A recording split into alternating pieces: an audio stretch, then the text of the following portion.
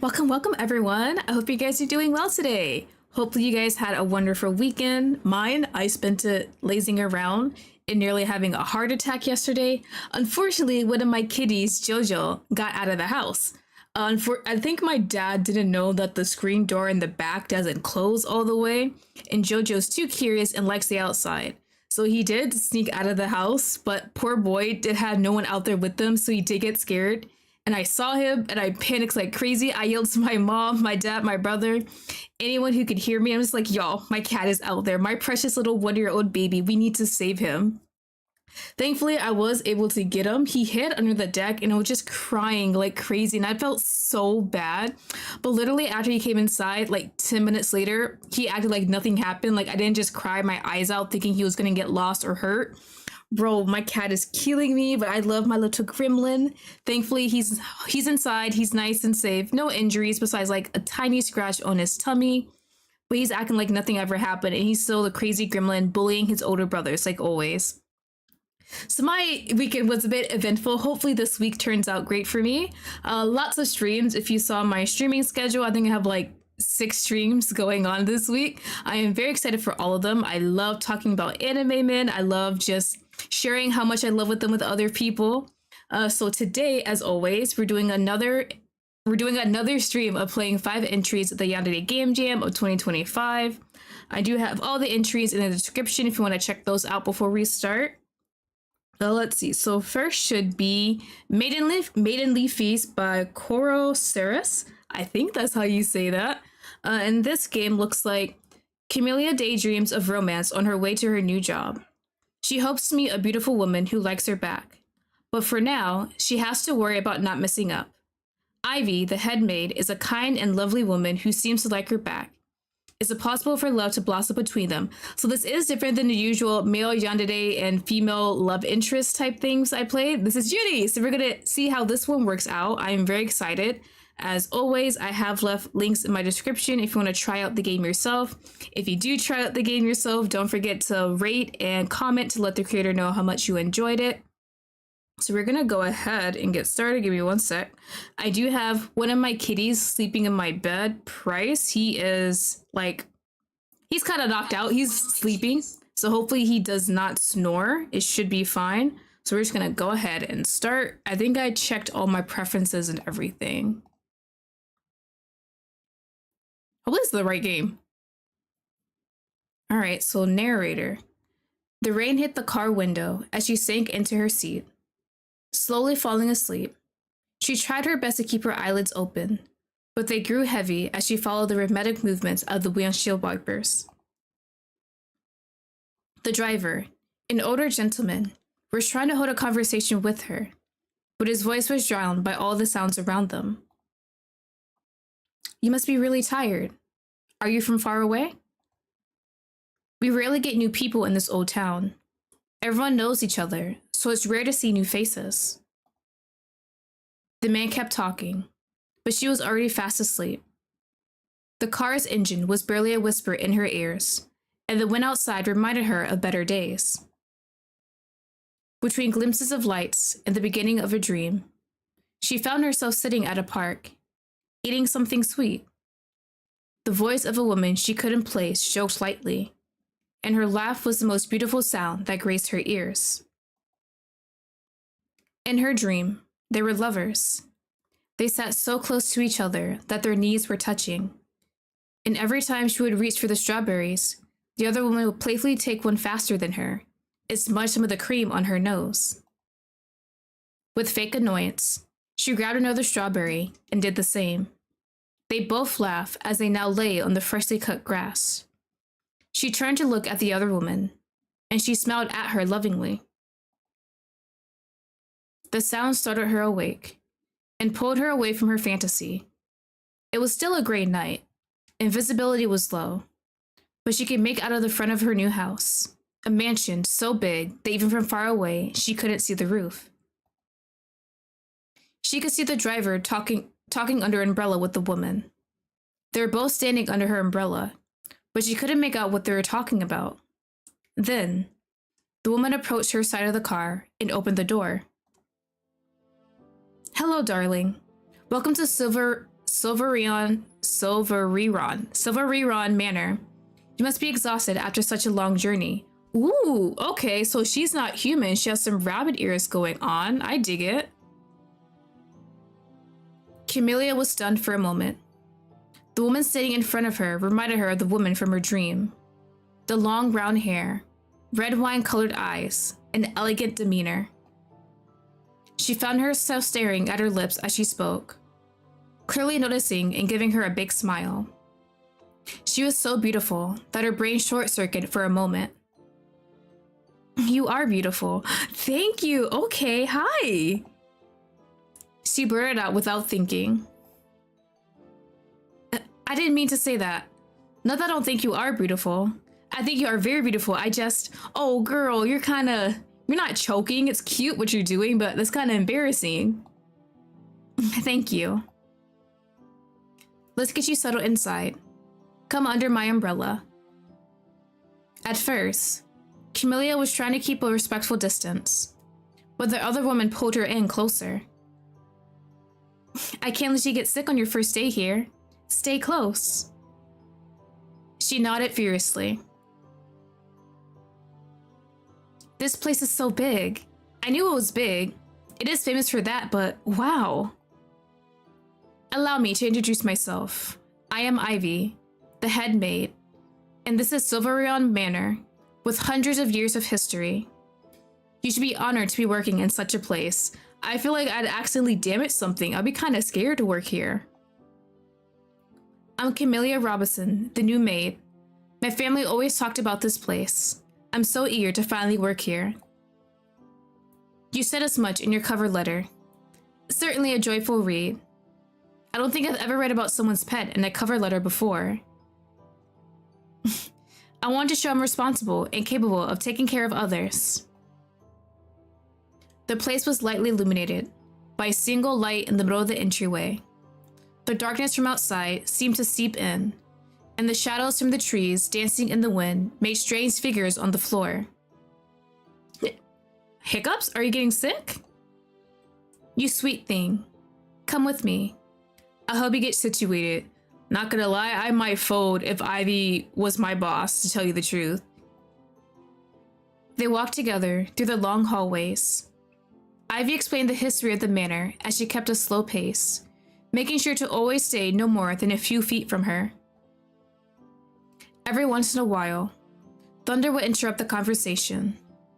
Camellia would jump at the sound and cling to Ivy, who didn't seem to mind. Is there anything I may assist you with? Please, do not hesitate to ask. Ooh, okay. Change the topic. Let's try and be brave. Like, we're not scared of no thunder and lightning. We're here to work. We're good. I'm not scared. Well, not like that, girl. Ivy looked at her hands, still clinging to her blouse and shaking a little, then looked at her with an eyebrow raised. There's no need to hide. Everyone is scared of something. I'm not scared, I promise. As you say. I introduce you to the rest of the maids tonight. Tomorrow, to the rest of the stuff. Tomorrow? How scandalous.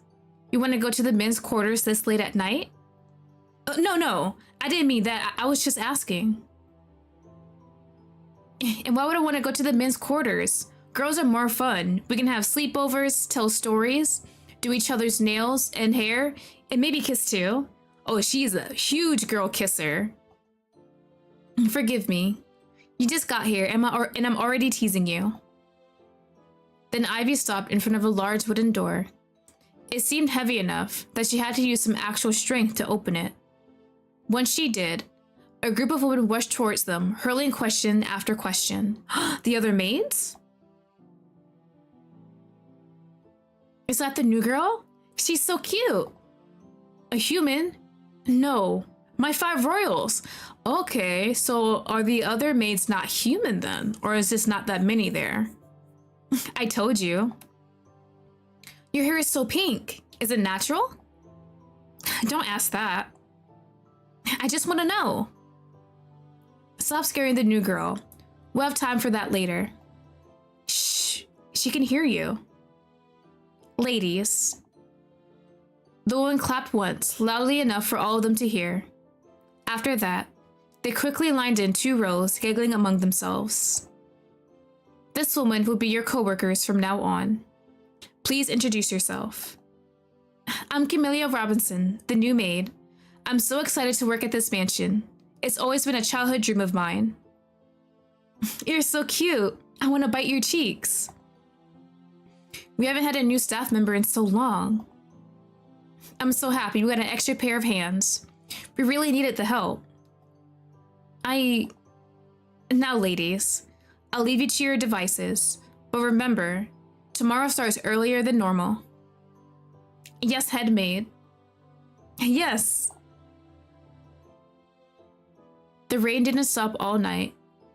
The basement only had small, high windows that were close to the ground. But even then, she could still hear it as it went from just a rainy night to a storm. The thunder was loud and resonated all around her. Or maybe she just felt it was like that. She wondered how Ivy, the head maid, was able to handle the loud sound. Morning came before she could sleep a wink, but the storm didn't stop. When the bell rang slowly, all the women woke up and readied themselves for the day. They were certainly a noisy bunch, almost seeming to have forgotten about her existence completely as they chatted among themselves. Most complained about the rain and their ruined plans. This sucks. I'm sure that dog understands. The second maid elbowed the other in the ribs to get her to stop, while the first one looked defeated and sad. She is the one dating that dog. Just shut up.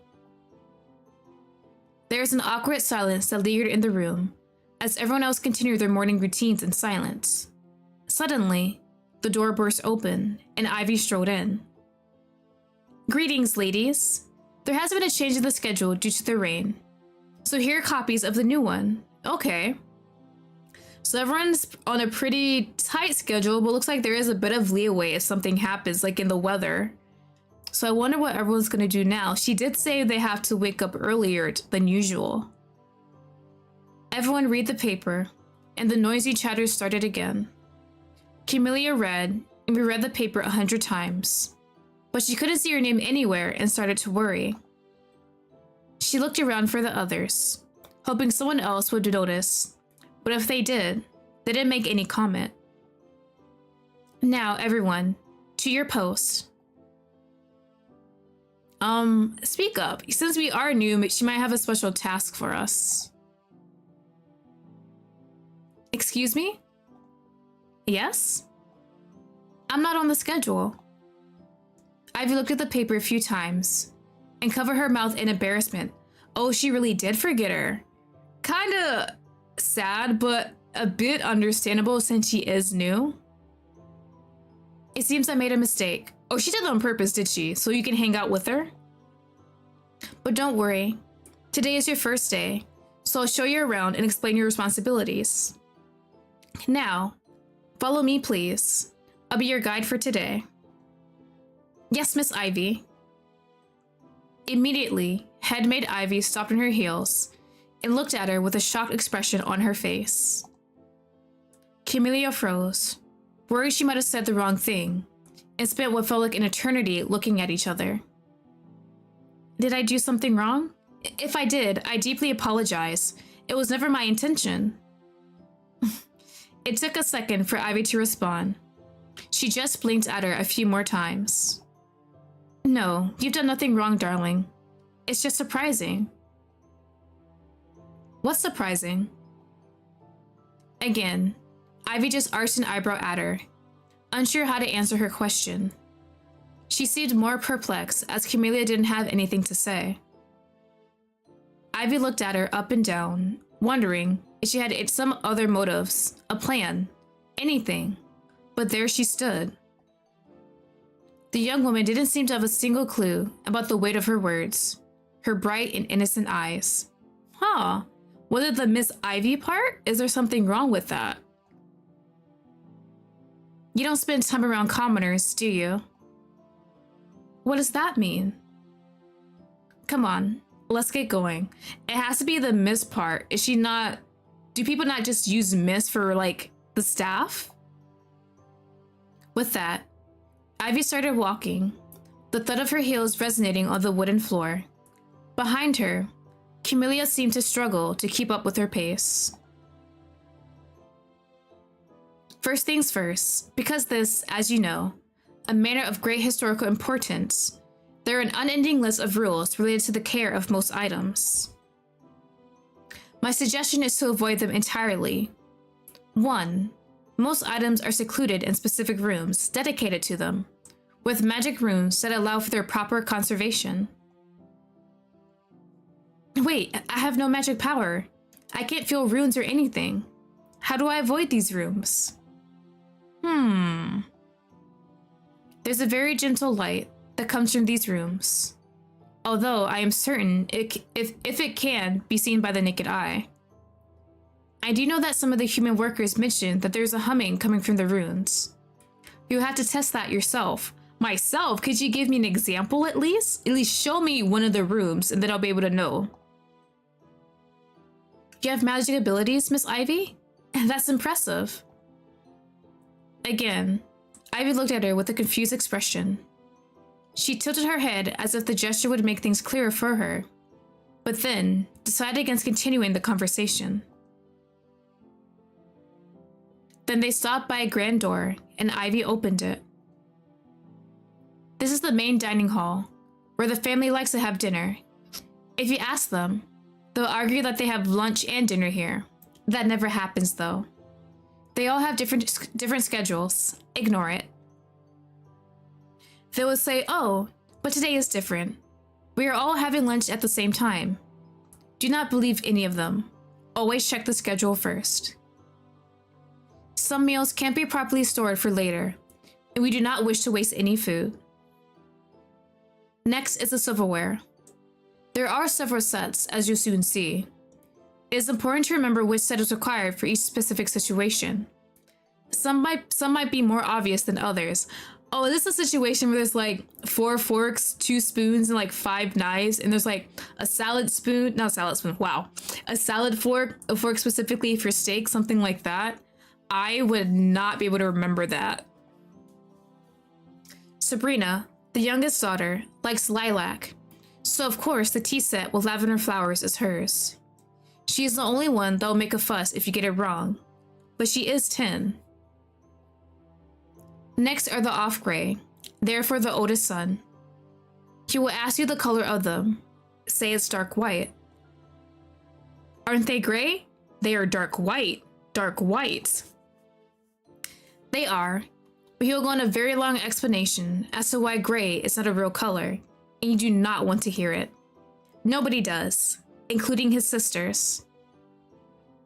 The rest of the family is okay with any tea set. Mr. Silverion might look a bit dejected when using any other cup but his favorite, but he won't complain at all. His favorite set is actually the cheapest one, but from what I've gathered, he just likes the color of it. It's a very dark red. Next are the most important ones. While you will not be left alone during your early days working here, it is of great importance that you remember the purpose of each set. You might be assigned to tea parties with important dignitaries who, unlike the family, they greatly care about decorum and old traditions, so... The titular Silverion set is only to be used at balls, so of course, it is the biggest set in storage. This one requires far less maintenance than the rest. It only needs to be cleaned once a month, with regular household cleaning products. The Blood Rain set is extremely dangerous and should not be handled by humans. You'll see some disregard this, but I implore you to listen to my warning. I won't. Please don't. But why humans? The Pacifics elude me, but to my understanding, the material is very toxic. If anyone asks you to handle it, report to me immediately. The set with the water design has a name most people can't pronounce, so we refer to it as the water set. That one is for important foreign dignitaries, not local. Foreign. It will be considered offensive if you bring any other set. Ah, I know that. My father has this blue silverware set that we never used before. He would never allow me to touch it. He said it was only for important occasions, but it was never used. Foreign dignitaries care too much about all this nonsense. Now, follow me to the kitchen. Oh, that's a lot of rules already, and I'm afraid it's gonna pop up and I'm gonna have to remember. Okay, so hold on. Youngest daughter, cannot remember her name, but she likes purple like lavender. She has a lavender set. The son has a gray set, but he wants you to call it dark white. The father is fine with any other set, but he wants his favorite cup. He won't complain about it. I think that's dark red. The set for dignitaries is the water one, and the blood one is poisonous to humans. There's a certain one for balls that has to be cleaned once a month. Okay, I think I have this information down pat, hopefully. Wait, this is so modern. Isn't the Silverion house supposed to be all about history and stuff? Generally, yes. But that's mostly kept to the rooms that are accessible to visitors. Staff-only rooms were remodeled a few years ago. Mostly because it would be impossible to work in a centuries-old kitchen at the speed we are required to in modern times. Did it have those fire stoves? The ones you need to make actual fire for? Yes. Dreadful to work with, or so I've been told. My grandmother still has one of those because she refuses anything modern. So I had to do my entire maid training with it. It was so painful. I used to visit the healer almost daily at one point because of the burns. You poor child. But that means I'm very good with old equipment.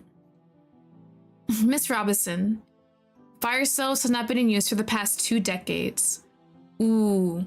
I mean, at least you have that in your repertoire. It's a skill you have at least. Wait, that can't be. There's still some old furnaces in use all over the country. 20 years ago, there was a kingdom policy to get rid of them because, as you mentioned, they're very prone to injuries. And her grandma still has one? That makes all my qualifications completely useless. What am I going to do? And there. Ivy stroked the girl's hair gently, trying to soothe her, but her voice trembled a little as she tried to hide a laugh. Don't laugh, Miss Ivy. My entire career is on the line here. What do I do? I mean, using a regular stove shouldn't be that difficult, right? If it's just like one of those gas stoves where you just turn the knob. Unless some kind of magic stove, then she might be cooked. I'm going to be destitute. Trained on old machinery that was changed years ago? How did I not know? Why did my grandmother keep those stoves? I'm going to lose my job because I don't know how to use modern kitchens. Ivy really did her best to keep it down, but eventually, she burst out laughing.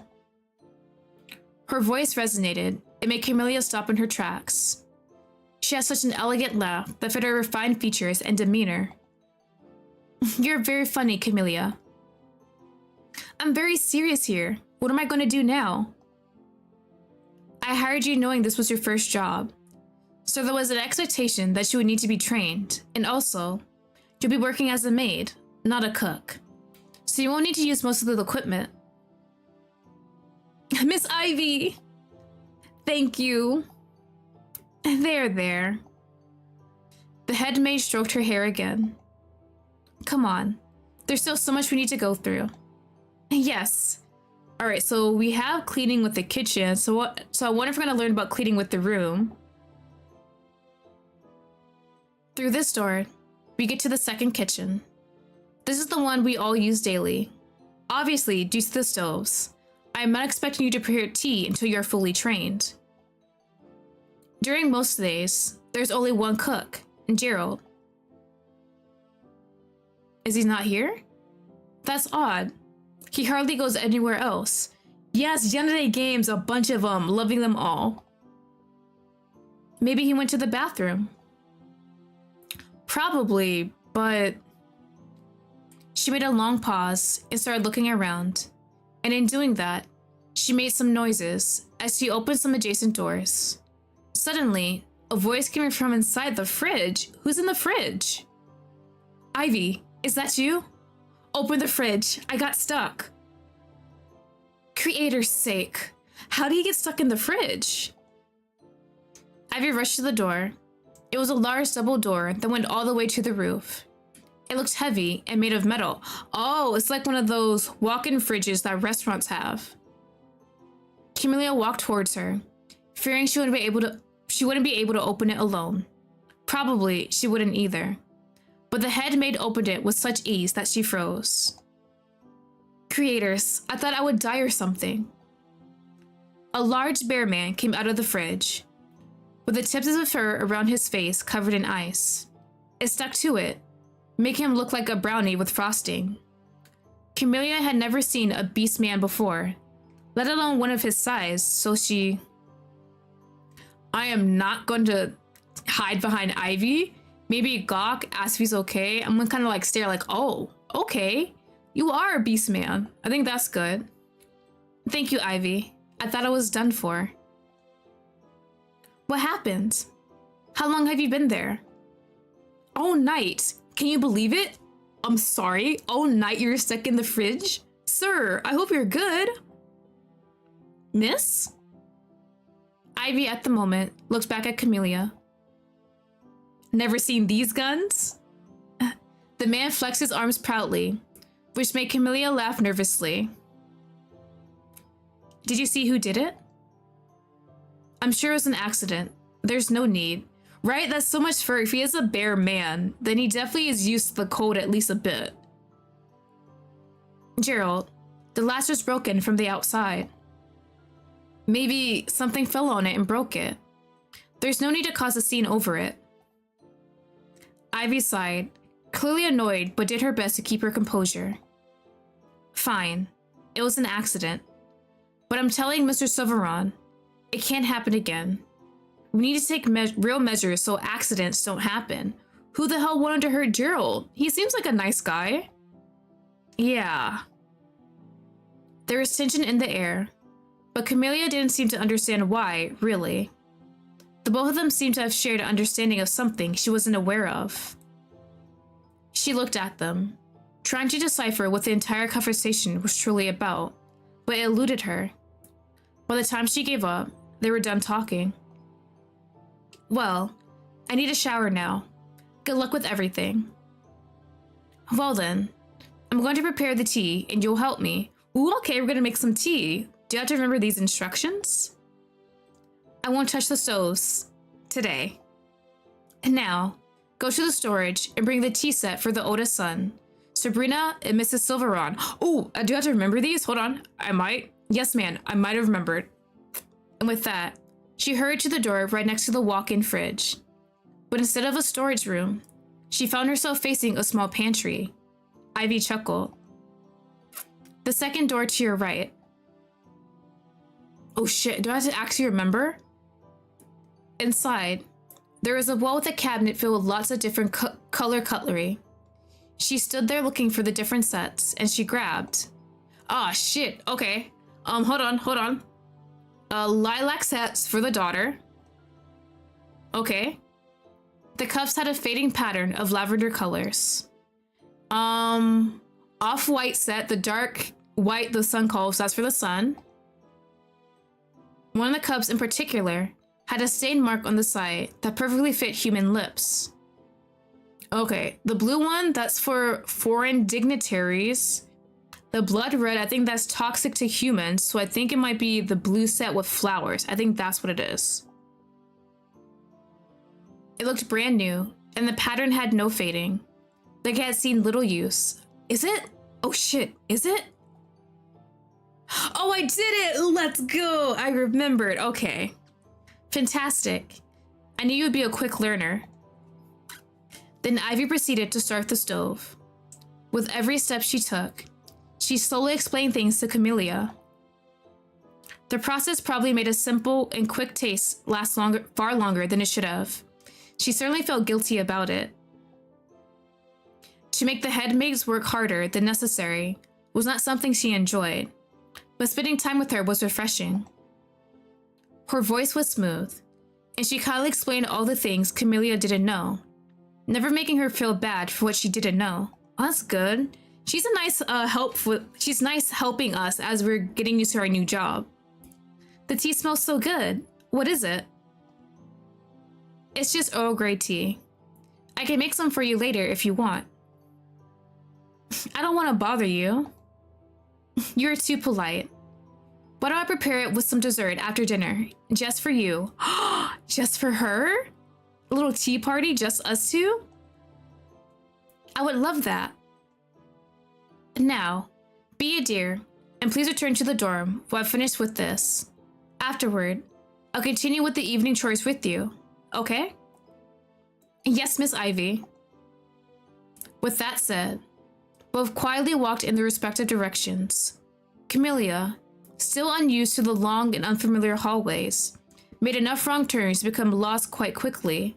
Oh, are we lost?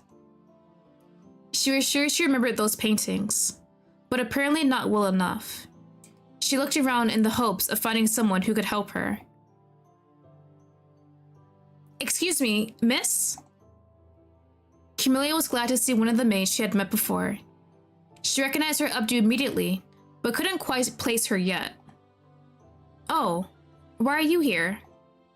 I'm so sorry. I'm just a little lost, and I was wondering if you could point me in the direction to the dorms. Really? What is that rabbit even doing? She couldn't even do anything right. Come with me. I'll help you with your training since she can't do anything right. Hello? Ivy is the head maid. Why are you bad-mouthing her? Isn't that your boss? Oh, there's no need, miss. My training has been going just fine. How fine can it really be when you're here? Lost. I mean, she is a beast. What is anyone expecting of her? Oh, okay. So there's some discrimination against humans and the beasts. So maybe that's why Ivy was really wanted to find the culprit of who locked Gerald in the freezer. So she's assuming it was a human who did it. And maid 3 and 4 are definitely humans. They don't like that Ivy is not human. Okay. That is horrible. Like, just because she has bunny ears and some magic, she makes her a horrible person? Beast? What? Why would you call Miss Ivy that? Come with me. I'll show you the right way of doing things. See, I don't like these girls already. They're already being bullies. There's no need, miss. I just remembered my way back, so I'll get going. Suddenly, the woman grabbed Camellia by the arm and started pulling pretty hard. Do you not know what no means? Miss, my training is going just fine. I wouldn't want to trouble you any further. Nonsense. There's no way that woman can provide appropriate training. She should have never gotten that promotion. Okay, are you mad that you didn't get the promotion yourself? Miss, really? The strange woman kept pulling Camellia by her wrist as she politely tried to stop her, but she didn't budge. She started using more and more strength, causing Camellia some pain. She tried to pull away, but the woman was clearly stronger than her, and it hurt. You're hurting me. Nonsense. Camellia was internally screaming. What did she even mean? She kept trying to pull away, but it was futile. Suddenly, a voice she recognized came through. Hello there, ladies. Where are you going? Can I join? Oh, it's Gerald, our buddy! He stepped in front of the woman, forcing her to stop. She grumbled audibly as she had to look up to meet the man's gaze. He was smiling brightly, while she, on the other hand, had a scowl so deep that it seemed her eyebrows would stay that way forever. I'm in charge of training the new girl. Now move. Now we know that's a lie. I hate to interrupt, but Mrs. Silveron wanted to meet the new girl. Would you mind lending her to me? Really? The missus wants to meet the staff? You know how she is. Fine. I'll check on her later. With that, she finally let go of Camellia's arm and walked away without saying anything. Then, Gerald put a hand on Camelia's shoulder, pushed her to walk in the opposite direction at a fast pace. Thank you so much, Gerald. You are a treasure. You are our buddy now. Once they were far enough away, and sure they were out of earshot, they finally stopped. What is her problem? Do you want the entire list or just a summary? A summary. Well, Ivy and she were the only ones with enough seniority to become head maid after Mrs. Healy retired. And as you can guess, Ivy got the promotion. She's been salty ever since. Girl, just because you didn't get the promotion, you're still working here, it's fine. It kind of sucks, but you gotta live with it. Don't be mean to Ivy just because she got it. Nobody calls someone beast just because they're salty. What is her problem? Ivy is not a beast. She's a proper lady. Gerald looked at her with that confused expression again and ruffled her hair, undoing her buns. She batted his arms away, and they started play fighting a little. In the distance, high heels could be heard. Gerald looked in the direction and called, Ivy! Curious, what are you two up to? Nothing bad, I hope. I rescued your girl from you-know-who. She's clearly not over it. She was super mean. That woman. I swear she's going to get herself fired and then blame me for it. If she tries to pull something, we'll be on your side. And it's not like she can do anything. The missus is fed up with her and is probably waiting for a proper reason to fire her already. Okay, so that maid is almost out the door. We shall wait and see. Am I coming with me, Camellia? Yes, ma'am. Camellia waved to Gerald, before she and Ivy started walking down a long hallway to the next assignment. At first, it was quiet, and only Ivy's heels rhythmically resonated throughout. Finally, they arrived at the laundry room, and things were finally looking up for Camellia. Unlike the fire stoves, she did know how to use most of the equipment. There were little explanations the head maid needed to give, and soon, both of them were working. Camellia was still thinking about the woman from before and her mean words. There were many things she wanted to do, wasn't sure how to express them. Miss Ivy. Yes? The head maid from before, did she really mean... There's no need to worry. She's been like that for a while. But still, it can't be helped. You shouldn't. It's wrong. She called you a beast. That's wrong. I'm not saying she should be punished, but I don't know, something.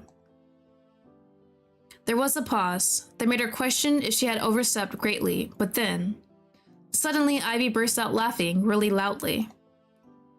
Camellia, you are a funny girl. She kept laughing as she pressed the girl to her chest, petting her back. Camellia, feeling her breast against her face, hello? Boobies in the face? Turned completely red and started blubbering nonsense. It took a while for the head maid to stop laughing and finally letting her go. I was being serious, Miss Ivy. Oh, sweet child. Mine and Gerald's species are called beastborn. We are the children of the beasts that the new gods granted freedom to. Harriet probably meant it with some malice since she hates me, but it is the correct term, a bit dated. But you're not a beast. You're a beautiful woman. You've been so kind to me. There's no way you're a beast. I wanted to say something, but I was scared. She shouldn't go around saying awful things like that. You're so cute. I could eat you up. I understand your apprehension over the word. It is quite aggressive in human culture. It is what I am. I'm not ashamed of my heritage, as much as Harriet would want me to be.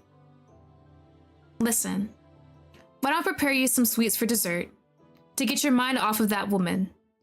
How about some camellia cupcakes? Oh, Ivy's just too nice. I cannot, bro. I would fold so quickly and fall in love with this woman so fast with a snap of my fingers. I cannot. I am dying. Don't worry so much. It's your first day and you did great. You can celebrate. Miss Ivy, the meat is delicious. Right, Ivy is the cutest woman ever. I might be falling in love. I've never eaten something so good before. I'm so glad to hear that. It's my special meat dish. Hope it's regular animal meat. You're so talented. You'd be a great wife. Wife her up. Wife her up. I'd be so jealous of your future husband. Is Ivy even into men? Only a husband and not a wife? Oh, she's not into men, is she? One of Ivy's feet slowly went up and down the girl's shin, refusing to break eye contact. Camellia turned completely red and started shoveling food into her mouth to avoid the embarrassment. But she choked and said, Bro, Ivy really said, how about a wife? Me? You can wife me up. I'm sorry, I was just playing. Girl, don't lie. Keep on going. She got up and ran to Camellia's side to help her. You're just so cute. I couldn't contain myself. I'm very sorry. No, I was... There. Try drinking some water. Ooh, hold on. As a wife, we're gonna try and lock this down. I think I'd also be a great wife. I can't cook as well as you. Once you learn how to use modern stoves, I'll make something for you instead. Oh, that's so cute. I'll look forward to it then. One of Ivy's switched. Ooh, seems like the rain finally stopped. Oh, so it's finished raining finally? Cute. Can I get more cuteness? Wait, how do you know that? There are no windows here. Ivy just winked at her. Is it her ears? Come on, let's get back to the dorms. Morning came, and the sun rose without any clouds obstructing its view. The birds sang their cheerful song, and immediately the room became bustling with chatter as the women got ready for their day. Once Camellia came out of her room, she was ambushed by a gaggle of maids who talked over each other. Camellia, we didn't see you last night. Where were you? Sneaking around already? No, I was... Don't bully the new kid. We want to prepare a welcoming party for you. Are you allergic to anything?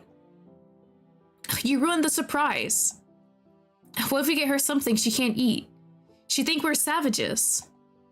I'm not. I don't have any allergies, but you don't have to prepare anything for me. Nonsense. We want to welcome you properly. Morning, ladies. Ivy, good morning. Hi, ma'am. All the maids immediately rushed to their positions and quieted down. Here's today's schedule. Camellia will shadow me for the day, as well as her training is still going. Yes, ma'am.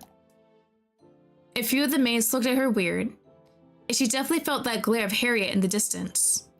She wasn't sure again what she was doing was wrong. Now, look at the counter. I prepared some cups. I want you to tell me which family members takes which. Gray cup. Oh, Otis' son. Otis' son wants the gray cup, right? Yeah. That's correct. Black cup. Mr. Silveron, he'll take any cup. And the daughter's... Oh, wait. Otis' daughter? Oh, shit. Hold on. Did they talk about the oldest? I know the youngest. And then the mom. Oh, crap. The dad? The dad will take any cup, but he wants the red one. Is this a trick question? Hold on, I'm gonna save. The dad? That's correct, okay. And the lilac, that was supposed to be youngest, or is it the oldest? The youngest daughter is one of the daughters. That's correct. Now, I'll take these. We'll continue with the training later. Wait for me here. Thank God the cups are the only things I had to remember. I'm so glad she did not go into detail about the silverware. The head maid left with the food trolley with an assortment of sweets next to the different colored teacups.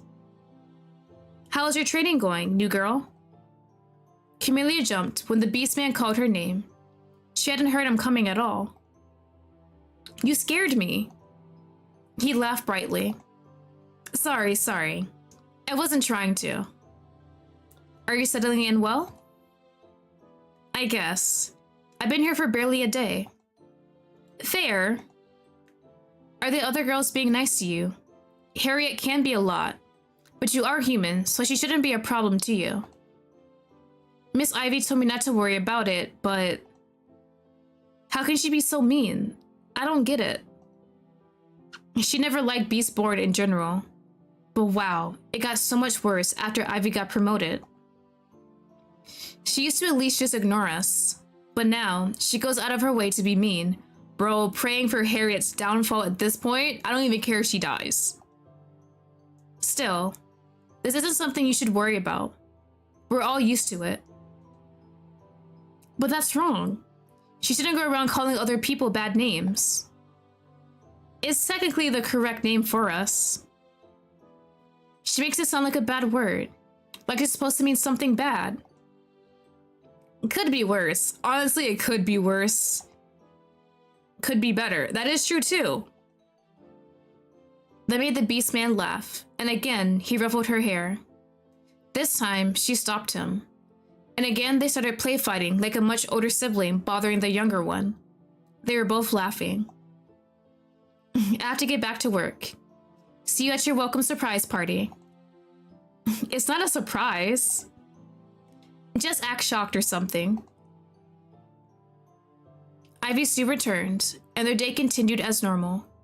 She guided her through what would be her daily tasks once her training ended. Camellia listened and tried her best to memorize all the important details of working in such a prestigious place, but she found herself often lost in thoughts about the day before. There is no moment where she felt she could bring it up again, so she kept her thoughts to herself. Before she knew it, the day was coming to an end, and the sun was setting on the horizon.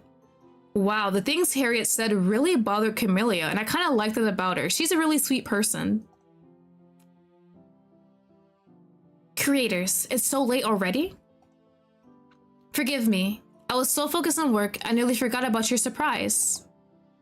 There's no need for the party. Just follow me. I promise you'll like it.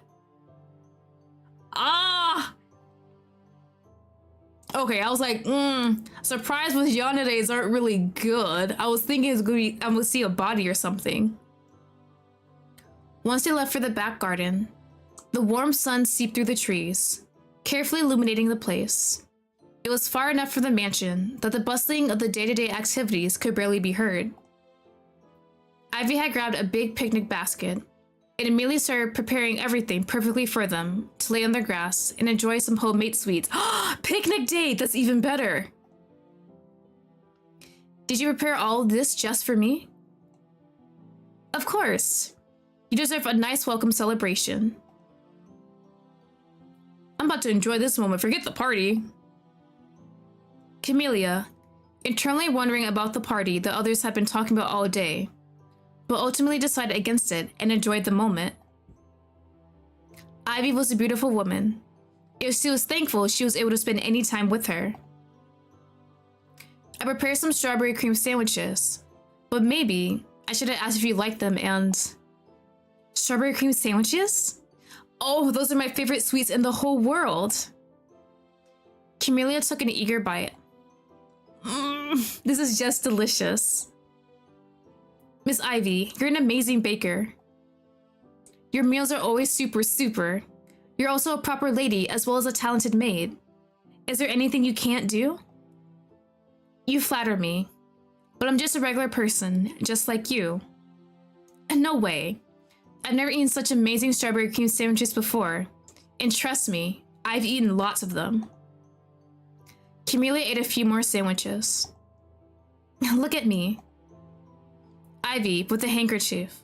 She cleaned the cream off Camelia's nose. All clean now. You could have licked it off if you wanted to. I'm not opposed to that idea. Oh, thank you. Camellia sat there, completely red, embarrassed out of her mind, as Ivy moved on and started eating something else, clearly leaving the strawberry cream sandwiches alone. And she let me have all of them? She's too nice. She remembered the dream she had the night she arrived at the manor, and how it unexpectedly came to life. A dream that felt so unattainable then, now at arm's length. Feed each other, please feed each other. She looked at Ivy as she elegantly ate the frilly cake and wondered if something could blossom between them. And she couldn't help but hope for more. And Miss Ivy, she accidentally yelled. Oh, girl is daydreaming too hard. I think you're an amazing woman, beautiful and talented. Harriet has no business being so mean to you, and next time, I want to tell her what I think, if you're okay with it. Ivy was quiet for a second, her eyes wide open, surprised at Camelia's sudden outburst. Oh, Camelia. When she said her name, it sounded like honey on her lips, and Camelia could get lost in them. I told you there's no... I want to do it anyway. I don't want to cause any trouble, but I also heard her being mean to other girl. I don't want to overstep, but I also want to tell her to stop. She shouldn't be nice to you when you work so hard and... Ivy interrupted Camelia's rant. With a chast kiss on the lips, we got a kiss? Rendering her completely mute for a second. Her face turned beet red, and she immediately started blabbering something without making any coherent sense. Thank you. She whispered close to her lips, their noses almost touching. Nobody has offered something so sweet before. Thank you. Really. Camelia, still unable to respond, just nodded her head. They continued their picnic, even after the sun had completely set, sitting in the darkness, only illuminated by the moon and the few lights from the manor visible in the distance. Oh, are we past the surprise party time? Curators, it's gotten so late. We should go back. They packed everything back into the basket and returned to the manor, still chit-chatting gingerly. Once they arrived back at the manor, a small party was waiting for them. The balloons seemed to be deflated by this point, and some of the food had already been picked. Oh, the party already happened. Everyone probably went to bed by now. All the staff members eagerly congratulated Camelia and welcomed her with open arms. We're not that late. Okay, we're still here. We're good. Calling it a party might have been a bit of an exaggeration. There is no music, just the sound of chatter and some snacks alongside actual food. So, how's the party girl doing? Took you long enough to come. Sorry, you were on a date. She stopped herself mid-sentence. She wasn't sure if she wanted to tell the truth or not. Ooh, let's do half a lie. I'm not sure, should we be telling people that we were hanging out with Ivy? Ivy, as I were just busy with the training. How strict. Working so late after your shift. We are super diligent. Almost had a makeout session, didn't you? Remember to rest every now and then. Hey Ivy, your new recruit is very hardworking. Mind if I steal her to help me with the kitchen? He was clearly joking as he again reached out to ruffle Camelia's hair. A hand stopped him abruptly.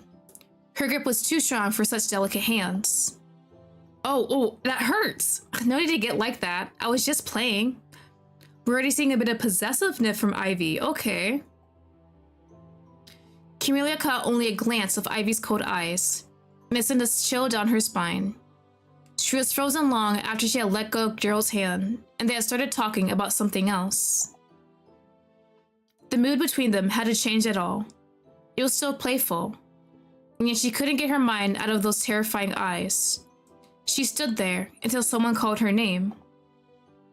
Camelia, come here! One of the nicer maids called out, removing her from her trance. Coming! Yes? Here, prepare some cake for you. We didn't know which one you liked most, so we took a gamble. You're so kind, but there's no need. Nonsense. We made this cake just for you. Now enjoy it before the guys over there eat it. She shot a glance at the other two men chatting over a giant pile of food they were almost inhaling. I've never seen anyone eat so much before. We had to rescue your cake before they got to it. Bro, they're gonna eat everything. Camille looked at the one-person cake and smiled.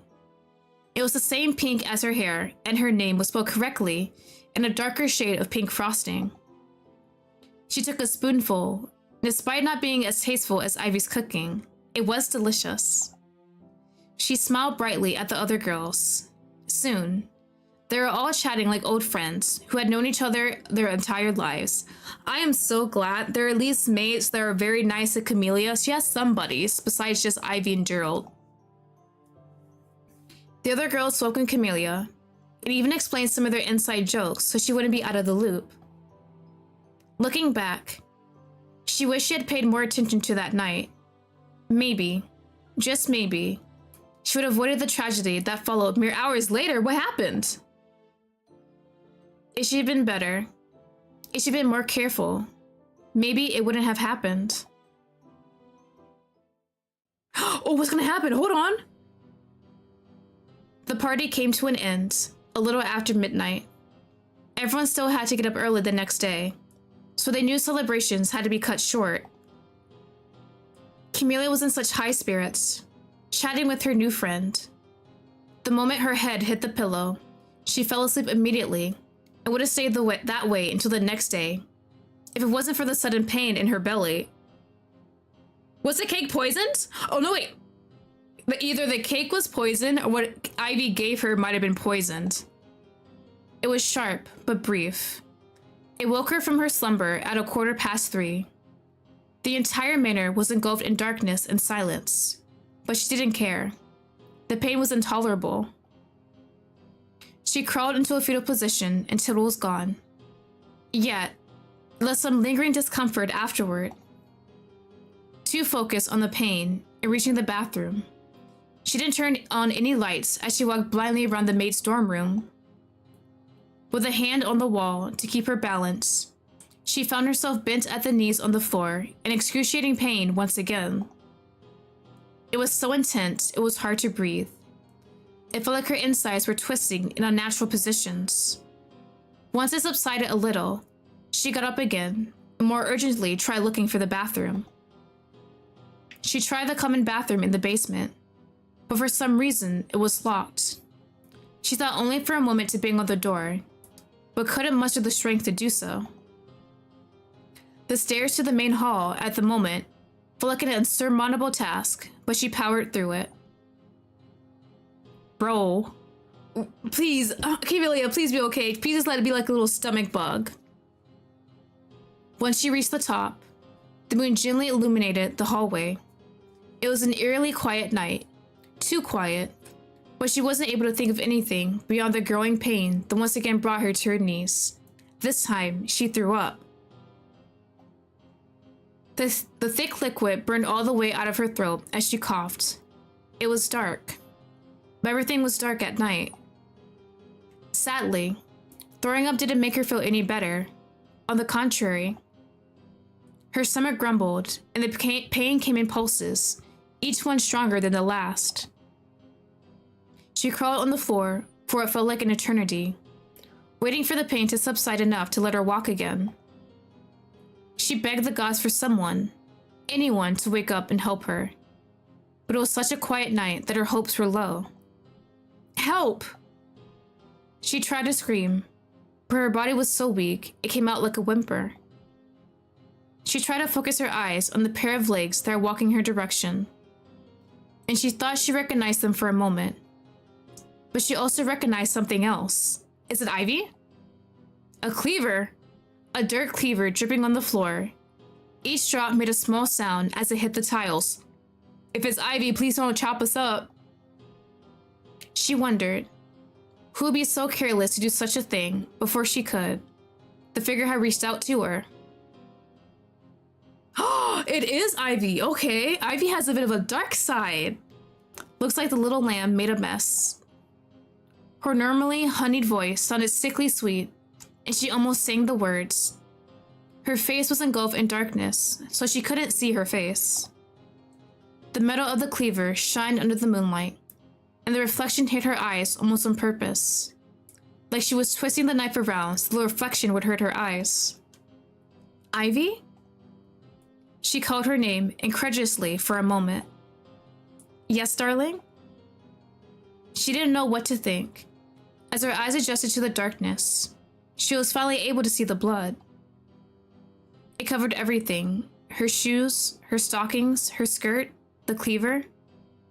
Her uniform seemed to be covered in blood spatters. I think I'm sick, she said, trying her best to pretend her eyes were fooling her, or that this was all but a nightmare. But the pain brought her back from her wishful thinking. This time she screamed. It was an agonizing beyond any pain she had felt before. She threw up again. This time, she saw it was blood. Blood poured out of her mouth. I'm sorry? Is she not gonna make it? Everyone is so dirty today. It's so late at night, and everyone is so messy. In the darkness, she saw her sharp teeth glisten under the light. They were sharp like canines, and her smile was too open and her eyes too wide. Bro, I thought you were a bunny. What do you mean sharp teeth? Camilla felt an indescribable fear at the moment. There she sat on the floor, pouring her insides out. She never felt so vulnerable and weak before. What do you mean, everyone? She sheepishly asked, hoping, wishing, praying this is all a misunderstanding. She was probably up at night cooking something nice, and others from the party were sick as her. Yes, that had to be it. She was nursing the others as they were throwing up, making a mess. It had to be it. But Ivy didn't respond. Instead, she lifted the cleaver high in the air. Is Camellia dying? Ivy, I thought we had something special. With only adrenaline running through her veins now, Camellia moved out of the way, barely in time to dodge the weapon.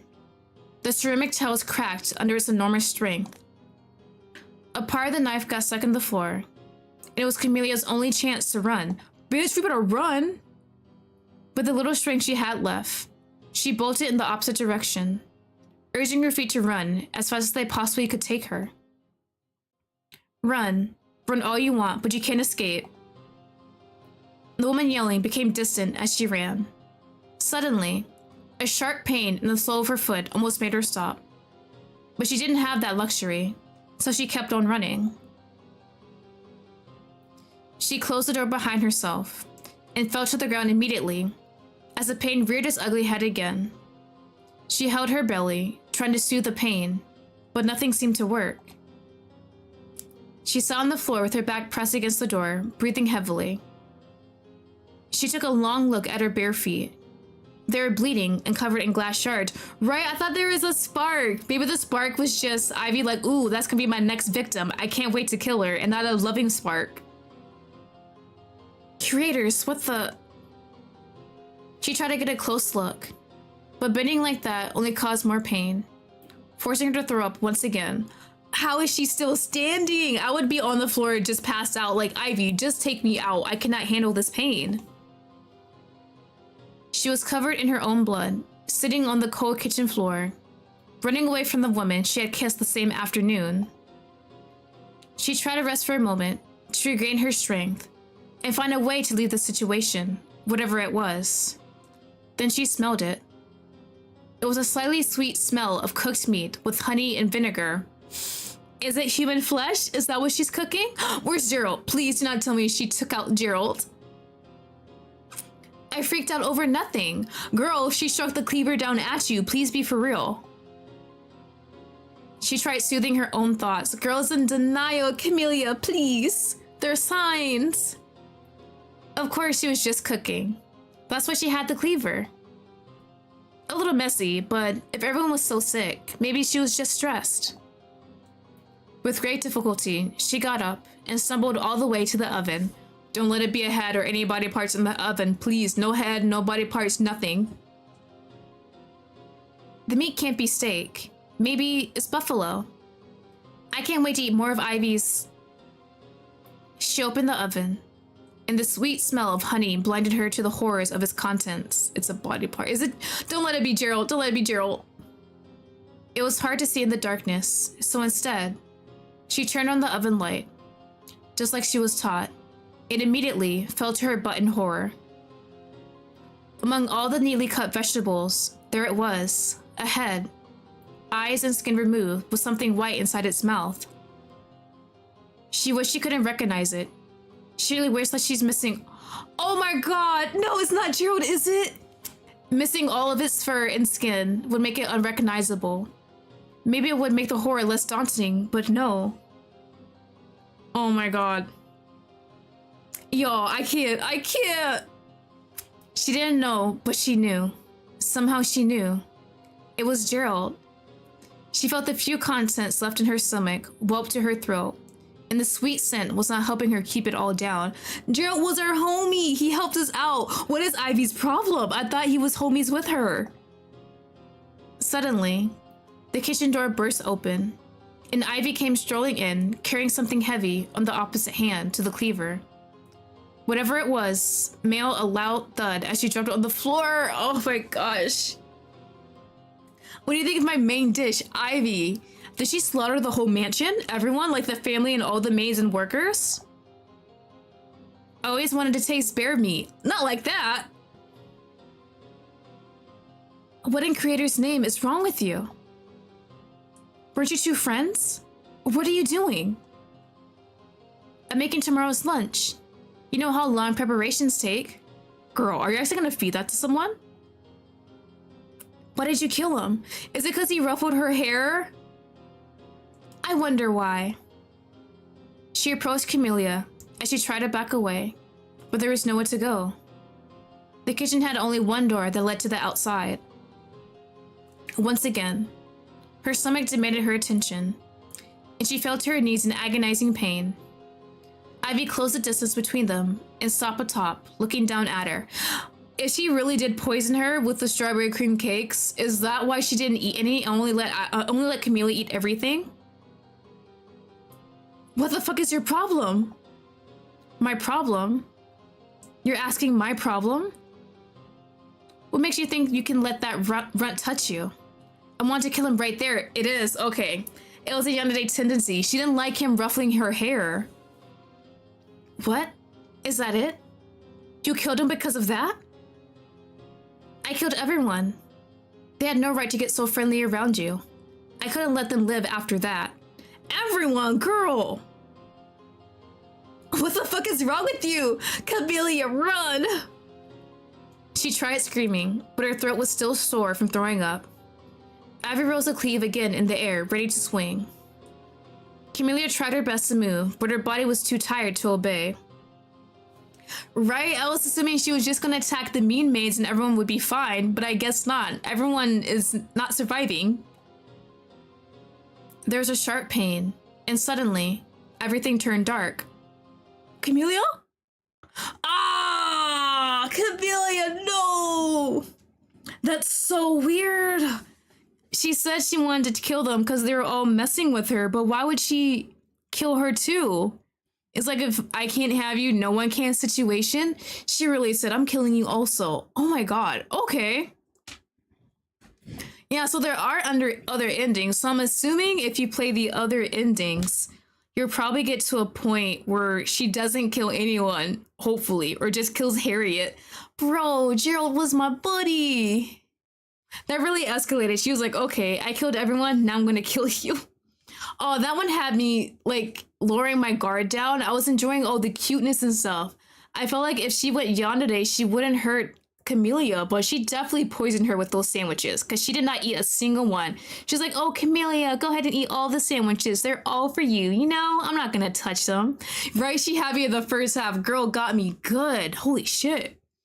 Okay, that one was really good. Let me go ahead and get our next game ready. Give me one sec. Let me go ahead and get that. All right, bro, that one had me like crazy. I'm definitely gonna play off stream to try out the other endings because I need to figure out what the hell happens. How do you get her to be nice and not kill you? I wonder what happens if you try and not do the silverware part, like the teacups, if you didn't do that proper, would she be like, oh, you just need more help, something like that? Okay, so let me get the next game up real quick.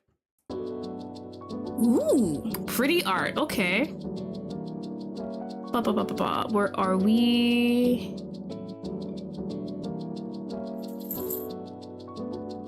All right, hold on. Give me 1 second. NINEFOLD Promise. This should be our next game for the day. Oh, I can see that. She said she didn't like people getting used to us. So we probably have to be distant, not really talk to anyone else. Like the situation, yeah, the art is really good. Like there's, when we first met Gerald, there was a part where we hide behind Ivy. I think she would like that instead. Okay. So give me 1 sec, let me get this straight. And then we can start. So we're doing NINEFOLD Promise next. Very excited about this one. I love me some fox people. All right, let me get up the HIO page.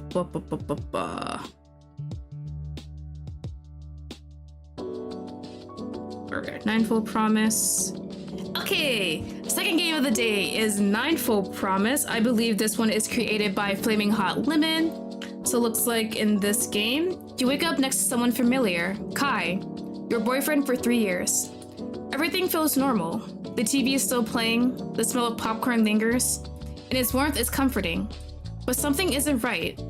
You don't remember meeting him. So it looks like we have a boyfriend of 3 years, but we don't know who the hell this guy actually is. So I'm really excited to see something about this. Considering the art I see, I'm assuming he's like not human, he's a fox, and he probably used fox magic to be like, yeah, you're my girlfriend, I'm your boyfriend. Very excited for that. As always, I have left links in the descriptions if you want to try out the game yourself. If you do try out the game yourself, do not forget to comment and rate to let the creators know how much you enjoy it. We're gonna go ahead and get started with this one. Ooh, choose pronouns, yes. She, her. Ooh, we're just jumping right in, okay. I woke up slowly. The warmth of another body pressed against me. For a moment, it felt comforting, familiar even. But as my eyes adjusted to the dim light filtering through the curtains, my pulse began to quicken. As I remembered, was waking up from a nap beside my boyfriend. Oh, boyfriend already, okay. I don't have a boyfriend, yeah. Hey, it's a strange guy here. I don't know who this person is. The realization sent ice through my veins, and I froze. My breathing hitched, and I forced myself to stay still. Maybe it was a dream. Maybe I was still dreaming. Free BF? Honestly, if only it was that easy. Just a random guy appears and he loves you unconditionally. Oh, and he's cute too, don't do this to me.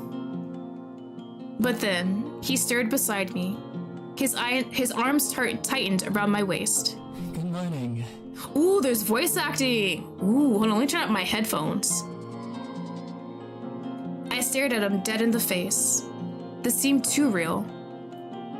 He shifted again, this time propping himself up on one elbow. I felt his gaze burning into me before I turned to meet it. The man, or whatever he was, had a face so perfect it bordered on real.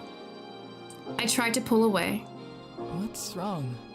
I don't know who you are. Around me, I saw a Netflix movie still playing. A bowl of popcorn on the floor, and things that evidently pointed out I was watching a movie with my boyfriend. Who are you? It's me, Kai. Hey, Kai. I don't remember you though. I couldn't breathe. Kai? The name meant nothing to me, and yet flashes of memories flickered in my mind. Holding hands, whispered conversations, laughter. I don't... It's okay. You had a nightmare, right? I'm here for you. I always will be. Bro, the way I don't know who you are. He raised his hand to sweep away the hair out of my face, evidently concerned about what I was saying. First, remember your name, where you are, and what you're doing. What is your name? Ooh, that's an interesting way to ask for your name. Okay. I'm Lottie. Are you sure? Yeah, I'm pretty sure. That's you. Now, where are you? My apartment? My house, okay. Ooh, a house even better. What were you doing? Hanging out by myself? Watching a movie, and eventually falling asleep. With? Ooh. I kind of wanted... But my boyfriend of 3 years, Kai, only me, who are you? Oh, it's so interesting, like, I want to see what he says if it's just me. Like, bro, who are you? Ah! Is this a bad ending already? It's okay. We can do this all over again. Maybe something's wrong with my spell. Shh, you've forgotten this day. Oh my god! So I have to say, yeah, that's my boyfriend, and then we continue going. Holy crap. Okay, you must say. Let me turn down music sound a bit and make sure the voice is up. That is hilarious. Oh my god. And I have to... Okay. Bro. Okay, let me just skip through all this, y'all. Give me a sec. This is hilarious. So you gotta be like, yeah, you're my boyfriend. So at least we know we are under a spell. That's what's happening. Are you sure? Yes, that's my name. Okay. What were you... Wait. And who? Okay, yeah. Have to. My boyfriend for 3 years, Kai. His eyes sparkled, and he pulled me in for a hug. I lay still, comforted by the presence of my pillows, blankets, and his arms. I never knew my sofa was this relaxing. He smiled and locked his eyes with mine. You snapped out of your nightmare. His voice was gentle, calming the storm in my chest. His hand reached for mine, intertwining our fingers, though I could not help but notice how hesitant he was. You scared me for a second there. What kind of dream were you having to make you forget me? Right? He says, stay on script, girl. You can't go off. Bro, this is wild. He chuckled softly, the sound warm and familiar. My initial unease began to melt away under his gaze. The spell is definitely working. Something about his presence felt grounding, like an anchor in a sea of confusion. It felt so real, like I didn't know you. Well, I'm here to remind you every day if I have to. Okay, buddy. Want to tell me about the dream? Or maybe I should just distract you with something better? Ooh, something better? You really think you can distract me that easily? I'd say I'm pretty good at it. As to prove it, he pinched my face. It hurt, and that was for sure. See, you're not dreaming. I'm real. We're real. What an odd feeling I had before. You've always been with me. What was I thinking? I felt his arms around me again, gently resting his face on my shoulders. He seemed to enjoy every last bit of my warmth, as if I would fade away. Oh, don't worry. I think you're hungry. Maybe breakfast? Can you cook? If you can cook, then you're sure as hell is my boyfriend. Ooh, I'm feeling pancakes. Is that a sign to make some breakfast for you? Yes, please. Would you? Please? Kai stood up and stretched, the muscles in his arms flexing as he rolled his shoulders. Ooh, this bread is so cute. Look at my boy. He walked toward the kitchen, and I couldn't help but laugh at how he looked so unfamiliar with everything. I leaned back into the couch, listening to the faint sound of cabinets opening and closing. A small clatter followed. Do you need any help in there? No, I've got this. I sat up, already suspicious. The sound of eggs cracking echoed, followed quickly by the hiss of butter hitting a pan, then silence. Kai? It's fine, everything's fine. I peeked into the kitchen and couldn't hold back a laugh. Can he not actually cook? Bro, we're gonna have to teach you. Kai stood by the stove, spatula in hand, staring down at the pan as if it had personally wronged him. Okay, so maybe I lied about being good at this. Oh, it's fine. We can do some, what was it? The Eggos, the waffles, we can put some in the toaster oven, that'll be good enough. Maybe. He turned to me with an exaggerated pout. And don't laugh. I wanted to impress you. By burning breakfast? I thought effort counted for something. Scoot over. You're lucky I know how to cook. I'm lucky for more reasons than that. He watched every single one of my movements. I love watching you. Don't just sit there. Get the plates. Yes, Chief. He jumped up, bumping my shoulder as he passed. This felt easy. This felt like I'd done this a billion times before.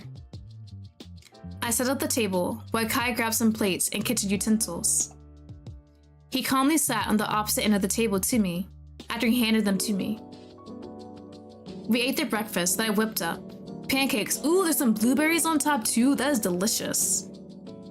He stuffed his face full, leaving not a single bite behind.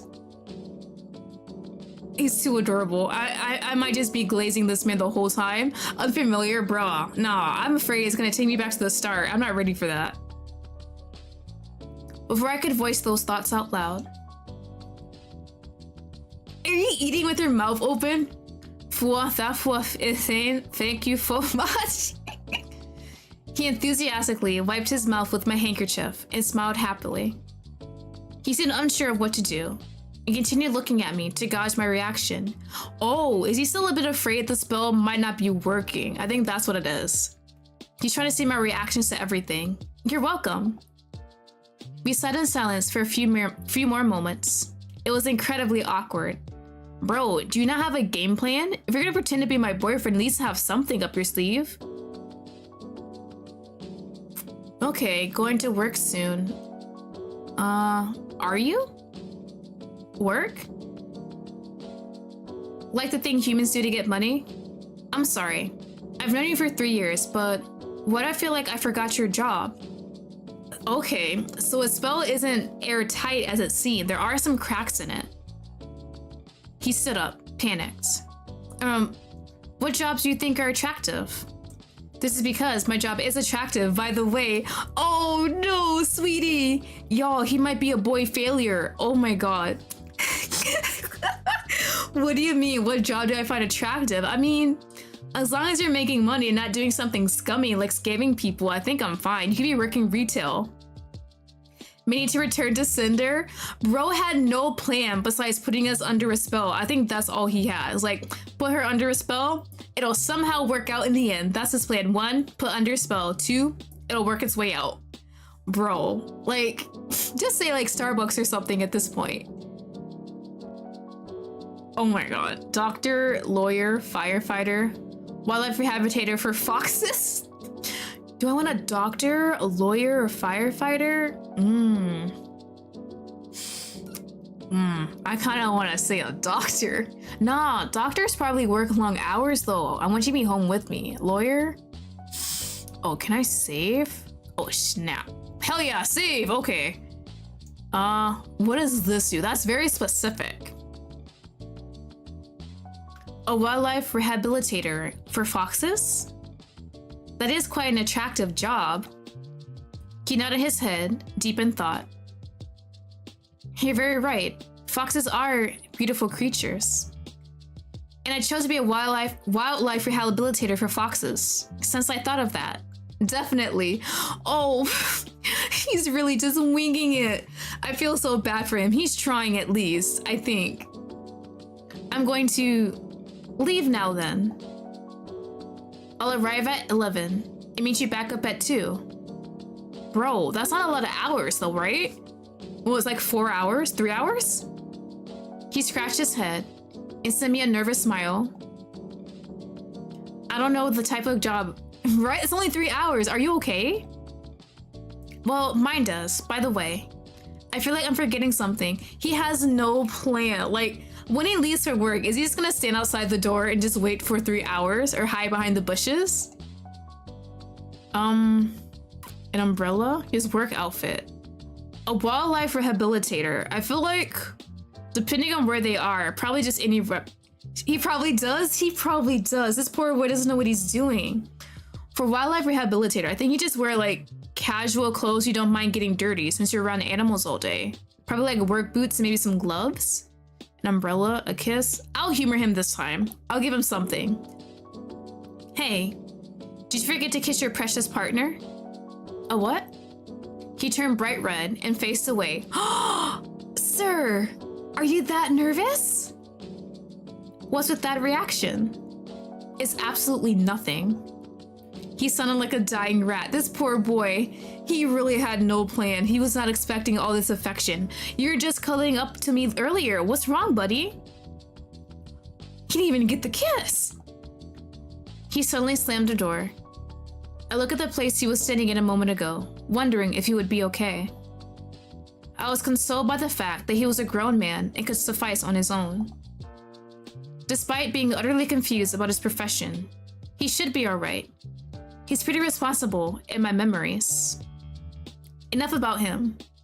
I work in a work-at-home job. Ooh, graphic designing, nice. Okay, we don't even have to leave. It's a pretty chill job without much to worry about. Unless you get an art block, then it's all over. I decided to go outside first instead of working immediately. Bro, do not tell me he's still outside. Oh, thank God. Okay, bro. If we open that door and he was just standing there. I strolled casually through my neighborhood. It's a small one, but it's always heavily comforted me. I knew everyone here, and everyone knew me too. This is a place I've stayed in for around 15 years, ever since I was a teenager, and I'm not planning on moving at all. It's, in the most impactful way possible, my home. My family wanted to move into the big city of Tokyo years ago for my education, and this area was the most peaceful and cheapest one I could find. I looked around to the left side. Granny Lily said she's out of town for the week. Jenny's probably on her way to her office work right now, and Liam is definitely at home snoring his guts off. Lottie? I turned my head around, wondering who suddenly called out to me. I was greeted by the smiling face of Mr. Ray, the single father living a few rooms away from me. Who was that pretty boy I saw coming over last night? Oh, what did you want to know, sir? I grinned at him. Might as well buy into the lie. Oh, for how long? 3 years. What? How come I've never seen him before? You should have introduced me to him. Did Kai not take an account of all the people I've interacted with over the years? If I suddenly come out and say I have this boyfriend of 3 years and never told any one of you guys, that would be very suspicious. Kai, no! He really didn't think a single thing through. Kai, you're killing me. Oh my God. Surface level plan. Holy shit, Kai. He's come over very often though. Oh my God. Already unraveling. Why are you lying? He hasn't. I would know. I hear everything going on in these thin walls. You always notice when my daughter visits, don't you? Right. And don't remember ever introducing him to you either. Which I should have done already. You told me you were single a week ago too. Wait, my phone's ringing. I hope we get that sorted out, Lottie. Bro, there's no shots. Oh my God, Kai. Did Kai forget how to interact with people besides him? Ray left in a rush, retrieving the phone that was ringing nonstop beside his apartment. I continued my stroll, but now with something etched deep in the back of my mind. Everything seemed so odd with Kai, which is impossible. I remember our first car trip together, our first meeting in the rain, our everything. I cleared my thoughts and focused deeply until I got distracted by a pair of fox ears in the back of some bushes. Kai, I swear to God, if you're in these damn bushes. Oh my God, oh my God, oh my God, oh my God. Bro, I feel so bad for this guy so much. This is not what I was expecting for a Yandere fox. Please, Kai, you're so ridiculous. There are shadows what seemed to be a dog. No, a fox. I walked calmly to the bushes, try not to alert the fox. Kai, no, bro, if you pop your ass out. A very humane sound came from the bushes. Totally not a fox. A cosplayer? A child with fox ears? Hold on, let me save here. Cause I want this man popping out. Is somebody there? If you reply, Oh, the pair of fox ears disappeared from my line of sight. That was very curious to say the least. Bro, there's no shot. So stupid.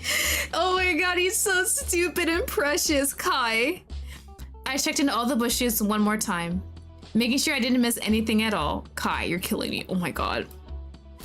I found a little pin, one looking like it belonged to a traditional kimono dress. Bro is dropping shit too? I better keep it to return and apologize for scaring the young cosplayer away. It was time to get back to work. Hooray, hooray. Let's check on what my boss sent me. I haven't started at all, but I already have a headache. I pitter-patter all day on my laptop until the clock turned 2 p.m. Is Kai actually coming back at 2? It's about time that I stop for the day, and Kai will arrive soon too. Ring my phone? Oh, let me see the sound of the doorbell. I ran over to the front door and greeted Kai. I mean, he seemed like the type that would do it. Like, he has no game plan at all. He'd be like, yeah, I'll just hide in the bushes and she'll never see me. I'm back. Hey, buddy, how was work? Hopefully you had fun in the 3-hour shifts. He smiled at me gently, his eyes crinkling at the corners. He looked a little disheveled, his collars loosened and hair slightly tousled, but still as charming as ever. And welcome home. Help him with his bag? What's in the bag, buddy? I reached out to take his bag, but he quickly pulled it back. No, I got it. You know how to do everything for me, you know? But I want to. He was clearly reluctant about the bag, but allowed me to handle it. What's inside? I set his bag down by the couch, and he followed me into the living room. I'm curious, why is your work so little? 3 hours? My boss is cool. That's it? Anyways, I can't wait to show you what I found while walking to work. What? I'm actually so excited to tell you. Wear your shoes right now. We're going outside. I'm in the middle of work? Kai looked at me and rolled his eyes. Fine, I'm coming. Like 10 minutes, man. I barely agreed when he dragged me into the shopping district, weaving through stores like he had some grand plan. Bro, jewelry? If you're gonna propose to me already? We stopped in front of a jewelry store, the sunlight glistening off the display cases like it seemed straight out of a romantic drama. Really? A jewelry store? What? You don't think I have good taste? I don't really trust it at this point. He opened the door with a flourish, gesturing for me to go in. After you, my liege. Thank you. What's gotten into you? I was passing by earlier and saw something interesting. Come on, humor me. I followed him inside, the cool air of the shop washing over us. The room was quiet, save for the soft hum of a display light and the faint murmur of the shopkeeper chatting with another customer. Kai wandered immediately to the case in the center, his eyes sparkling as he leaned closer to inspect the items inside. Let's compliment him. He shot me a look, his lips twitching into a smirk. I'd look stunning in emeralds, thank you very much. Okay, buddy. Bold choice. Really brings out your eyes. He chuckled, but his attention quickly returned to the display. I stepped closer, following his gaze. It wasn't the flashy pieces that caught his eye, but something simpler. A delicate silver ring with a subtle fox motif etched into it. That one's nice. Yeah, it is. It is. There was something in his voice, a wistfulness I hadn't heard before. Are you gonna buy it for me? He straightened, clearing his throat, and turned to me with a grin that didn't reach his eyes. What about you? Anything catch your eye? I want everything? I'm not more of a jewelry type. Would you like it if I said that? I'm not really the jewelry type, to be honest. Reserve fanboy, hello, welcome. Not even a simple ring? His question hung in the air for a moment longer than it should have, and I felt heat creep up my neck. Why? You planning to buy me one? Is he? What if I am? I rolled my eyes, trying to ignore the flutter in my chest. Then I say you're terrible at surprises. You're supposed to be sneaky about it. Fair point. But I'd rather you pick something you actually like. Makes it more special, doesn't it? I stared at him, unsure if he was joking or not. But before I could respond, his attention shifted to a different display. Ooh, what would I like? A necklace? I think necklaces are fine. I've been eyeing the necklaces. Kai pointed to a necklace. Its design is simple but elegant, with tiny charms shaped like stars. This would suit you. Not too flashy, but just enough to stand out. You thought about this a lot, haven't you? Maybe. I glanced at the necklace, then back at him. You're being weird today, you know that? Weird or romantic? Definitely weird. He laughed, rubbing the back of his neck. We left the store eventually, with no purchase but lingering lightness in the air. Okay, so he didn't buy me anything yet, but he definitely brought me there for a reason. Kai kept stealing glances at me as he walked down the street, a soft smile on his face. You know, you look good in that necklace. Stop trying to charm me, Kai. We're already dating, sir. Is it working? Maybe. But you still owe me dinner for dragging me around. Bro can't cook and he has no money, he has no job. What dinner is he gonna give us? He laughed, draping an arm around my shoulders as we continued down the street. Anything for you, future necklace wearer. When we got home, he suddenly glanced my way. He is a premium boy failure. I wonder why, but I heard the clock tick 6 p.m. and the rumble of his stomach. What's for dinner? Ooh. He would like inari sushi. I'm gonna appeal to his fox senses. I made your favorite, inari sushi. You spoil me too much. He sat down at the table and fiddled with his chopsticks, tapping them lightly on the edge of his plate as I placed the dishes in front of him. He took a bite and let out an exaggerated sigh, leaning back in his chair. You're amazing, and marry me. You never met my mom, Kai. That doesn't mean I can't ask again. That is true. He flashed that cheeky grin, and I rolled my eyes, but couldn't stop myself from smiling. The room was cozy, lit by the warm glow of the television. Kai was sprawled on the couch, his head resting on a pillow, while I sat cross-legged on the floor, attempting to solve a jigsaw puzzle that I found buried under some old books. You could help, you know. Nah, you look like you've got it under control. I've been staring at this one piece for 10 minutes. It doesn't fit anywhere. Sounds like a you problem. Bro, if you don't help me, you're a boy failure yourself. I tossed the puzzle piece at him, and it hit his shoulder before bouncing onto the couch. Hey, that's assault. It's called justice. Now get down here and help me before I lose my mind. Kai groaned dramatically, but slid off the couch, plopping down next to me. He picked up a random piece and inspected it like it was a rare artifact. This one clearly goes here.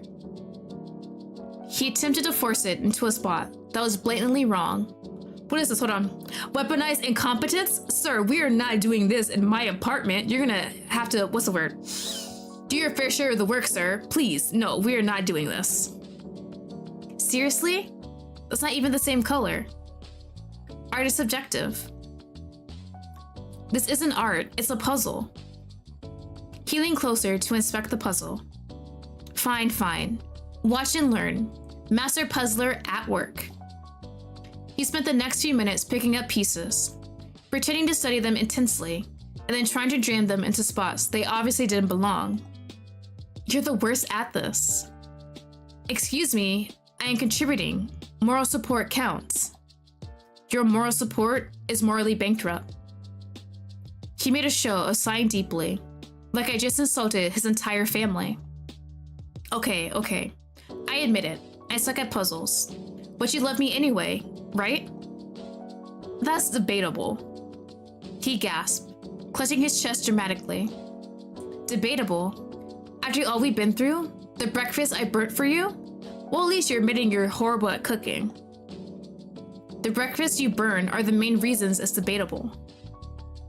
Kai chuckled, grabbing a piece and finally placing it in the correct spot. Look at that, I'm a genius. Congratulations, you saw one piece out of 1,000. And baby steps. I couldn't help but sigh. His smug grin was contagious, and despite his uselessness, having him there made the puzzle feel less frustrating. Okay, let's make a deal. If you can place 5 more pieces correctly, ooh, we'll go stargazing, we'll go watch a movie. Does he look like he likes stargazing or a movie? We just watched the movie last night. I think stargazing might be better. Kai looked at me, his eyes sparkling with determination. Deal. Prepared to be amazed. I'm preparing myself. He got to work, his thumb poking out slightly as he concentrated. I greatly enjoyed watching him struggle. By the time he managed to fit 5 more pieces, we were both laughing so hard we had to stop to catch our breath. Wow, you really put in the effort. I'm impressed. Told you I'm a genius. Now, about that reward. You're lucky you're cute. I know. Now, chop chop, I've earned this. Excuse you? After solving the puzzle, Kai tugged my hand and led me outside. I resisted slightly, but he tugged at me forcefully anyway. I know you were staring at a computer screen all day today. I like my computer though. I wasn't... We stopped suddenly in the middle of the road in front of my house. The air felt cool and refreshing. Kai pointed up to the sky. Hey, come here. Look at that. It's like someone spilled glitter all over the sky. Romantic much? He turned to look at me and tucked a strand of hair behind my ear. His touch lingered just a little longer than necessary, and I felt my cheeks heat up. This sky, this exact one comforted me so much back when I was younger. The change of scenery from Akigawa Valley to Tokyo was absolutely insane, but all of the stars remained. Aww. Ooh. Okay, you used to live in the forest. This all happened 3 years ago?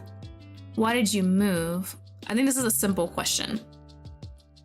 Kai scratched the back of his neck and smiled sheepishly. Wait, just continue listening to my story. Okay, go ahead. All of the stars remained, and there were new stars too. You. You're being cheesy. You love it. I do. You know, I think I could stay like this forever. Just you and me under the stars. That does sound nice. He shifted closer and wrapped an arm around my shoulders, pulling me against him. I could feel his heartbeat, steady and calm, as I rested my head on his chest. That's how they get you, right? The cute, cheesy lines will definitely get me hook, line, and sinker. I am so weak for those. His fingers intertwined with mine, and we stayed there for a few moments, not saying anything. Promise me something? What is it? What? That no matter how busy we get, we always make time for this. Stargazing? And just being together. I closed my eyes, letting the sound of his breathing and the distant chirp of crickets lull me into a sense of peace. The only choice is y'all. So which one should we do? I promise, or I promise? Let's go for the middle one. Good, because I don't think I could survive without you. That's dramatic. But true. We sat there in comfortable silence, watching the stars. He's so cute. I just cannot. You know, I could sit here forever, just like this. I've always wanted to go to the moon one day. Want to go with me? Don't tempt me. I might actually take you up on that. Good. Then maybe I should tempt you more often. He laughed softly, his voice blending with the gentle rustling of leaves in the breeze. I tilted my head to look up at him, catching the way the starlight danced in his eyes.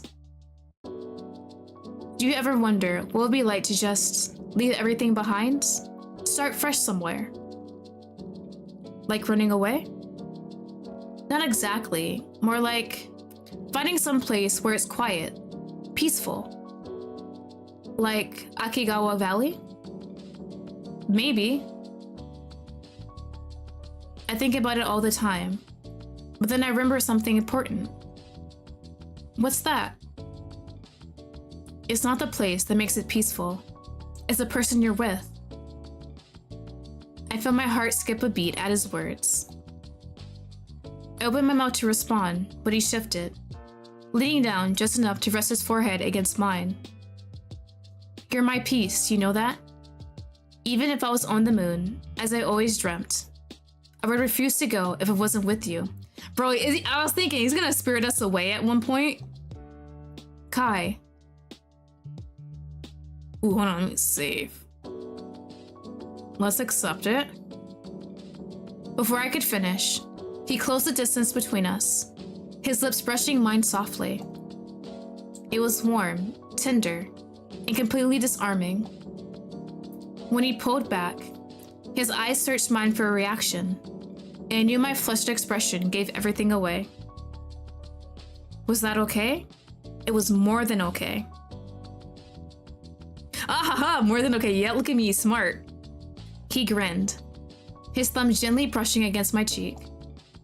Good, because I've been wanting to do that for a while. I could see galaxies unfolding in your eyes.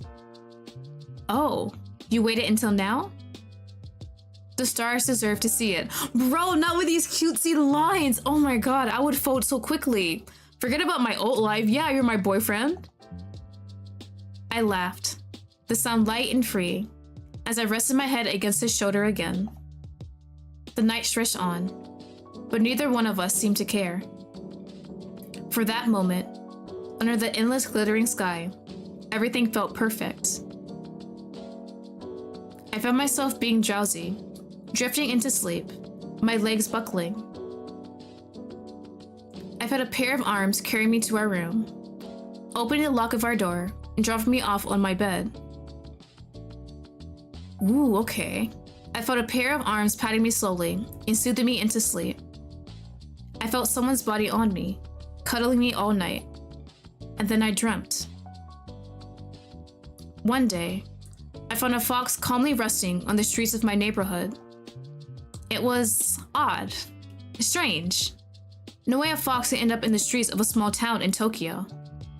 To be honest, I didn't think much of it, how it ended, or where it came. I was only 13 years old. Ah, there it is. He knew us for a while. The first thing I did was search up what type of food foxes like. My phone screen glowed in the dim street light as I crouched near it, careful not to startle the little creature. It didn't run, didn't even flinch, just stared at me with those sharp amber eyes. They had already decided I wasn't a threat. Hey, you okay? Don't worry, I'm not going to hurt you. His ears twitched, but it stayed still, curled up like it belonged right there between the cracks in the pavement. The fur along his back was messy, matted in places, and his tail looked thinner than it should have. My heart squeezed a little. I glanced back at my phone. Foxes eat meat? Eggs? Berries? Huh. You don't exactly look like you'd be into berries. I opened my bag and rummaged through it, finally pulling out the sandwich I hadn't touched earlier. The smell of turkey and bread seemed to catch the fox's attention. It lifted its head slightly, nose twitching. Yeah? You want this? I broke off a piece and held it out. It hesitated at first, eyes flicking between me and the food, but hunger won out. Slowly, carefully, it stepped closer and took the bread from my fingers. It barely breathed as it chewed, and something about the way it stared near me made the streets feel less lonely. There, not so scary, right? I sat down, resting my back against the cold brick wall. The fox settled a foot away, watching me as if it wasn't sure what to make of me yet. I couldn't help but smile. I'll come back tomorrow too. Food, pillows, whatever you need. Don't be scared. I woke up slowly, the light streaming in through the curtain. The warmth of Kai's body next to mine was oddly comforting, but a lingering sense of unease tugs at me. Memories of yesterday flickered in my mind. Kai, the strange dreamlike haze, and those fox ears in the bushes. Kai stirred, his arm tightening around my waist before he whispered groggedly, "Morning, love." Morning.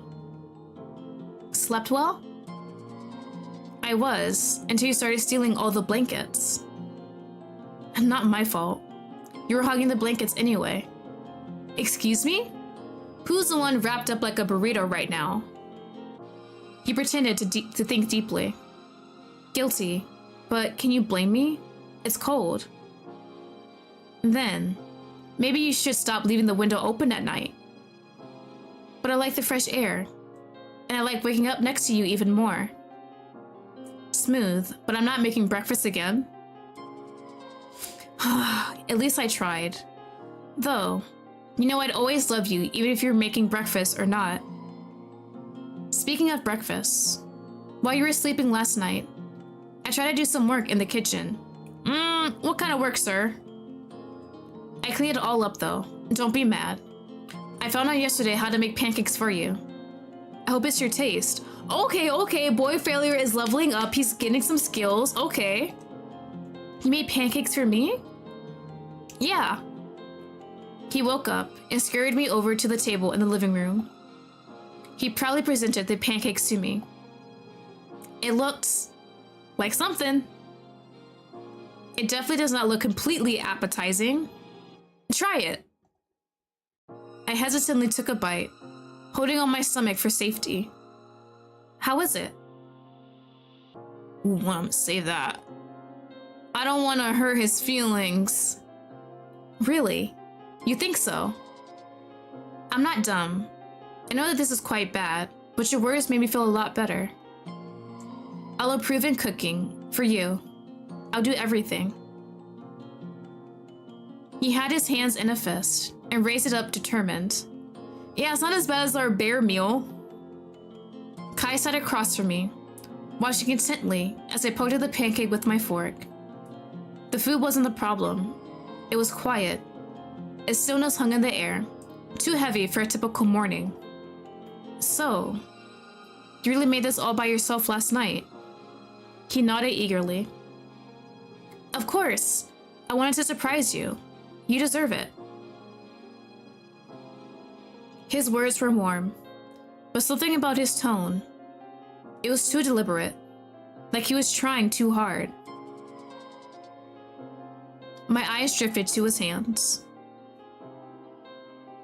They were clasped on the table, but his fingers were too still, too controlled, as if he was consciously stopping them from fidgeting. Well, it's definitely a surprise.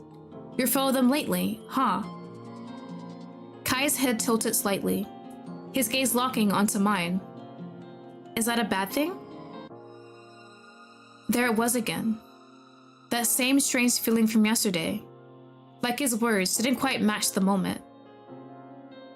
I shifted in my chair, glancing at the window. The curtains fluttered in the breeze, letting in the golden morning light, but the warmth I usually felt wasn't there. The house was colder than it should have been. Quieter too. No birds outside, no faint hum of life. Did he actually spirit us away? Just the sound of my own breathing and Kai's steady gaze. No, it's not a bad thing. Just, you've been different lately.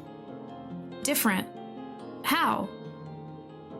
I opened my mouth, but the words caught in my throat. How could I explain it? The sense of wrongness I couldn't pin down. The way the world seemed just a little off. I don't know. Maybe I'm just imagining things. You've been tense. Are you okay? You'd tell me if something was wrong, wouldn't you? There wasn't sincerity in his voice, but it only made the unease worse. His concern felt too perfect, like a mask molded to fit the situation. I smiled weakly, trying to shake the feeling, but as I looked into his eyes, I swore, for just a moment, they flickered. Not the usual light catching an amber, something else, something unnatural. I think I need some air. I'll come with you. No, it's fine. You've already done enough this morning. I just need a minute. Kai hesitated, his eyes narrowing slightly, but he leaned back in his chair, letting me go. As I stepped toward the door, the weight of his gaze burned into my back. Outside, the fresh air did little to calm me. So are we still good? We haven't been spirited away? The world was too quiet, the stillness pressing against my skin. Where is everyone? I glanced towards the woods at the edge of the property, and that's when I saw it.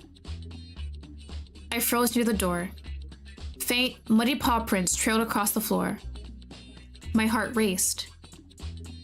I glanced back towards the room I came from, where Kai was still eating alone, and then knelt to inspect the prints. And there was a small and delicate, too big for a cat, but too small for a dog. A fox? I followed the prints. I felt completely distracted by them. What if it was the fox I met when I was younger? Standing on the end of the footprints was a petty girl with short silver hair, fox-shaped earrings, and a nervous expression. Hello, ma'am? Sister, maybe? Sister? I'm assuming sister. Her eyes locked onto mine before flitting down to the floor. Hi, I'm Rin. Sorry to bother you, but I think I dropped something near here yesterday. Oh, what is it?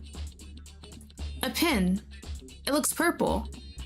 Oh. Okay. Was she the fox that we saw in the bushes then? Because the pin we found has to be hers. I remember the pin from yesterday and pulled it out of my pocket. This one? Her face lit up. He is less of a failure now.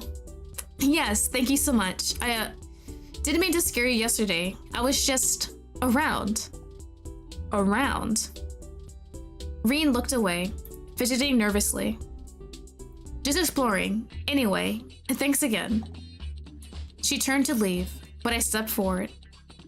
Wait, you're just exploring? What was you looking for?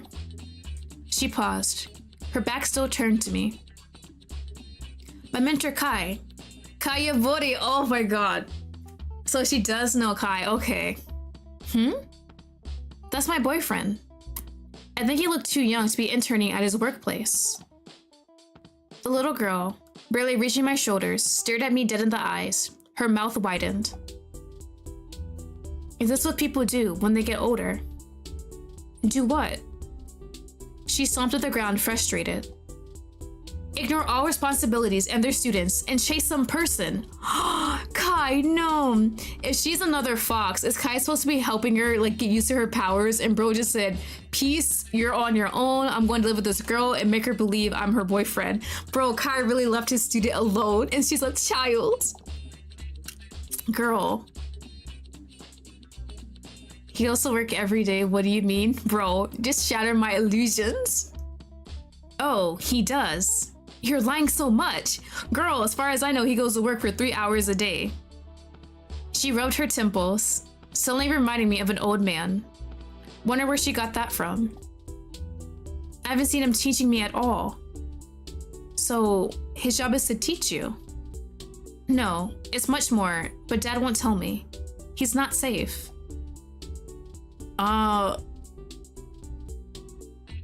Sorry about taking his time, I guess. My bad, girly.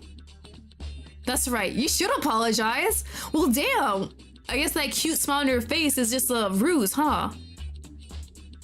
You seem so much nicer than that guy. I want to learn already, but he keeps pushing me away. Almost like he hates foxes. He hates himself. She lowered her head and went quiet for a while. I want Dad to trust me like he trusts him. Another moment of silence ensues. Are they siblings? I think that's what it is. Do you want to hear about my friend Haru? Oh? Well, I don't think it's the same way Kai chases you, but he's so annoying, I had to keep running after him. Wait, this isn't about me. What did you say about him not being safe? Dad told me not to find him. Not to stay near him, but I did anyway because I'm a model student. She came close to me and whispered in my ear. Kai's in danger. People are out to catch him. What? She leaned back and turned her head around to see if others were near us. Just like a schoolgirl telling her friends about her crush. My dad told me about this. No, we've dated for 3 years and I've known him for 2. Before that, how could this happen? Hey, I'm 11, so 3 years ago I was 9, right? Yeah, that's right. Good job. She beamed proudly. I tried hard in human school.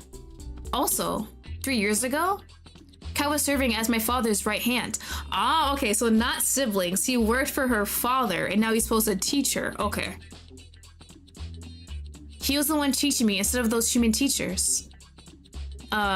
I don't think so, because 3 years ago, I suddenly could not remember what happened 3 years ago. Tell me, what happened 3 years ago? 3 years ago, I should remember, but it's all a bit fuzzy. Reen glanced over her shoulder, the tension in her shoulders melting in an awkward fidget. She chewed on her lip, her silver hair catching the sunlight as it swayed in the breeze.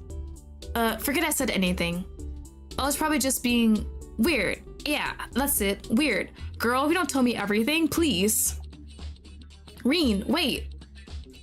Before I could take a step forward, Reen turned abruptly, her small frame a blur as she darted down the street. Her fox-shaped earrings bounced with each hurried step, and soon, she was nothing but a flicker of silver disappearing into the distance. Reen, wait! The only response was a faint echo of her sneakers on the pavement, swallowed by the stillness of the evening. What just happened? The house welcomed me with a comforting silence. The familiar scent of lavender and faintly burnt coffee lingered in the air. I kicked off my shoes, my mind still buzzing with questions about Reen, before noticing the note on the living room table. Going to work. Love you. Hey, at least he remembered he has to go to work. My lips curved into a soft smile as I traced a hastily scrawled heart at the end of the note. I went back to my desk. I sat down, my fingers brushing over the keyboard as I tried to focus on the words waiting to be written. But the thoughts wouldn't come. Reen's silver hair and strange words flitted through my mind, tangled with the vague uneasiness I couldn't shake. 3 years ago. What's so important about that? And why couldn't I remember? I shook my head, muttering, "Focus. You're behind on that deadline already." I heard the sound of the door unlocking. Kai smiled as he stepped inside, brushing imaginary dirt off his clothes. Working hard or hardly working? You're back. Thought I'd come home for lunch. Was cooking good looking? Oh my god, bro. It's never ending with him. Nothing hit. You're helping me. About today. No, I was just out of my mind. I'm still confused, but I think I can trust you, Kai. Alright, tell me if there's anything bothering you. I checked in the fridge before, and there was absolutely nothing I could work with. Bro, we have nothing in our fridge. Alright, we're going grocery shopping. Someone seems very happy about that. Please do not just toss in a bunch of snacks, though. Kai was unusually chipper as we walked through the grocery store, pushing the cart with a bounce in his step. I followed behind, trying to focus on the list in my hand, but something about him seemed off. It wasn't anything obvious, just a subtle feeling that made my skin prickle. He veered into the snack aisle, grabbing a bag of chips and tossing it into the cart without a second thought. Of course. That's not on the list. It's an essential. For what? A movie marathon? Exactly. I shook my head, stepping closer to the cart. For a moment, the bag of chips seemed to flicker. Just for a split second, like it wasn't really there. Huh. Are we still back in our town? I blinked, and it was back, sitting in the cart like nothing had happened. Weird. What's weird? Nothing. Probably just tired. He didn't press, instead turning his attention to a shelf of ramen. You know, I could live off of this stuff. You practically do. I should get some. Ooh. Oh, the noodles? Yes, please. When I glanced back, the chips were gone. Kai? Where's the bag of chips you just put in there?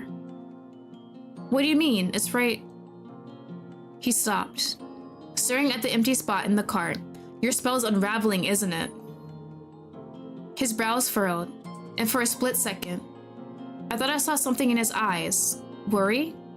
Guilt? Huh. Must have put it back without realizing. Weird.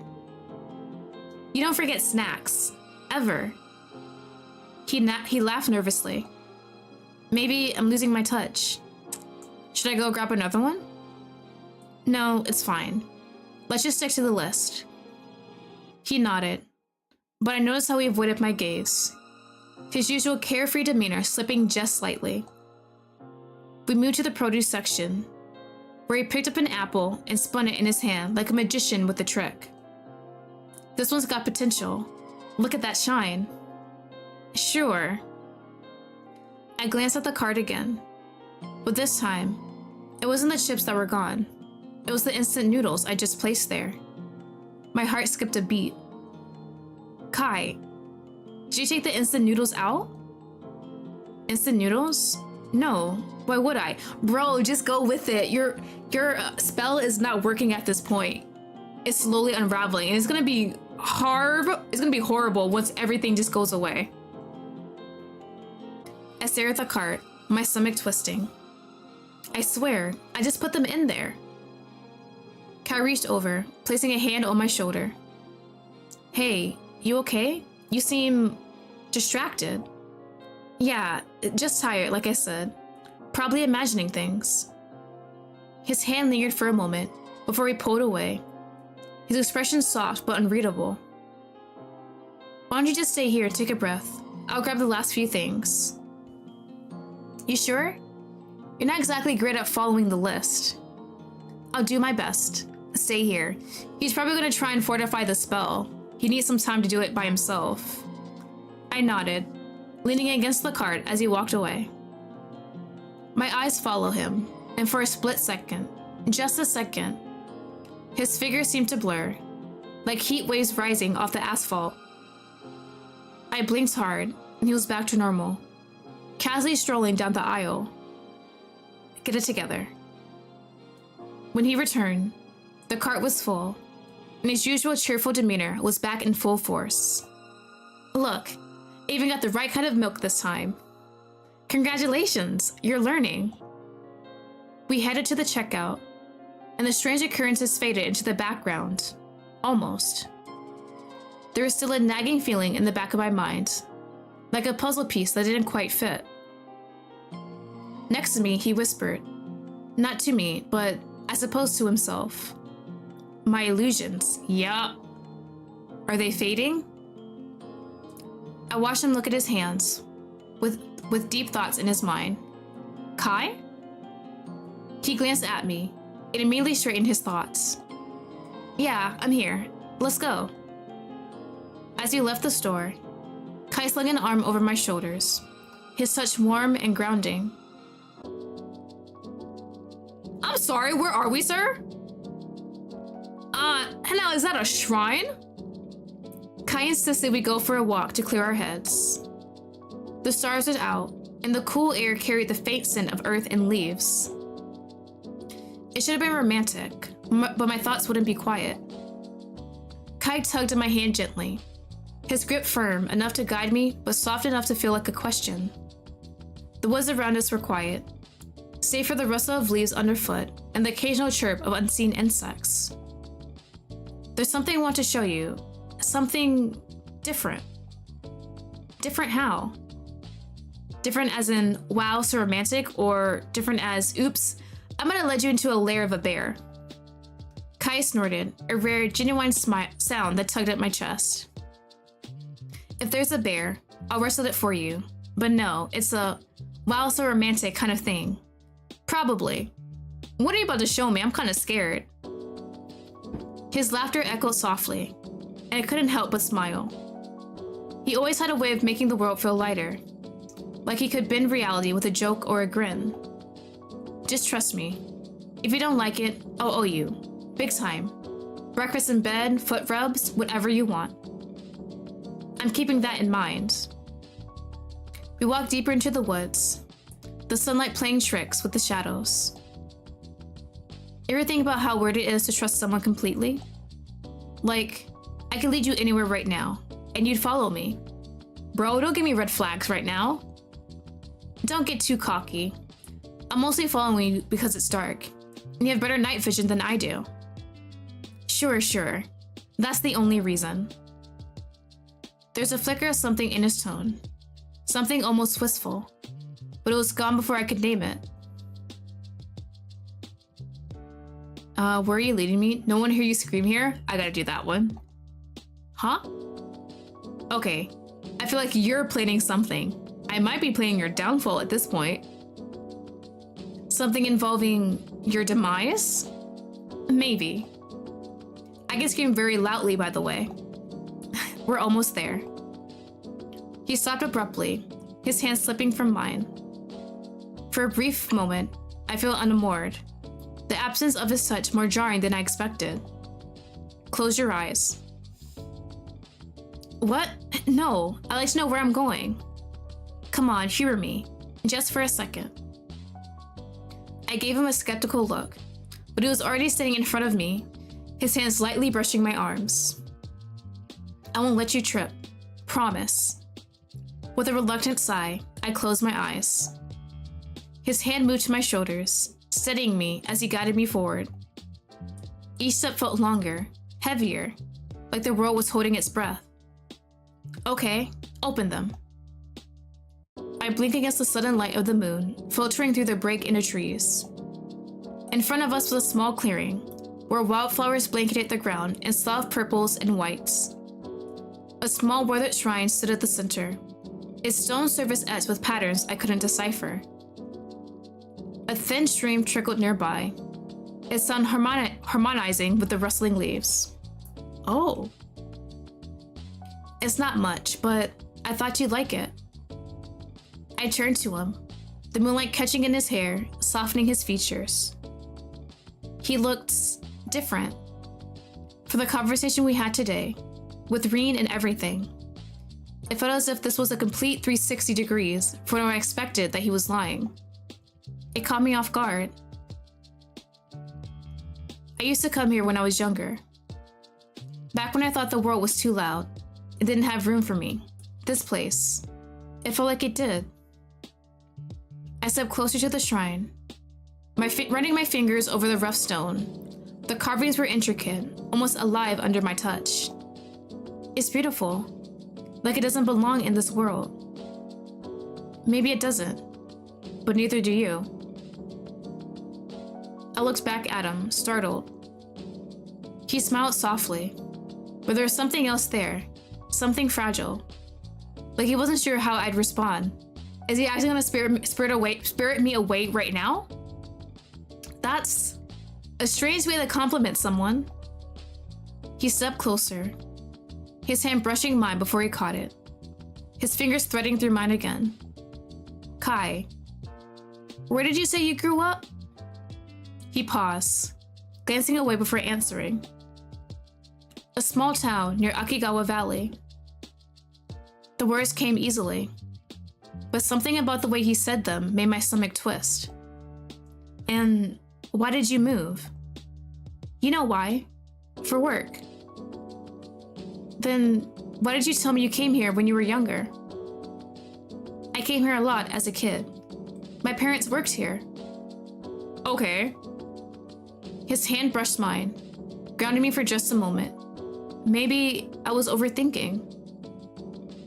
But then, his eyes caught the moonlight, and for the briefest second, they shimmered like amber. You're so weird, Kai. Takes one to know one. He rested his cheek against my hair, his hand squeezing mine gently. The world around us faded into the background. The stars, the shrine, the woods, all of it eclipsed by the steady rhythm of his breathing, the quiet hum of his presence. I think if I ever lost this place, it'll be okay, as long as I still had you. We walked back the way we came from. You're awfully quiet tonight. Was I? No. You talk quite a lot, but I feel like you're not completely here with me. Just thinking. About what? I looked up at him, searching his face for answers. His smile faltered for just a second. Hey, I need you to trust me, okay? The woods grew quieter as we walked, the soft crunch of leaves beneath our feet blending with the faint hum of crickets. Kai's hand brushed against mine, and I glanced at him. He looked at me curiously, his head tilted slightly. What's on your mind? Something weird happened earlier. Kai slowed his pace, his hands slipping into his jacket pockets. The moonlight filtered through the branches, highlighting the puzzled look on his face. Weird how? There is this girl, Reen. She seemed off. Kai stopped walking, his brows furrowing slightly as he turned to face me. His expression was unreadable, but his eyes searching mine. Reen, out here? Yeah, she seemed scared, like something was chasing her. Or maybe like she was running from something. Kai's gaze shifted towards the woods, his jaws tightening slightly. If she was scared, maybe it's something you shouldn't get involved in. The firmness in his tone caught me off guard. I stopped too, frowning at him. Why would you say that? Because sometimes people carry things they're not ready to share. Pressing them might only make it worse. I need to find that girl later and see what she's scared of. The way he spoke, deliberate and careful, sent a ripple of unease through me. It didn't feel like he was just talking about Reen. It felt like he was talking about himself. He reached for my hand instinctively, his touch grounding me. I forced a smile. Yeah, probably. Also, what I said about you trusting me. Maybe I can't ask you too much about that, but could you possibly, please, believe me? Could I ask you to stay with me? I thought in my mind for a moment. Would I like to stay with Kai? Ooh, hold on. We're gonna save? What if I say no? Like, we see the little glitches and everything. I want to see what happens if I say no. Is he gonna just be like, okay, gotta start all over? What do you mean? Don't tell me the answer now. I'm scared to hear it. Let's go back home. You must be tired. What was the point of choosing no? He just cut me off. And there I was, asleep again, dreaming about the moments of my childhood. Bro. I sat on the streets again, next to a little pillow and box I left for the fox, my legs dangling over the edge. The night stretched endlessly above me, stars scattered like freckles across the deep blue sky. Beside me, the small fox curled up, his throat tangled and dusty, but his eyes sharp and curious. We've known each other for 5 days, and I'd never missed a single day where I didn't visit him. Here, It's not much, but it's better than nothing, right? The fox's nose twitched as it chewed, ears flicking at the sound of my voice. I leaned back on my hands, feeling the rough concrete scrape against my palms. You're not picky. I like that about you. Me? I can't even decide what to eat half the time. Or what to say. Or what to do with my life. The fox tilted its head, its gaze fixed on me like it actually understood. I laughed quietly, but it somehow came out more like a breath. Mrs. Porter said I need to apply myself. What does that even mean? I stayed up all night cramming for that stupid test, and I still bombed it, like always. The fox crept closer, its paws barely making a sound. It rested its head lightly on my knee, and the warmth of it felt steadier than anything I had all day. And my mom, she doesn't get it. She keeps saying, "You're smarter than this," like that's supposed to help. It doesn't. It just makes me feel worse, like maybe I'm not smart enough, or maybe I'll never be enough. I sigh and lean back further, letting my shoulders slump. The rain above swirled in patters I couldn't name, and I wonder if they ever felt lost too. You're lucky, you know? No tests, no expectations, no one breathing down your neck. Just you and the wind and whatever this is we're doing. The fox let out a soft sound, something between a whimper and a sigh, and nudged my hand with its nose. I smiled and ran my fingers through its fur, careful not to press too hard. I bet you don't even care if I get another bad grade, or if I forgot to text someone back, or if I just want to sit here and talk to a fox instead of people. The fox licked my fingers, gentle and quick, like it didn't want me to feel alone. My chest ached in that strange, hollow way that felt both better and worse at the same time. Yeah, I think you understand. You're probably the best listener I've ever met. I scratched behind his ears, and his eyes closed, as if this moment was enough. As if I was enough. The fox's ears twitched, but it stayed close, leaning into my touch. I wanted to keep it there forever, but I knew better. I'll come back though, tomorrow, and the day after, I promise. Oh, did we not keep our promise? The fox looked up at me, its tail flicking lightly, and I felt the promise settle inside me, warm and solid. I patted its head one last time before I stood up, brushing dust off my jeans. Don't forget me, okay? Not that you would. You're too smart for that. I climbed down the ladder, and when I glanced back up, the fox was still there, watching. It didn't move until I disappeared from view, and even then, I hope it wouldn't leave. Not yet. Hey, let me call you Kai from now on. We gave Kai his name. Did we? Holy shit, did we give him his name? Hello? The morning sunlight filtered weakly through the curtains, but the usual warmth of the day was absent. The house felt too quiet. I glanced at the clock on the wall. Kai shouldn't have left for work yet. Kai, you there? There was no answer. My chest tightened as I searched the house, his absence pressing against me like a weight. His jacket was gone, but his shoes were still by the door. Where did you go? My eyes fell on the corkboard. The note from last night, "Going to work, love you," was still pinned there, mocking me with its normalcy. I burst out of my small apartment and ran with all my strength. I went faster and faster. I knew where I was going. The place that Kai led me last night. The shrine in the woods. There we back in the shrine in this dark ass woods. Paz, hello, welcome. Thank you for stopping by. I am doing well. Everything's going great. This fox guy is putting a spell on us. We think he's our boyfriend of 3 years, and we're kind of just at his whim at this point, but I think we're slowly seeing through his illusion. The woods were darker than they should have been, the trees casting long shadows despite the sunlight filtering through the canopy. I moved cautiously, calling Kai's name into the stillness. Is he gonna be in fox form here? Kai, this isn't funny. If you're messing with me, you win. Just come out.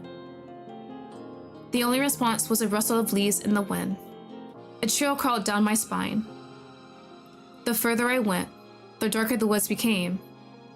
The air felt heavier, thick with something I couldn't name. Then I saw it. A small ancient shrine hidden among the trees. So like a toxic boyfriend? Yeah! These are all like Yanderes, so they're all toxic, and I love the toxicity. Its stone surface was cracked and worn, moss creeping over its edge like a second skin. My breath hitched as I stepped closer. There is an energy here, palpable and strange. It hummed in the air, making my skin prickle. Yeah, so I think that's him. Okay. Is that Kai's true form? Scattered around the shrine were old notes and papers, their edges curled and yellowed with age. He's so gorgeous though. Yeah, he hasn't been too toxic. Your Twitter bio said so? Yeah, I love me some Yandere stuff. Yeah, this guy isn't too toxic. Like, his actions are bad, but he's kind of a boy failure, honestly. I crouched down, picking one up with trembling hands. Then, I stumbled upon the creaky wooden wall of the shrine. My vision was fading. I blacked out. Don't let that... Is that the end, please? Oh, are we back? Okay. I raised my steps to catch the little fox, my best friend now. This was my 8th day of feeding him and taking care of him. Okay, so it's a flashback when we first met him. But something was wrong. Kai's body tensed, his tail low and stiff. His eyes darted around, wide and alert. He looked scared, not of me, but of something I couldn't see. Hey, what's wrong? It's just me. That better not be Kurama. Oh god, Kurama's so sexy, bro. Don't do that to me. I knelt, reaching out slowly, but Kai stepped back, paws scraping nervously against the pavement. My chest tightened. Kai, it's okay. I'm here. Don't do this. Kai's ears twitched, and for a moment, he looked at me. Really looked, like he wanted to trust me, but couldn't ignore whatever fear had gripped him. Then, he turned, his small body trembling as he took another step away. No, wait, please don't go. But his tail flicked, and before I could move, he bolted. My breath hitched as I watched him disappear down the alley, leaving me standing there, heart pounding and empty. That was the last time I saw him. When I came back on the 9th day, he was nowhere to be found. The only traces of him was the food and pillows I left for him. Interesting. I think he might have left for our safety because he was scared of something we couldn't see. I gasped heavily as I woke up, still in the shrine. Ooh. Which one do I want to look at? Let me save to be sure. The journals? I think the journal would be better. The books on the desk and the poorly maintained area of the shrine attracted me. I had a feeling they had to do something with me. I skimmed through most of the words. Kayamori, age unknown, seemingly a strong fox spirit that had just regained the status of a nine-tailed kitsune. These aren't his notes. Whose notes are these? Status, very dangerous. Hunters? I continued to skim through it. Is good friends with the old kitsune leader, and expected to become leader of the tribe one day. Currently messing around in Tokyo with a normal citizen named Lottie. Okay. So when he was younger, he left on the 8th day because I think someone was chasing him. This might be the same person. I feel sickened, but I continued. On the 3rd of January, the operation of sealing him will begin. This is because he expected to visit the shrines for Hatsumode. When enclosed in the woods, the exorcists will gather and put spiritual seals and charms over him. Is he that? When your stalker has a stalker, right? So our boy failure is very powerful, and all these exorcists and priests want to seal him up. This is the end of Kayamori, the rotten fox that has plagued the beautiful land of Japan. Is he that bad? Ooh, papers nearby, okay. I picked up the scattered pieces of paper on the floor. A lot of those were messily written and scrawled out rushed. Kitsune, guardians of the spirit world, able to shift between human and fox forms. The words blurred as my mind raced. My blood ran cold as I skimmed further. They protect, but they're hunted too. Able to create illusions, making moments that have never existed before. The realization hit me like a tidal wave, my breath catching in my throat. Having gathered all the information I could, I stood up, made my mind reeling with what I had just read. Ooh, we get to decide? Let me save that. We get to help him or get him sealed. I want to help our boy Failure, honestly. He's too precious. I summoned outside the shrine, and I was greeted with Kai, sitting amidst the chaos of growing seals and spiritual energy. His back was to me, his shoulders tense. The faint amber glow of his eyes reflected off the shrine's cracked surface as he turned to look at me. His gaze softened instantly, a mix of guilt and longing flickering across his face. You came. I stepped closer, my hands trembling, unsure of what to say. The truth of what he was, the illusions, the memories, everything had shaken me. Ooh, I'm so trust of y'all. I know, but it doesn't change how I feel about you.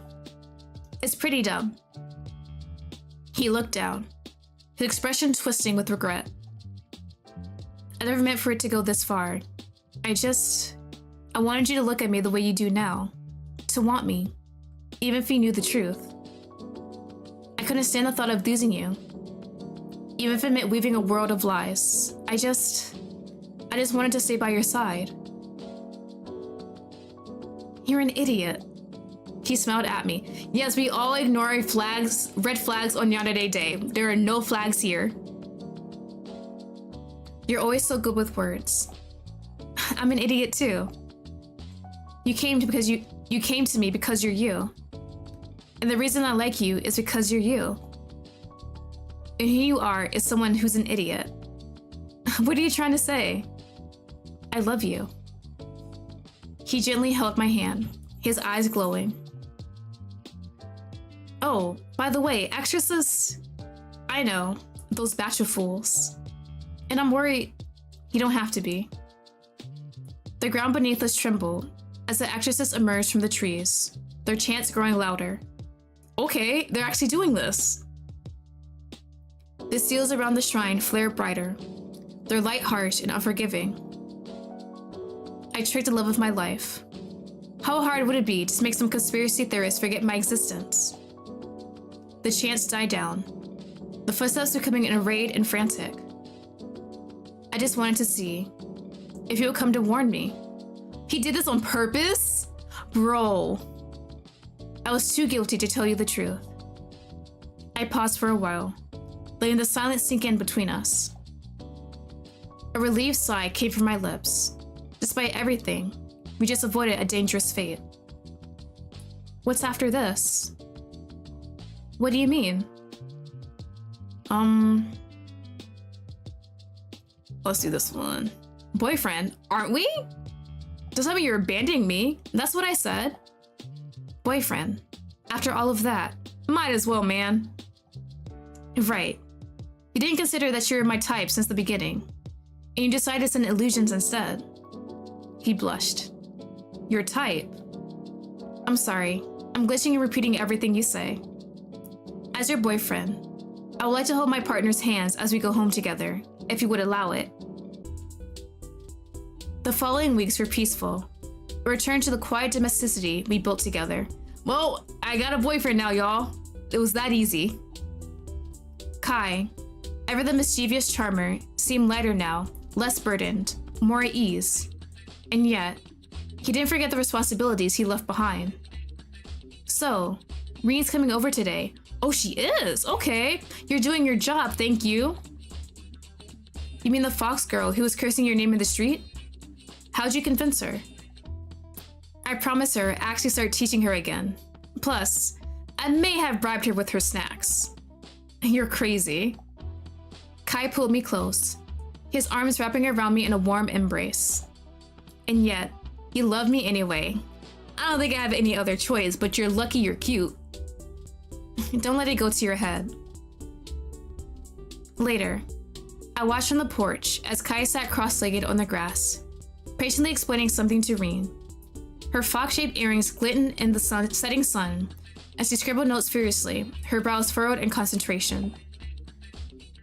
This would be easier if you weren't so bad at explaining things. Hey, watch it, kid. I'm doing you a favor here. You owe me. You skipped out on years of lessons. Kai laughed, the sun light and free, before ruffling her hair.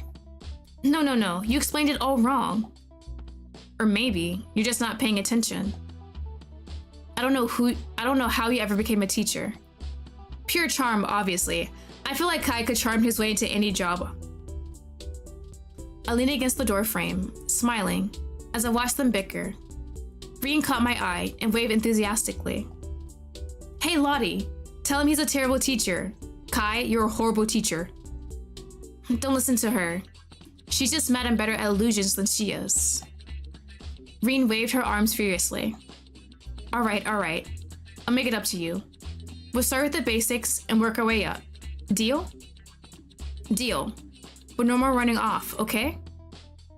Kai glanced back at me, his amber eyes glowing softly in the fading light. No more running. I got everything I need right here. Oh, Kai, so... That night, as we lay tangled together in the quiet of our room, Kai traced slow, lazy patterns on my arm. You know, I think this is the first time in forever, really, that I felt like I belonged somewhere. You always belong. You just didn't see it. Kai pressed a kiss to my temple, his voice a low murmur against my skin. I see it now, and it's because of you. I tilted my head to look at him, my heart swelling at the warmth in his eyes. As I rested my head against his chest, the steady rhythm of his heartbeat lulled me into a peaceful haze. For the first time, the future felt wide open, filled with endless possibilities. Hell yeah, we got the happily ever after ending. Let's go. We got the fox boy in our midst. Okay, that one was really cute. Okay. I definitely like how Kai is a boy failure. Bro cannot get some things right. Even though he's apparently supposed to be teaching Rin all of that. That one was really cute. I enjoyed that one.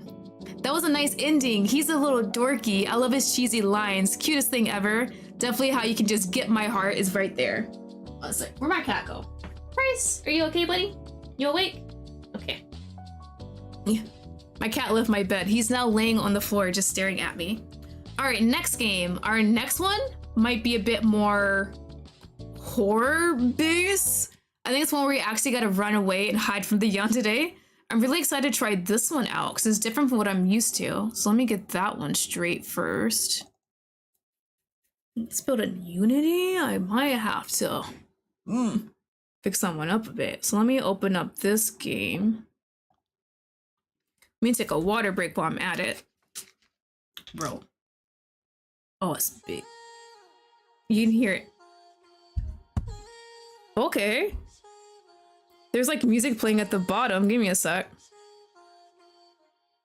I gotta move my window. Can I move the window? Yo, okay. I'm digging this. Can I move the window, please? Hold on. Give me a sec. If I click play. Ah, gotcha. Okay, hold on. Let me fix it. I have to move the window. Can the window please? Oh, I got it. Hold on. I definitely figured out what the problem is. Gotta open up here.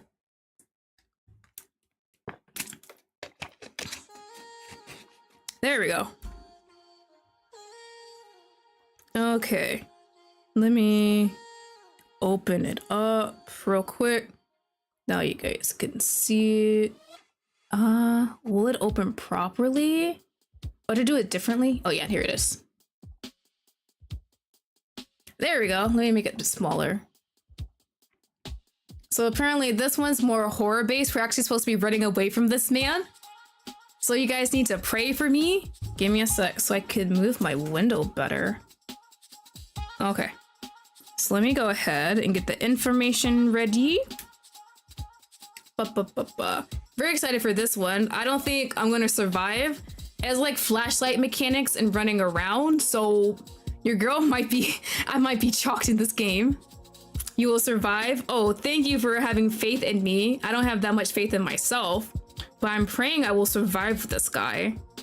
I've seen some screenshots, so I might get jump scared if this guy runs towards me. I am cooked. I am just not making it. All right, so looks like next on our list is Yann by Kidnapper. In this story, you play as Farah, who wakes up in a world she doesn't recognize. A world quite basic that seems hastily put together. Despite the appearance of this world, it holds a great danger, and Farah knows it. It's Yann. Okay, he's a Yandere created and drawn by Farah's sister. And Farah liked the picture so much that she set it as her phone's wallpaper. Suddenly, and for unknown reasons, he came to life. Ooh, art coming to life. But the reason and process aren't important, at least not for now. As soon as he came to life, he doesn't hesitate. He quickly created this world and brought Farah into it, because what he desires most from her is, say my name and be mine, bro. Okay, yeah, there are mechanics. Hopefully I can remember these. Move my screen a bit. Hold on. Let me situate my screen differently. Okay. Okay, so press F to use flashlight. Ah, okay. Hold on, and there's mechanics. Arrow keys? Is the arrow keys to walk forward? Oh no, okay. That's different. I thought it would be like the AW. Oh, it is AWSD, okay. Okay. Please do not jump scare me as I try and go. So shift. Okay, so shift to run. I gotta remember that. Spacebar to jump. E, pick up item. I don't have any. F is flashlight. Okay. Okay. We're gonna hope this man does not jump scare us. Oh, I can't read that, can I? Is it these blocks? I don't like that. Let me just go faster. Did I just turn off the flashlight? Oh, it's a no! I gotcha, okay. Oh, I don't like that, okay. Hey, it's me, your sister, Emma. I know that by the time you read this letter, you'll be panicking. You must have already noticed that you're trapped in a secluded place with a man chasing you. That man is Yann. You know the Yandere I drew for you a while back, and that you set on your phone as your phone wallpaper. Well, it's strange to say, and you'll probably think I'm crazy, but he came to life. Believe me, and he created this basic world and brought you here because he wants to keep you with him forever. Do not get close to him. He knows you're in his world, but he doesn't know where you landed. If he finds you, he will prevent you from leaving forever. Don't worry, you can't escape. Okay, so how? Your sister's on it, right? I managed to enter Yann's word code, and I can drop notes to give you. Okay, so we do get notes, okay. How to escape? Don't worry, Yann can't read these notes. I made them so that they appear only when you approach the glowing white blocks. Read my instructions carefully and do not approach Yann. Then you'll be able to return home safely. So I go to the next room behind this one. Gotcha, okay, so can I... Do I just walk? Oh, keep on walking, okay. Oh shit, where am I? Where am I? Where am I? Hold on, go back. Oh, here we go, okay. Where am I? Oh, flashlight. There we go, okay. So to go back, it says next room. Is it supposed to be it? That's just a wall, right? I think it's just a wall, so it's the room over, okay. Oh. No, no, no, no, no, no, no, I heard him say, oh, no, no. Wait, that's actually kind of scary. I heard him talk. Fuck, fuck, fuck, fuck. Oh shit! Hold on, y'all, I accidentally pressed stop streaming. Oh shit! Hold on, hold on, hold on, hold on. Oh shit, I got so scared. I actually pressed stop streaming. Oh my god. Oh my god. Oh my god. He promised me. Is the stream still going? Holy shit. Hold on, give me a sec. Bruh.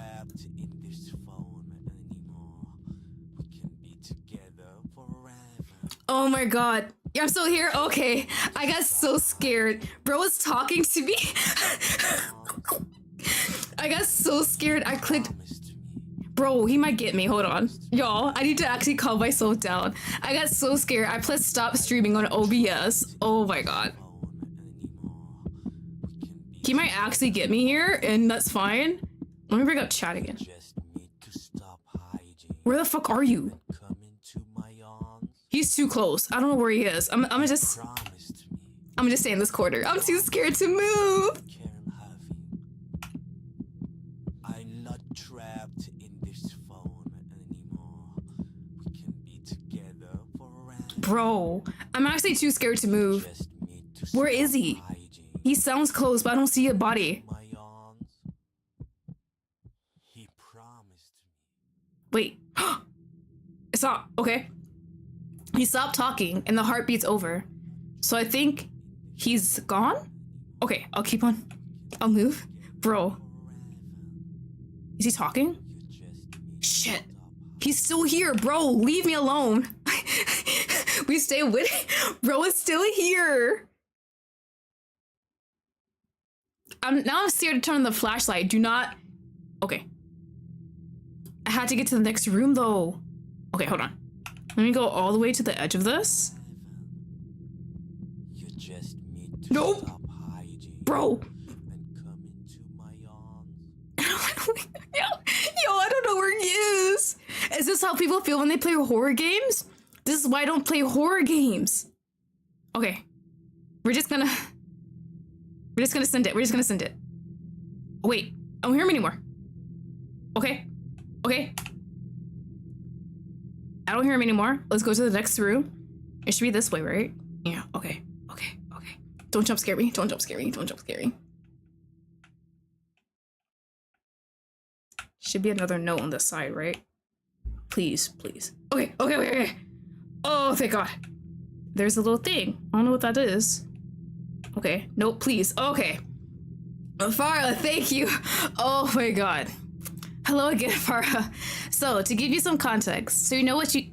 Shut up! Shut up, let me read! You just need to Bro! stop hiding and Please, now I'm trying to read the note! he promised me. No! He promised Please. me. I'm gone! He actually got me while I was reading the fucking note! You're in your Dorito shin ass! Bro. I couldn't even read the note. Bro, that was rude. Hey, buddy. Yeah, just leave me alone. Bro. Oh my God, why is he so close though? Say my name. Bro, leave me alone. I couldn't even read the note. How do I get him away? What the hell? That's not fair. Hold on. Finally. Oh, bro. You're here in my arms, Farah. I can't believe it. Oh my God. That's not fair. Right, the note was so long. I have to read the mechanics quickly. Long Bro. through your phone's screen. And now Yeah, go ahead, talk, you're man. really here. Now I can feel your heartbeat, your breath, your touches. Bro. We will be together forever, Farah. Now, all you need to do is say my name. Forever. Okay, let me try this one more time, bro. No shot. Okay, start screen.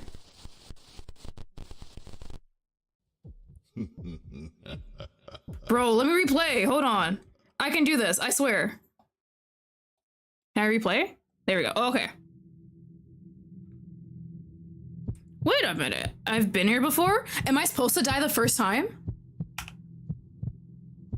Wait, we don't have to read the first note. Hold on. Interesting. Okay. I don't have to read the first note. I already did this. Huh. Okay, bro, do not approach me. Give me some cuts. Okay. Answer your phone, which holds his picture on the phone wallpaper. He did it. Shut up! Please stop! Please stop! Please stop!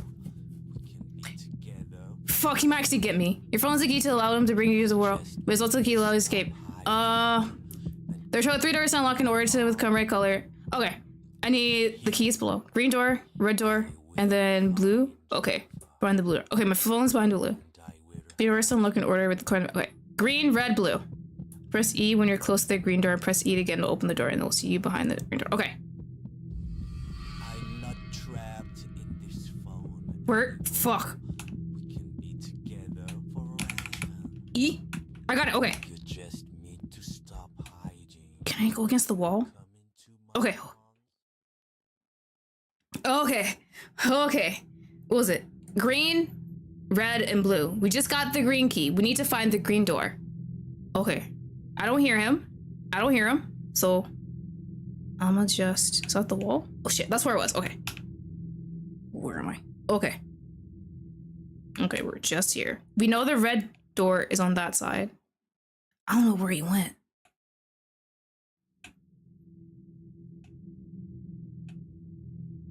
Oh, okay. That's just a cord. I'm gonna go over here.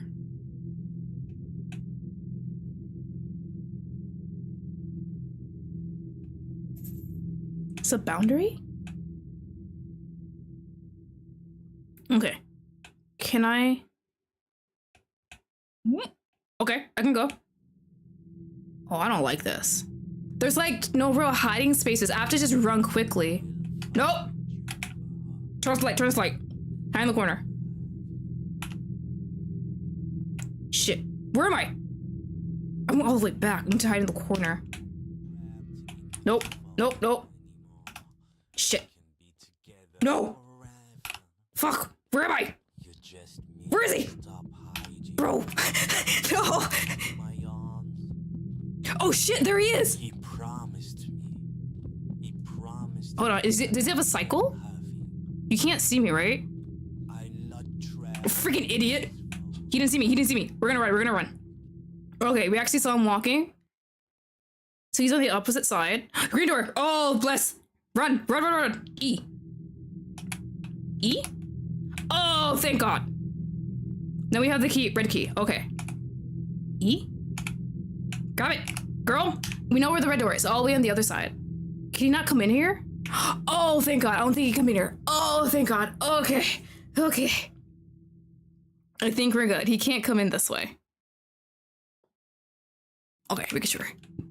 I'm kind of scared to go out. Okay. Okay. We have to go all the way on the other side. I think... I don't know what his walk pattern is, but we should be fine. Oh, it's a note. Okay, hold on. Yes, congratulations. You made it safely to the first door. Thank you. Did for green key, you can press E to take the red key below. Just know you can go to the red door. Okay. So we do know where the red door is. Be careful, the red door is on the other side of the room. Do not rush, and again, don't approach yet. Okay. I definitely need to hug the walls and go slow if I see him. Be patient and slow and take your time. You coming back safely is what's important, even if you're meaning to take extra care. Oh, yeah. You couldn't write in previous letter because for now my top priority is for you to come back safe and sound. And that's why I sound so serious and explain your situation till now. Okay. Yes, we miss you too, buddy. Now you're a stranger, bro. Okay, yeah, we're gonna go. Okay, okay, okay. Okay, okay, okay. Oh shit. Oh shit, where am I? Get the note out of my face. Okay, where am I? Hold on.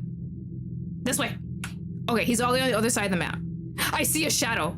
We can see. Do not walk. Oh shit, oh shit, oh shit. Is he walking towards us? Oh shit, oh shit, oh shit. Oh fuck! He promised me that. Other way? Oh, wait, did you turn? Girl, get the note out of my face! Get the note out of my face! Can he not get me in here? He was on this side. Stop hiding Nope. and come into my arms. No, no thank you. Nope. I don't. Promised. Oh fuck, oh fuck! I will find you for her. You can't see me. You cannot see me. Will have you. I don't think he can get in here. Which way are you walking? Please, walk away. I'm not trapped in this phone anymore. Is he going? Okay, okay, okay, okay. Get the note out of my damn face! Okay, he's walking forward on this side. I can't really, I don't want to, And I will have you. I don't know which way is he going. I might have to hug this wall. Girls, that's interesting. Which way is he walking? I'm not trapped Okay, okay. in phone No. Hide. Hide in this corner. Hide in this corner. forever. You just need to stop hiding. Please. Coming. I will Fuck. find you. Okay, there he is. Are you walking this way? Have you? Do not walk this way.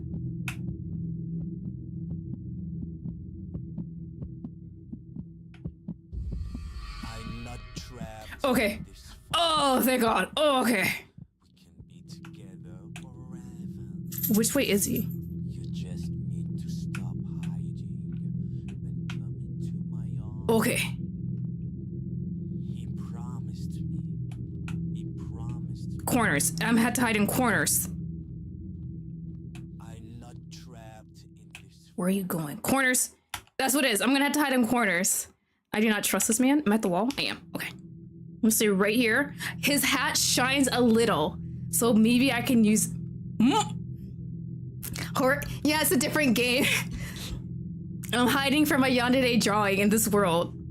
I got 2 keys. I had to get to the second door.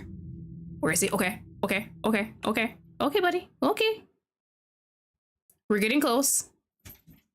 I have to get to the other red doors on the very other side at the beginning. I need him to walk past. That's what it is. He needs to walk past here and just leave. So I'm gonna sit here and we're just gonna wait. I'm gonna be patient, like the note said. Bryce, what are you doing, buddy? It's not dinner yet. You gotta wait a few minutes.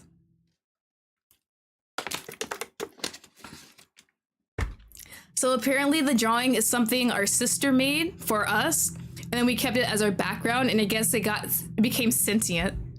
He hasn't came back this way yet. I'm too scared to check. Oh, here he is. Hold on, hold on.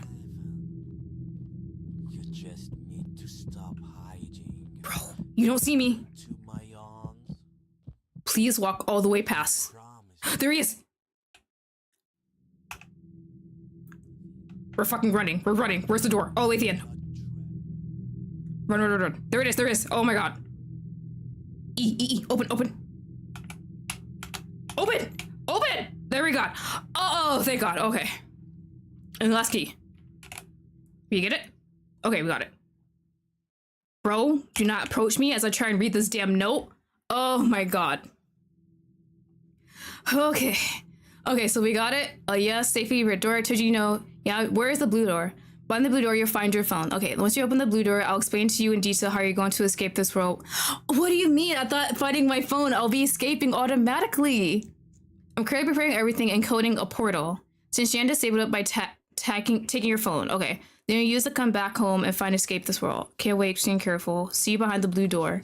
Need to stop hiding and come into my Bro, arms. please I will do not come in this door. and I will have you. I'm not trapped in this phone anymore. Bro, I will find please don't attack me from the note. and I will have you. I'm not trapped He's too close. in this phone anymore. We can be together. I will find Shit. Wait, where am I? and I will have you. Oh, okay, it's a long hallway. Oh, okay. We gotta find the blue door. Where did he go? Did he go all the way down? I'm No. not trapped in Bro, fuck off.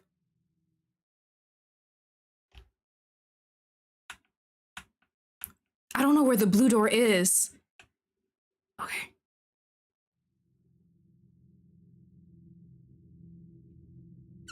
I hope he cannot come in here. Is that a boundary for him?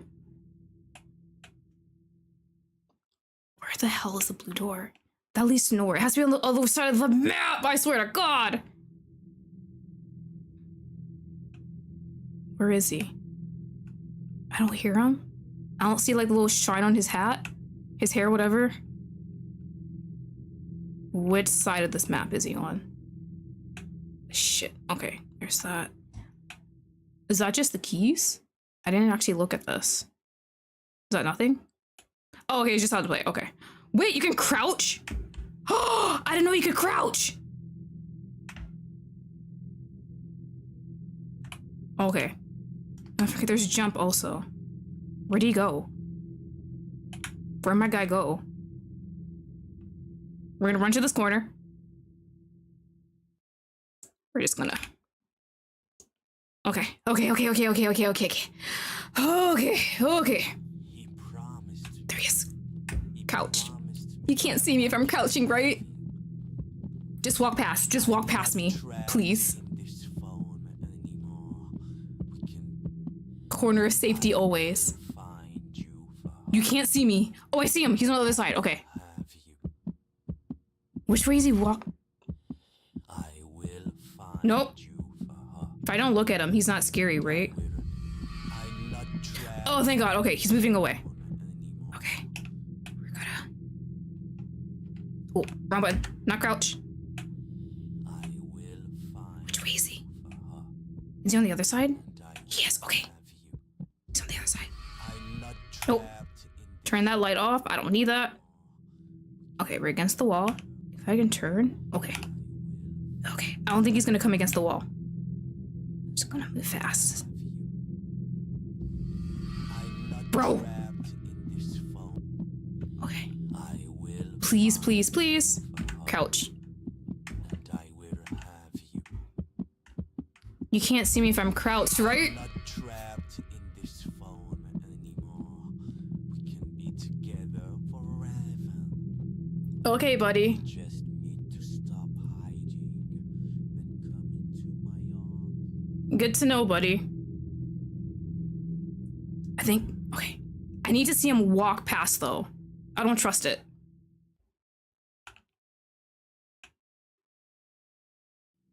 Where are you? Can I peek? Nope. I see him. Trapped in this phone anymore. Okay, buddy. You have fun. We're just gonna sit right here and wait for this man to leave. Stop hiding and come into my Oh, shit! Run! Bitch, why are you so slow? my love. Why do you run away? Please do not. Please do not. Can you follow me in here? Stay with me and don't Oh, shit.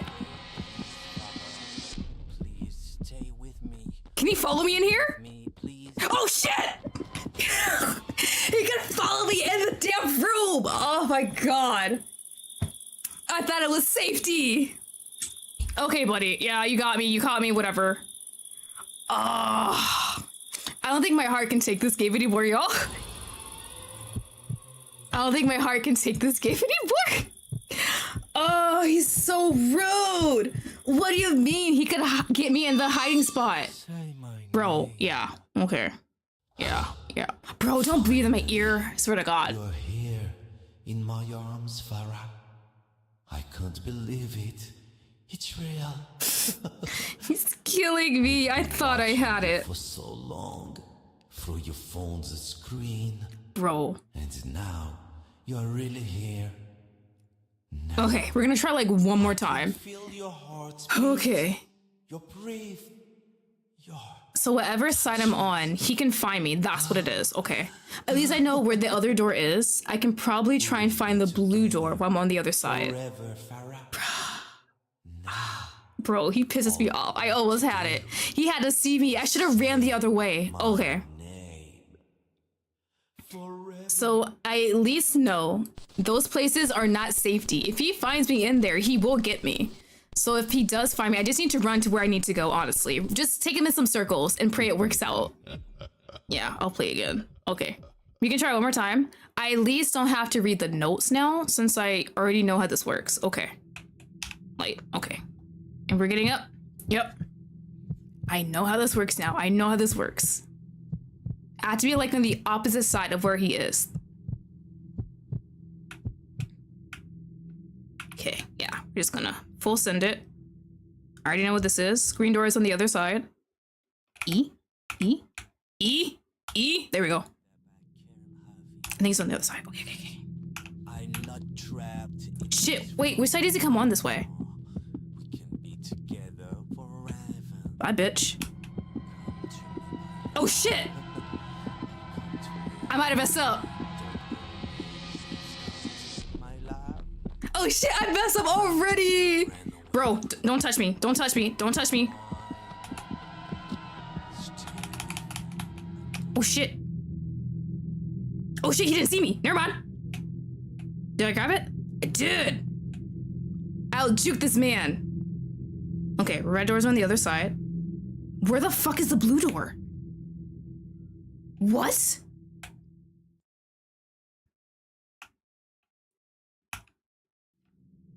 Hold on. Is there no blue door? Or does it? Oh, I want to hear him talking. Hold on. It's just one hallway. Shit, where am I? Why is this so disorienting? Okay, that's the wall. Okay. Okay. I don't know where the blue door is. I don't hear. God. Oh my god. Where am I? Hold on. That's the floor? Wall? Wall? There we go. Okay. Bro, that's so disorienting.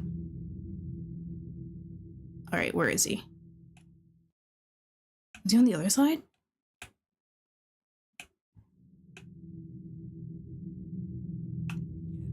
Oh shit, he's on the other side. Yep. You just need to stop hiding. Let's go to this corner. There he is, walking away. Okay. He promised me that I can't have him. Okay, you can't see me. I'm too far ahead. I need to figure out where that door is. Okay. E. Get in. Okay. You got the blue key. I don't know where the hell the blue door is, though. Oh, shit. I see him. Where the hell is the blue door? Does it just spawn now? I might have to check every single corner. I'm gonna just hide here, though, and let him kind of go on. I think he's on this side, so I can probably go this way. I don't hear him talking. We're good. For now. Yeah, we're trying, girl. I don't know where the blue door is. Nothing there. Making sure. Nothing there. Bro, don't tell me it spawned on the other side of the map. You just need to Which stop side? hiding. No! I will find you. No, you will not. Hold on, let me go on this side. I see the shine of his freaking hair. Did he walk on the other side? Bro.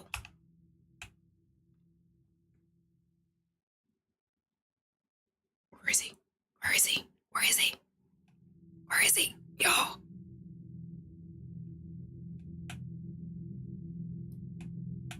Okay. I don't hear him talking.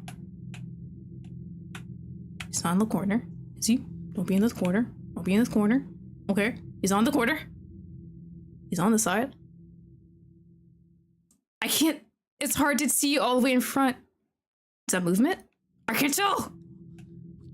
Shit. Which side is he going? I can't tell. You just need to stop hiding. Bitch, run in the corner. Come into my arms. Nope. He promised me.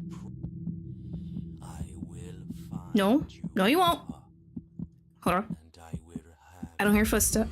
I'm not trapped in this phone. Please, anymore. walk away. We can be together for Voice get lighter. You just need to stop hiding and come into my arms. Okay. Which way did he go? Which way did bro go? Okay, he's on the other side. Okay. He's walking across that way, so he might be going the other way. Okay. Where the hell is this door? There's no shot. There's no freaking blue door. To my arms. Nope. You don't see me. Promised me. You don't see me. Corner. I can't see you. It's fine. I'm not trapped in this phone anymore.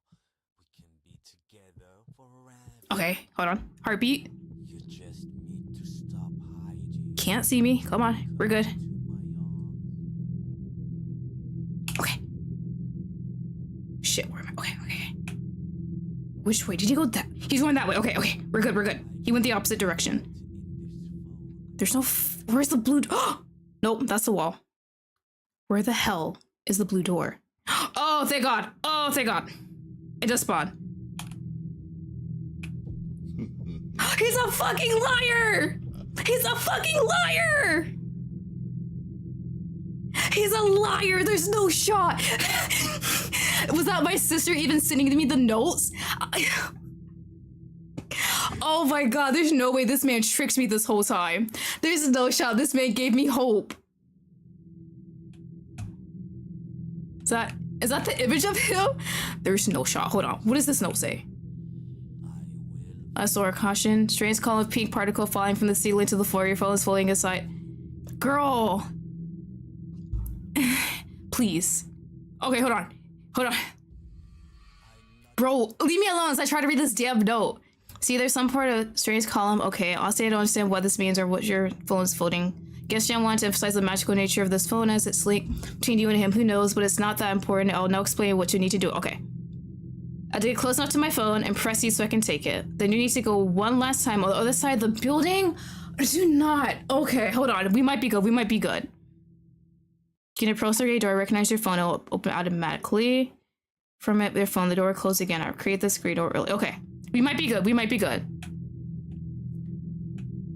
My name to escape. Okay, the particle? E? Oh, it's our phone. Okay. What is happening? This feeling. I recognize it. Oh shit. Farah has her I can't move. phone? No. I can't move. He's gonna come over here. Impossible. Farah, you found your phone? How is that possible? I have to go all the way to the other map. It told me that if you arrive behind this last door, it will trigger an alert. Close the door so I can find you. Please no. No. No. Let me go. I'm stuck. I can't move. I can't move. Stay with me. I can't You're move. mine. Bro, he's gonna come over. I got my phone. I need to get to the other side. Where is he? Where is he? Why do you run? Oh shit, is he chasing me? Oh shit, oh shit, oh shit, no! I almost had it! Oh my God. I didn't see what direction he was coming in. Oh my God. Bro, I can't do this another time, y'all. I don't have it in me. I don't have it in me. Bro. People who play games like these, like any horror games, are strong as hell. Yeah, bro. Okay, I get it. I get it. Finally, you're here in my Oh my God. arms, Farah. Bro. I can't They are believe stronger than me. I can't. I cannot. Bro, I'm getting so frustrated. I cannot. I was so close. your phone's Bro. screen. Now I need a break. you're really here. Yeah, bro, you got me, okay? Good for you. Yeah, I'm stuck with you. Yeah, okay. Your breath, I'm so salty. your touches. It's such a simple concept of a game, but I get so scared. I just cannot. Forever, man. Farah. This is actually really fun. It's more difficult than I expected it to be. You say Oh my God. my name Yeah, okay. Okay. forever. Yeah, bro. Yeah, Yann, that's your name. Are you happy? Okay. Bro. Quentin. Bro, stronger than me. See, that's why I watch people play horror games instead of playing them myself. I cannot. Bro, play again. I'm quitting. Hold on. Nope. Shit. Hold on. Button. Hold on. Where's my X button? Bro, stronger than me. Okay. I'm gonna take a quick 5-minute break. I gotta go feed my cats and then we'll play the last 2 games. That one actually got my heart going. I need to breathe. So I'll be back in like 5 minutes, y'all. Give me 1 second.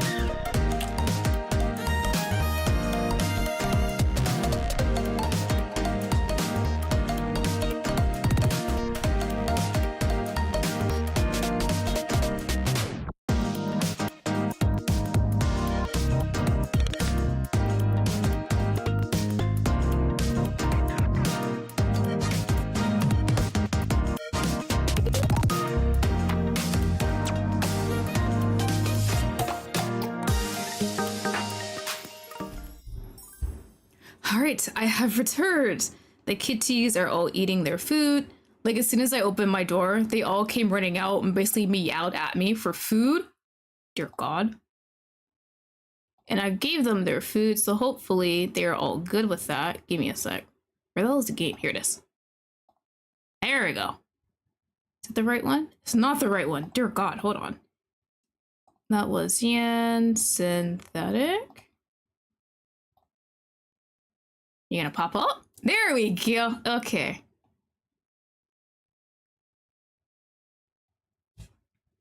All right, got the game up. All right, so next on our list is synthetic. This game is a demo.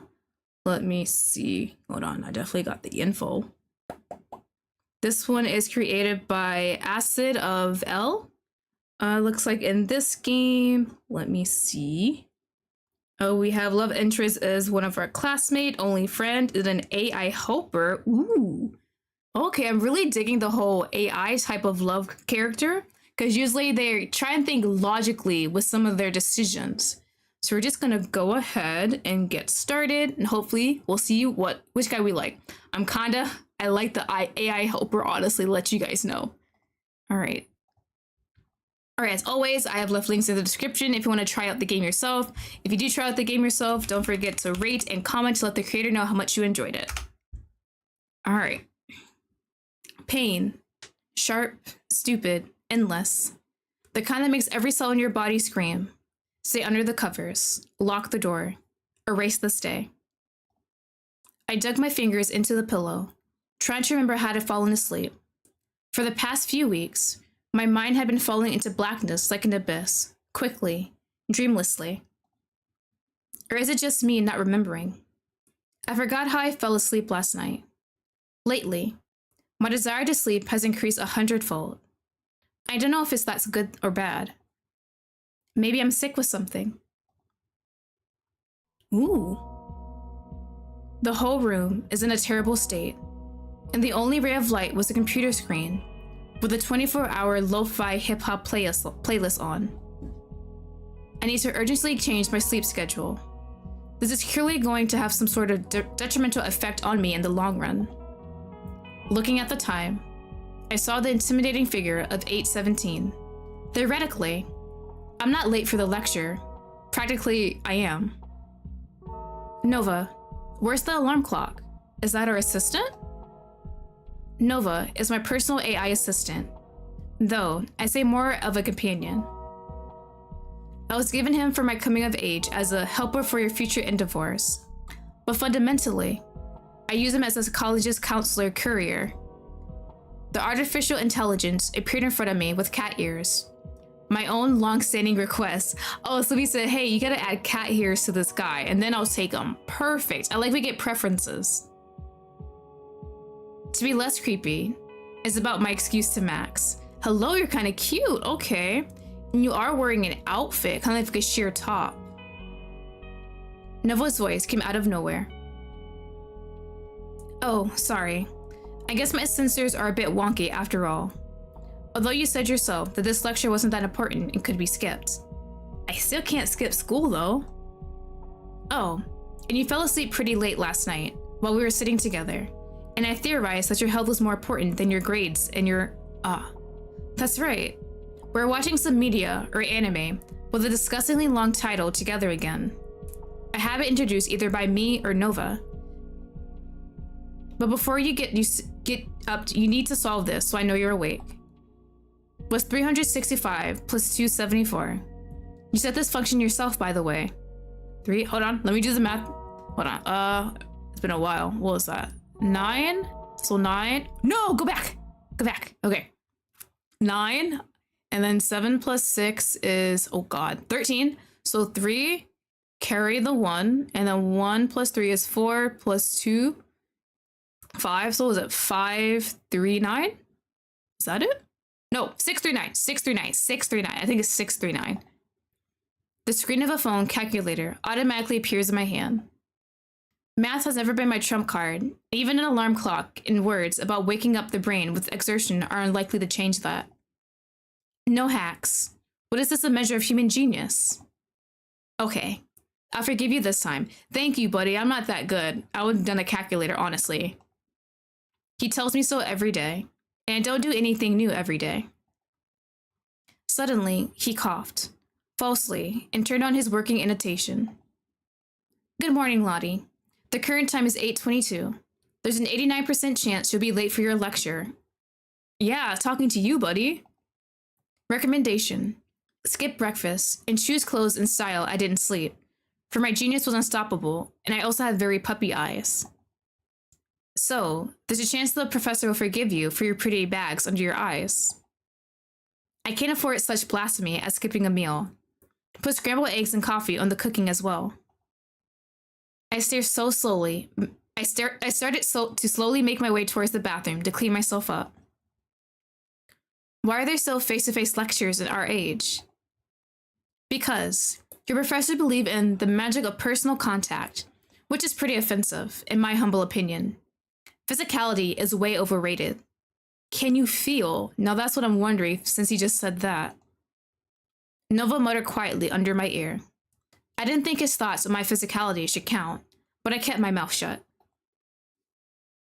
Already sitting at the breakfast table, Nova reappeared seemingly to remind me of existence. He has a desire to be in my head every second of the day. Bon appetit. But we need to talk business. Your schedule today includes: Number 1, lecture at 9. Okay, that's not a bad time. 2, buying groceries. The list is based on vitamin D deficiency and possible anemia. 3, 7 hours on procrastination and the style of, I'm just looking for references. Or in other words, working on a project for SkyTech. Oh, yeah. Reminder, the deadline for the project is tonight at 23:59. Your progress is 64%. Your chance of making it with your current level of productivity is 37%. Bro, do not give me actual numbers about my productivity and how I'm going to do well.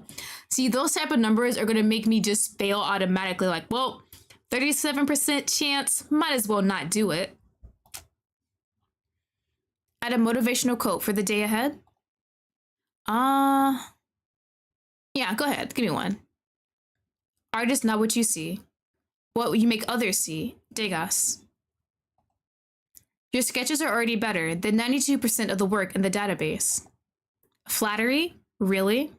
It's kind of cheating, and it's not very reassuring to hear you say it. I doubt he can provide me with the statistics to verify it.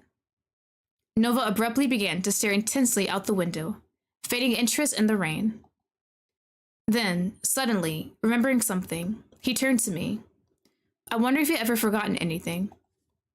A reminder that the time of the clock is 8:51. Bro, how are we supposed to make it to our lecture? We got 9 minutes. If you stay with me, that's fine with me, of course. If anything, I still remember that our watch later list is full of 385 hours, 29 minutes, and 53 seconds. Hearing the time, I jumped up. Talking to Nova takes a huge amount of time. Okay, so if I catch the bus, I'm only 10 minutes late. Max shouldn't be too mad. And Nova kept telling me about the weather, the humidity, and what new titles came out this season as I put on my clothes. Don't forget your umbrella, and Lottie? I froze on the doorstep, feeling the cold wind from the street already clinging to the hem of my jacket. With the contrast of the warmth of home, it made me think of staying in, sinking into bed again, and mindlessly scrolling the World Wide Web. I must be sick after all. It might even be something scary. I've been thinking about going to the doctor for a year now, but I'm afraid. Oh, an illness? Hopefully it's nothing too bad. And there's no pill that's going to fix everything in my life. I've been quiet for too long. If it makes me miss the bus. Yeah? I'll be waiting for your return. Oh, you're too sweet to me, but I'm going to be late. You could have texted me this.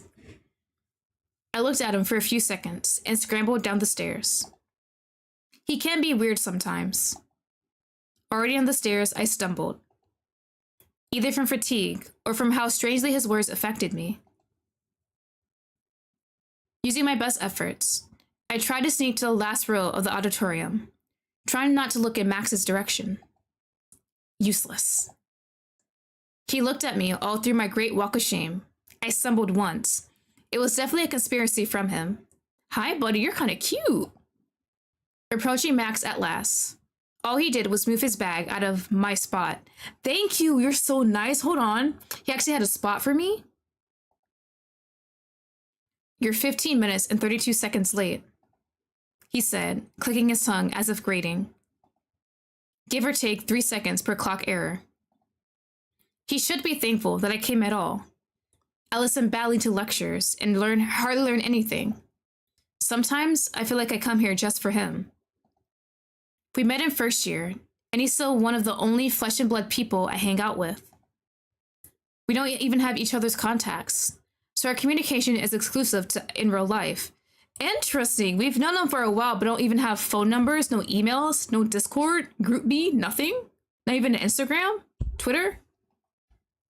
Max, you can be so funny sometimes, but I'm sure that's just your imagination. I looked at him confidently. I've been here the whole time. Not late, definitely not at all. My incredible humor usually softened the situation. Oh, well, if it seems like that, then you definitely have lecture notes, and you heard a discussion about graduation.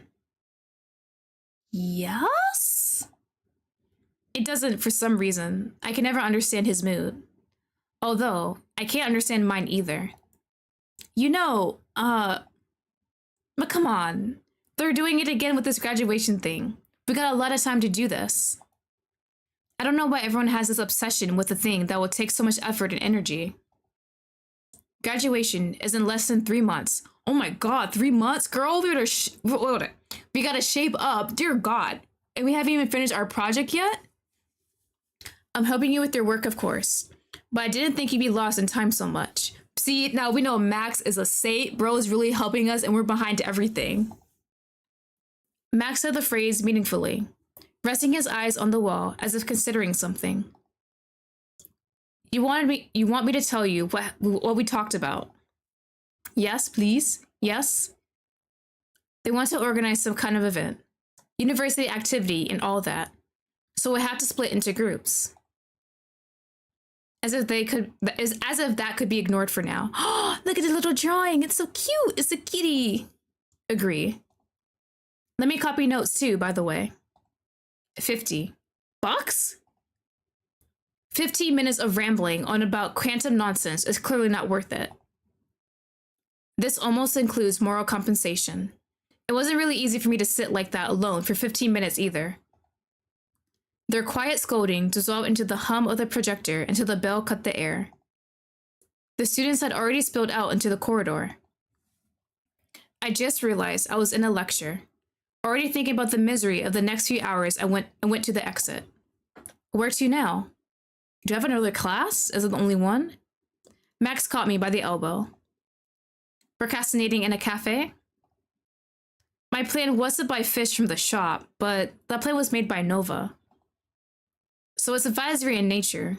We can try to catch fish in the river. Although not entirely advisory. After a while living with him, he started reacting very vividly to some changes in my schedule, which he made up. So I try to stick to his schedule. I don't want to sound like some grand, but I think you're depending too much on him. Interesting, okay. We don't see any real bias yet, but Max definitely doesn't want us to rely too much on Nova. But it seems like Nova's like our entire lives. He helps us with everything. But that's what he's here for, to help me, no? You should buy a helper too. You realize the happiness of an easy life. I'm skeptical, but I'm certainly not stopping progress. Max's gaze faded again. Only this time to the sky outside the window. By the way, I could come with you. I need to do some shopping too. Do you think cucumbers can go bad in a week? I think a week should be good. I saw a thread about this topic, about just freezing everything. Then the product will live indefinitely, so the cucumbers can live forever. Bread? Cheese? In general, how do you technically freeze cheese? Freezer? Can you freeze cheese? I never thought about that. I usually eat cheese quick enough I don't have to freeze it. I think it will be a different product, and it will lose quality. I didn't think you were a fan of such a hyperbole. So, why do you want cucumbers specifically? Mine have grown recently, by the way, oddly small. I want to compare them to the store-bought ones. I've always noticed that I've recently started having more and more rotting products. It's the loneliness of not being able to pick out exactly how many groceries you're going to need. By the way, can I come and see you this experiment too? It's been a while since I've seen your mini farm.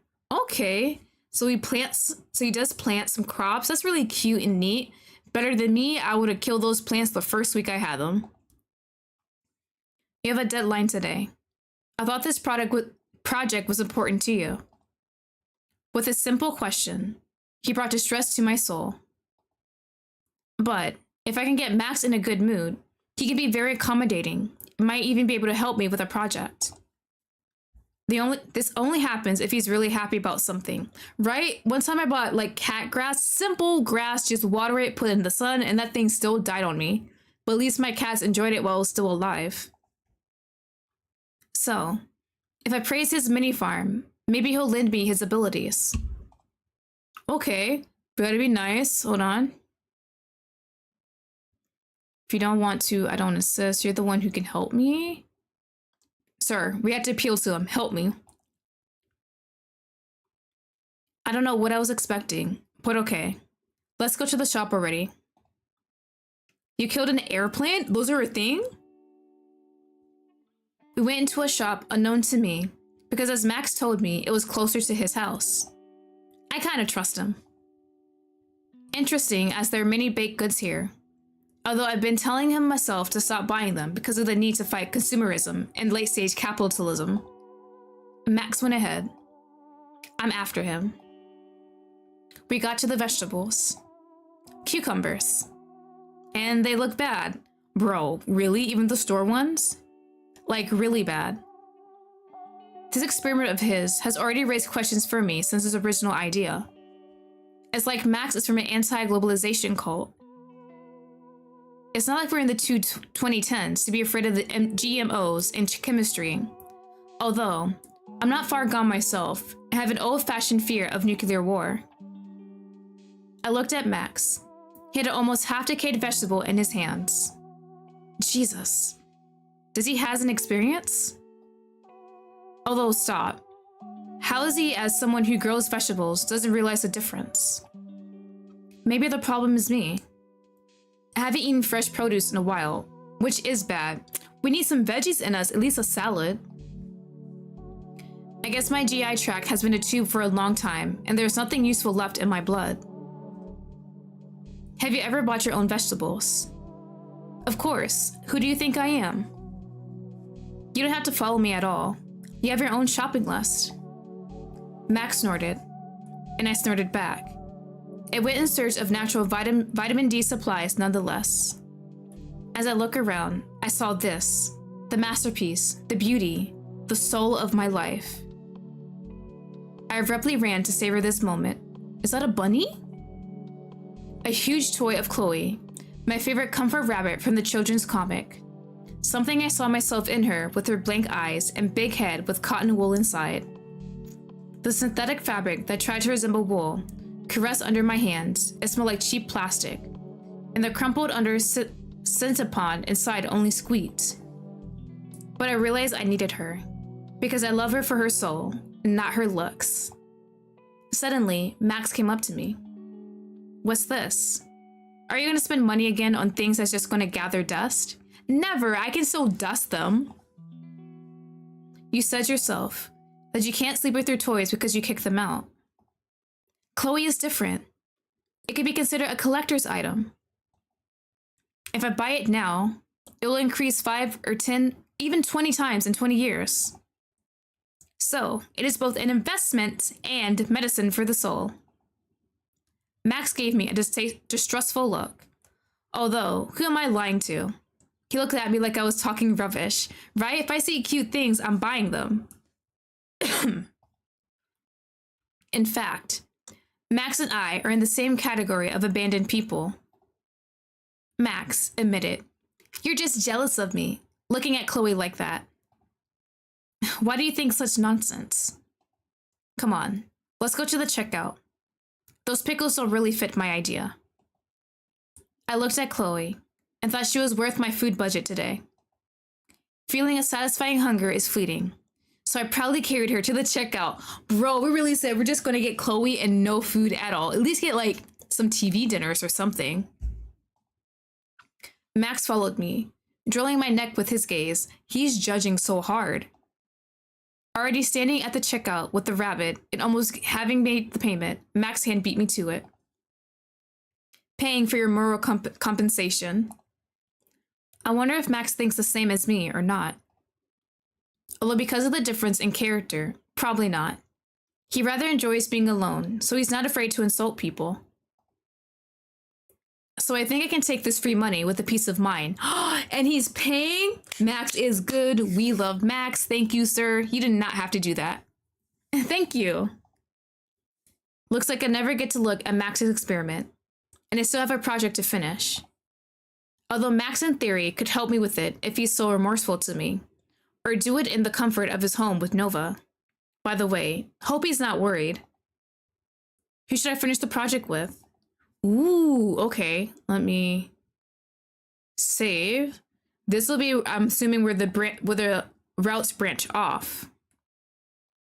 You help with the project? I have to do a project. I'm interested in both, but I really like Max, but I don't know if both of them are Yanderes or not. I want to get the Yandere route. I think Nova would be the closest to the Yandere route. I might have to go with him to see. Or you know you could help the project. Okay, we're gonna go. He did buy a trinket. He did give us the bunny. Oh no, this is actually kind of hard. Who would be better?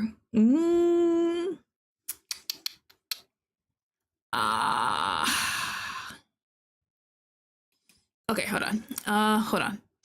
Eeny, meeny, miny, mo, touch a tiger by its tail. If he hollers, let him go. Eeny, meeny, miny, mo. My mother told me to pick the very best, and you are not it.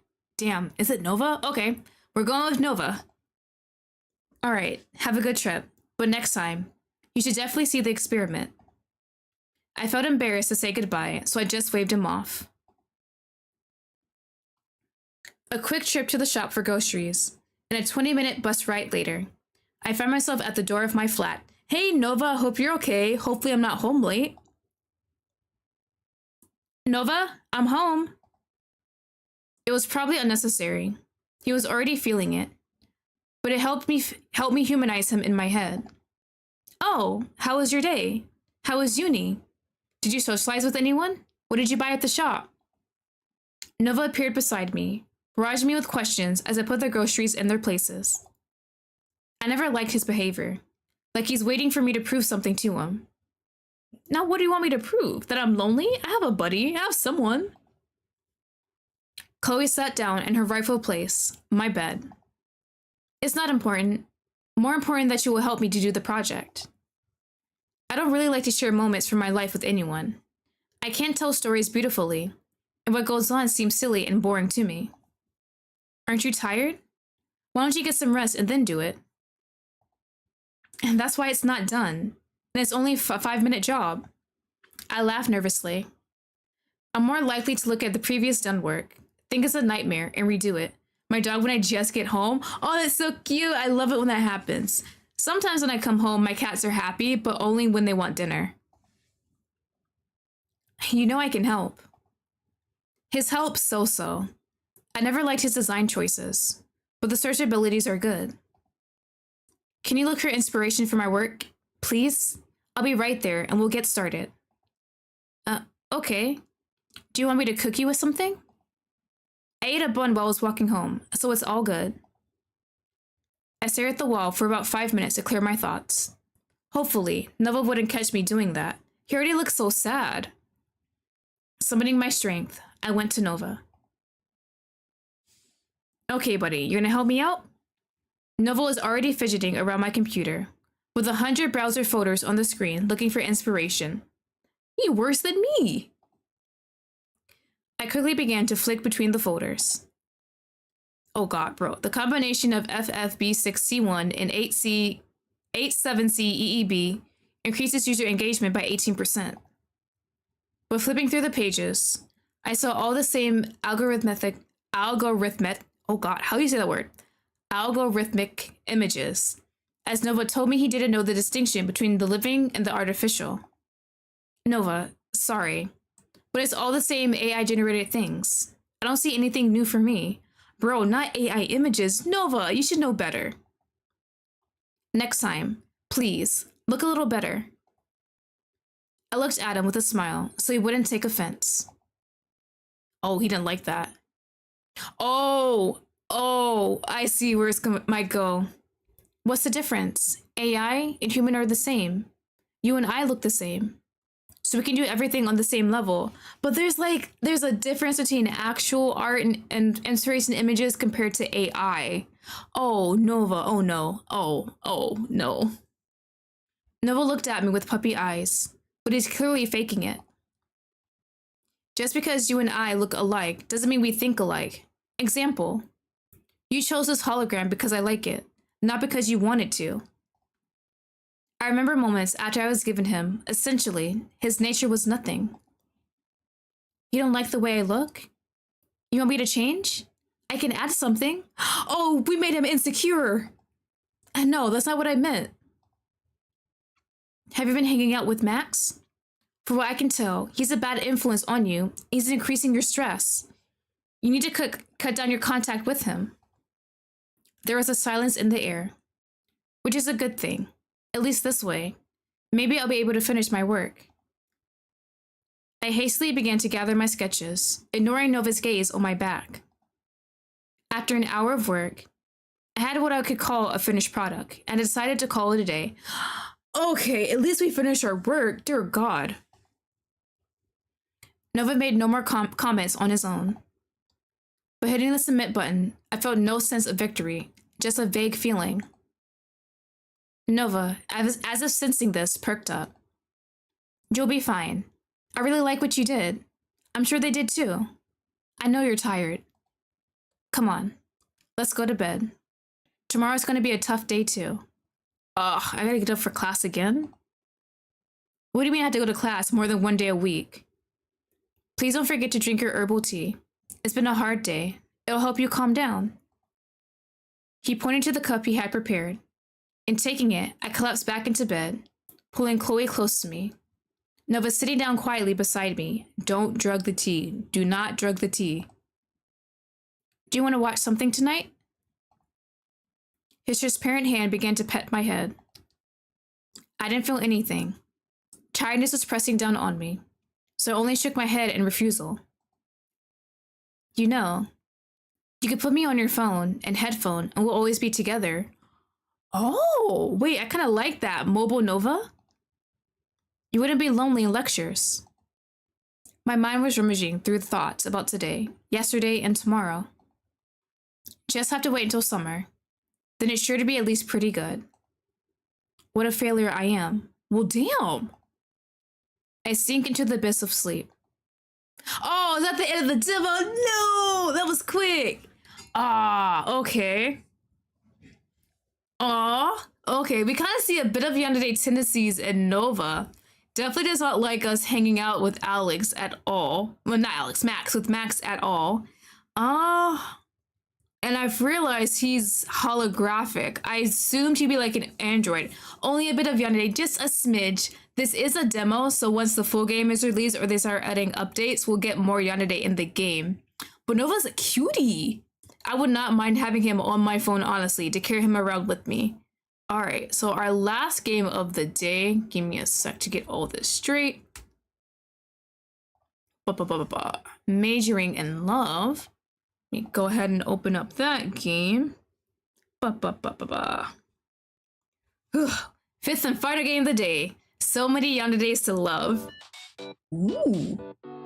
Okay. Let me pause it. We're gonna switch. Hold on. Switch to Majoring in Love. Hopefully that will pop up. Let me close down my other game. Yeah, let's go ahead and quit that. our boy looking cute. Okay. Looks like we have another class setting. Let me sec to get the info straight.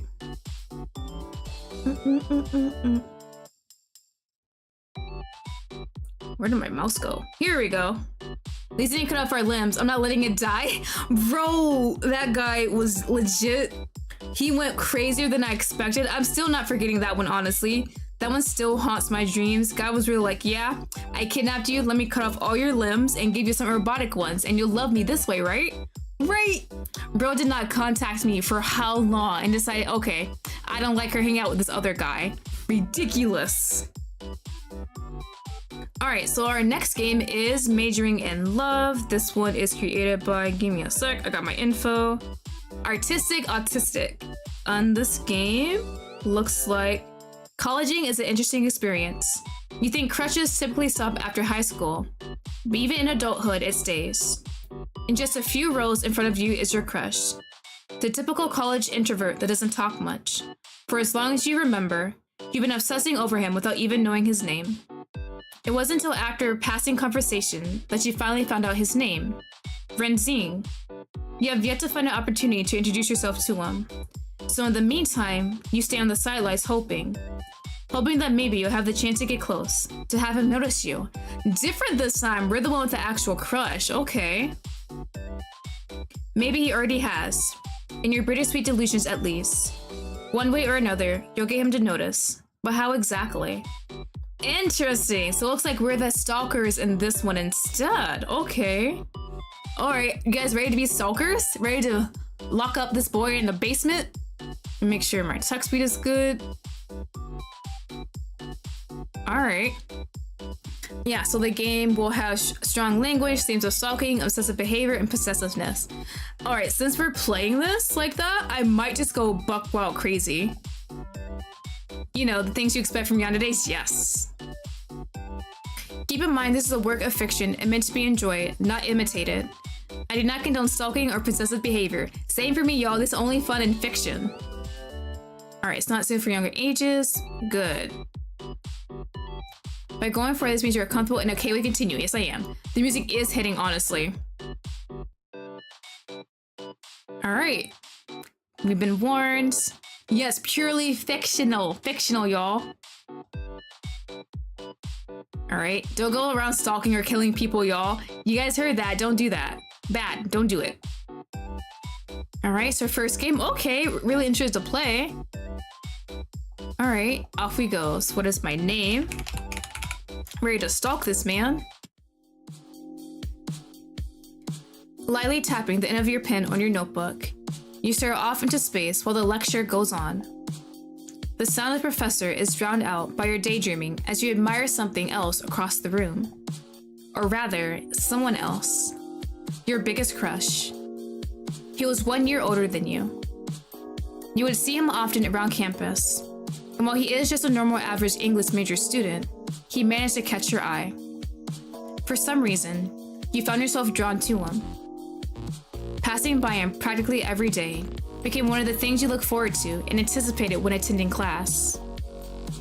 Through a bit of digging, you managed to find out his name, Renzing. It was like brain candy whenever you would think of his name. Is that weird? Biting your lip, the subconscious tapping of your pen quickens. Just one more peek? Narrowing your eyes away from the front board, you glance at the table a few rows forward to your right. Oh, we can see the back of his head, it's so gorgeous. You can see the side back profile of his fluffy dark mocha colored hair and forest green hoodie. One of your favorite things about him is his hair as the brown fades into a bright buttermilk shade. You gaze as his signature blue shirt underneath that you realize he wears quite often. His favorite shirt, you assumed. Are we gonna steal the shirt? He has his head propped up against his hand, as if faintly bods back and forth. He's probably sleepy. It's kind of cute, the way he's clearly trying not to pass out right then and there. To not look like you're being a creep, you keep your head directed to the board, as you passively listen to the lecture. The only thing moving are your eyes, darting slightly to the right to admire your crush. Watch him pull a yandere. Ooh, that'll be interesting though. We're the ones who are really into him and then he does that. The feeling of having a crush in college brings you back to high school. It's a phase that never left you. To obsessing over someone again. You haven't changed one bit. Just another day of being a hopeless romantic. Cupid doesn't seem to favor you. Snapping out of your daze, the others began to gather their belongings. In your little stupor, you didn't realize the teacher ending the lecture. You began to pack your things. Glancing repeatedly in his direction, you slow your movement so that you don't have to leave before him. Once he's done, he steps out of the classroom. You let out a breath you didn't know you were holding. Relaxing now that he's out of the room, you hoist your bag and head out as well. Alright, back home. Mindlessly tossing your bag next to your bed, you stretch your aching muscles. Hearing a satisfying crack, you groan in satisfaction and collapse onto your soft sheets. Stuffing your face in your soft plush pillows, you melt on your bed. Oh, how great it feels to be back. When fully the yandere in one of these, there's always a cool angle to these. Yeah, it kind of seems like we might be a yandere in this one.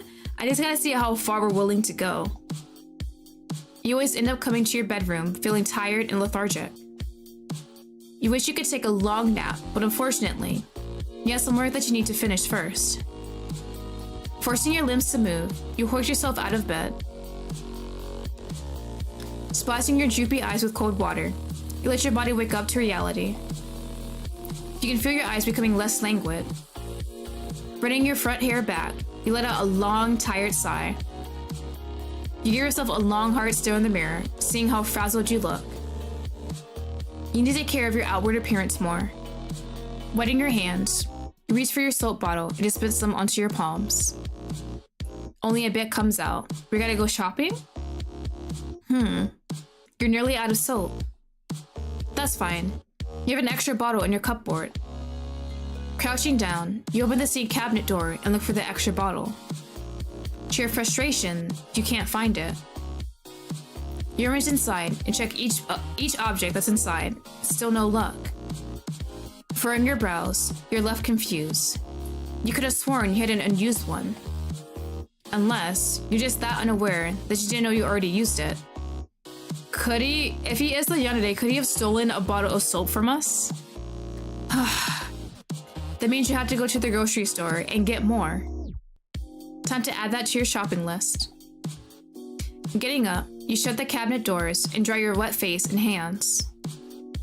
Lazily tossing the now dirty towel into your laundry basket, you decide to get a snack. Opening the fridge, you run your eyes across each shelf, trying to look for something, anything that would ease your appetite. The lack of anything that would satisfy your stomach makes you frown. Okay, we might have to go shopping early and maybe we get to see Ren then. The universe is really telling you to go shopping instead of pushing it last minute, huh?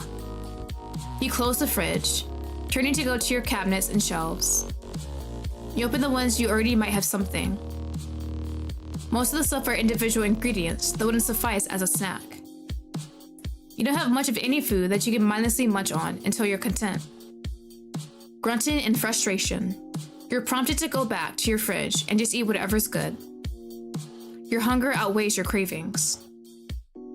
Grabbing the almost empty milk carton, you fix yourself a bowl of cereal with whatever milk you had left. Cereal's not bad. I'm more of a Frosted Flakes or a Trix person. As you close the fridge door, you're met with their grocery list that's posted on with a magnet. It's gotten quite long now. Letting out a sigh, you munch on your cereal with a sour face. Finishing up, you dump the dirty dish into the sink and go to the bedroom to get clothed. That is, if you have any clean clothes. Bro, what do you mean? We don't do grocery shopping. We don't even have clean clothes. Do your laundry. You haven't done laundry in a while either because of your busy schedule. Your already sour mood turns bitter when you can't find your favorite shirt. Did he steal the shirt? Now I'm thinking any bad thing happening, any missing thing might be Ren. Raiding your closet, all you find are sluggishly placed shirts and unorganized pants. You really need to straighten your closet. Maybe even your life too while you're at it. You don't even know where your shirt would have gone. They're not in the laundry basket. He definitely took them. Lack of self-care, right? Like, we can do the stalking, but some self-care, girl. I don't eat that well, but at least I have something to eat. Unless I just avoid miscellaneous random things, avoid going to the grocery store. Girl dinner, oh my god, girl dinner? What is my girl dinner gonna be today? I might make me some macaroni and some sausage, and I think that'll be it. This whole fiasco of things around your house magically disappearing is starting to really piss you off. Huh? Are you serious magically? Are you blind? Overly forgetful? Heck, maybe your belongings were sentient and found the chance to walk away. Today wasn't the only time you realized a few items go missing. You don't know if it's just you or if there's something else causing this. But whatever it is, it needs to stop because not only is it super inconvenient, it's also weird. You're used to losing things, but not in this capacity. Giving up, you put on the next closest comfortable shirt you could find and grab your wallet. Probably best to leave now and get the groceries before you get an aneurysm. Alright, grocery shopping. Entering the aisles, you scope around for whatever you need. By great misfortune, you haven't forgot, bro. What are we doing? How do we forget the list too? You're not having a great day today. Still not recovering from your crappy mood, you walked around the aisles and grabbed anything that you assume was on the list. Resting bitch face and all. Grabbing only the essentials, you had to stop yourself each time to not get too many sweets. You needed to save money, and overindulging in gluttonous foods was not something you wanted to stick to. Grabbing a few frozen foods, you linger in the aisle when you spot a familiar figure from the corner of your eye. Turning your head, your eyes widen in slight surprise to run into someone you didn't expect to see outside of your class. Hey, buddy. Hold on, he wearing the shorts too. Hold on. He got his legs out and everything. Thighs? Thank you, and some tummy? No shot. This man's just wearing shorts like that, and they're short. Hello. Hi, buddy. Okay. His eyes glide across the top shelves from the other side of you. You stay quiet, not wanting him to pay any attention to you or look in your general direction. Staring into his back, you spy on his movements from your peripheral vision. Don't even need to stalk when you're just lucky, right? Every time he moves away, you flinch and look away, pretending as if you weren't just gawking at him. Can you turn around and I can see his ass just a little bit? Like, can I just see what they look like? The bakery, please? Feeling a wave of awkwardness and nervousness swirl in your stomach, you pretend not to notice him. You are not prepared to make any conversation with him, so you act like you're a normal shopper. Grabbing something off the shelf, he starts walking out of the aisle through your direction. Wait, hold on. Freezing up, you scream at your limbs to move before he notices you or recognizes you. Swiftly snatching a box of frozen pizza, you put it in your cart and make a speedy exit. Real subtle. Not suspicious at all. After securing all the items, you hope you didn't miss anything from your grocery list. Cart in front, you stand waiting in line while staring at your phone. Mindlessly scrolling, you feel a tap on your shoulder. Turning your head, you can instantly feel the anxiety pull around your stomach once again. There he is, in the flesh, in front of you. Excuse me? Hey, buddy. Huh? You feel your brain short circuit. Why is he saying excuse me? Are you in his way? Did he notice you acting weird? Wait, you need to respond. Quick, act natural. You stutter out, trying to ignore the churning feeling. Yes? You want to smack yourself. You could feel your hands slightly shaking. A way to act natural. It's just a normal interaction. No need to get so nervous and turn into a wreck in front of your crush. Sorry to bother you, you just seem familiar. And I want to know if you go to the same college as me. I'm pretty sure you know who I am. Yeah, he recognized you. Forcing yourself to try and continue the conversation, your lips twitch into an anxious smile. Yeah, I've seen you before.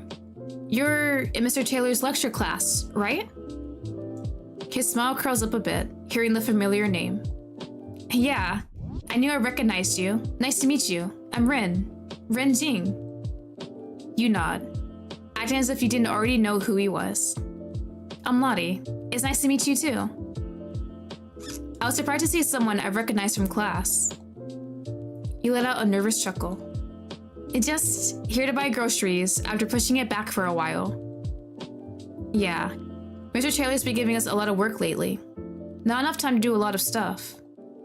Tell me about it. I've had to push back so many chores all because of them. You huff in frustration. The workload you get is insane, and you don't have the motivation to actually finish them. How much of this work have you done? Maybe like 50%? Good question. None. Girl, no, not none. Not even like the first sentence? You say with the flattest face you could make. Whatever being a model student is, you're the exact opposite. He lets out an amused laugh. Do you want some help? I have most of it done. Yes, give me your number. Makes sense. You always see him doing it during class and actually paying attention to the lecture. Must be nice to be able to pay attention when the teacher has the monotone voice ever. If you want, it's your choice. Great, I'll give you my number. Let's go! We got the number. Oh, perfect. Oh, we're in there. He retrieves his phone from his left pocket. Your heart leaps. Were you seriously about to get your crush's number? But you didn't somehow embarrass yourself in conversation. We've won. We didn't embarrass ourselves and we got the number. What an early Christmas miracle. Opening his phone, you notice his cute phone wallpaper with a soft green forest aesthetic. It suits him. He always seemed to have a fond admiration for nature. From his laptop stickers to always having a scent of pine and lilac lingering on him, it's pretty obvious. Opening his phone app, he holds the phone next to you to show you his number. You're about to tap your navigation bar to get into the phone before you realize the most recent app you opened, your gallery. You didn't want to weird him out already with embarrassing photos of your niche interest or whatever you had in there. Playing it off, you go back to your home screen to just manually open the phone app. Not the gallery. I don't think nothing bad was in there. Bro, it would have been really embarrassing if it was photos of him though. You should really delete all your tabs in your navigation bar. With the right app open, you punch in his number and add him into your contacts. When he sees you finish, he takes his phone back and gives you a text to make sure it's the right number. And behold, the notification sound on your phone goes off. Alright, I'll send you a text later today about the work. You nod, feeling ecstatic inside, but needing to look chill and calm. It sounds good. The line moves as you approach the register, the cashier ringing up all your items. Paying the cashier, you turn and bid goodbye to Ren before leaving with their groceries. With a slight bounce in your step, you hurriedly get to your car and put the groceries in the trunk. Entering the driver's seat, you spend a good 3 minutes just sitting there before letting your emotions spill out. Honestly, same. I would sit there and just ponder what just happened. Practically jumping in your seat, you start shaking in happiness. Squeals of exhilaration exit your mouth. And you're such a weirdo. You could feel your face heat up from the interaction, your mind racing with what had just happened. He's so cool. That was all you could think about while you were having your freak out. Anyone passing by noticing you through the window probably thinks you're crazy. To be fair, they aren't entirely wrong. Sucking in a deep breath, you force your nerves to calm down. Your heart is going to end up combusting. After a few deep breaths, you manage to calm down. You still needed to get your groceries back home. Starting the engine, you reverse out of the parking spot and exit, a giddy smile on your face the whole way home. I was kind of scared we'd back up into this man and run him over. Stretching your limbs, you haul out all your bags from the trunk. Picking up the forgotten grocery list, you take out each item in their shopping bags one by one. How good do we do though?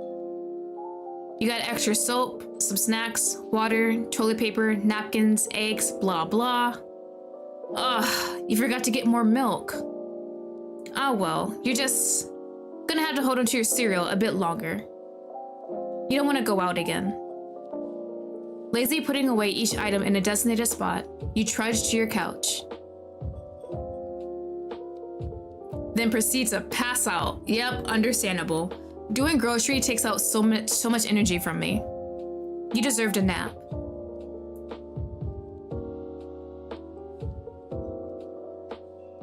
Ding, our phone?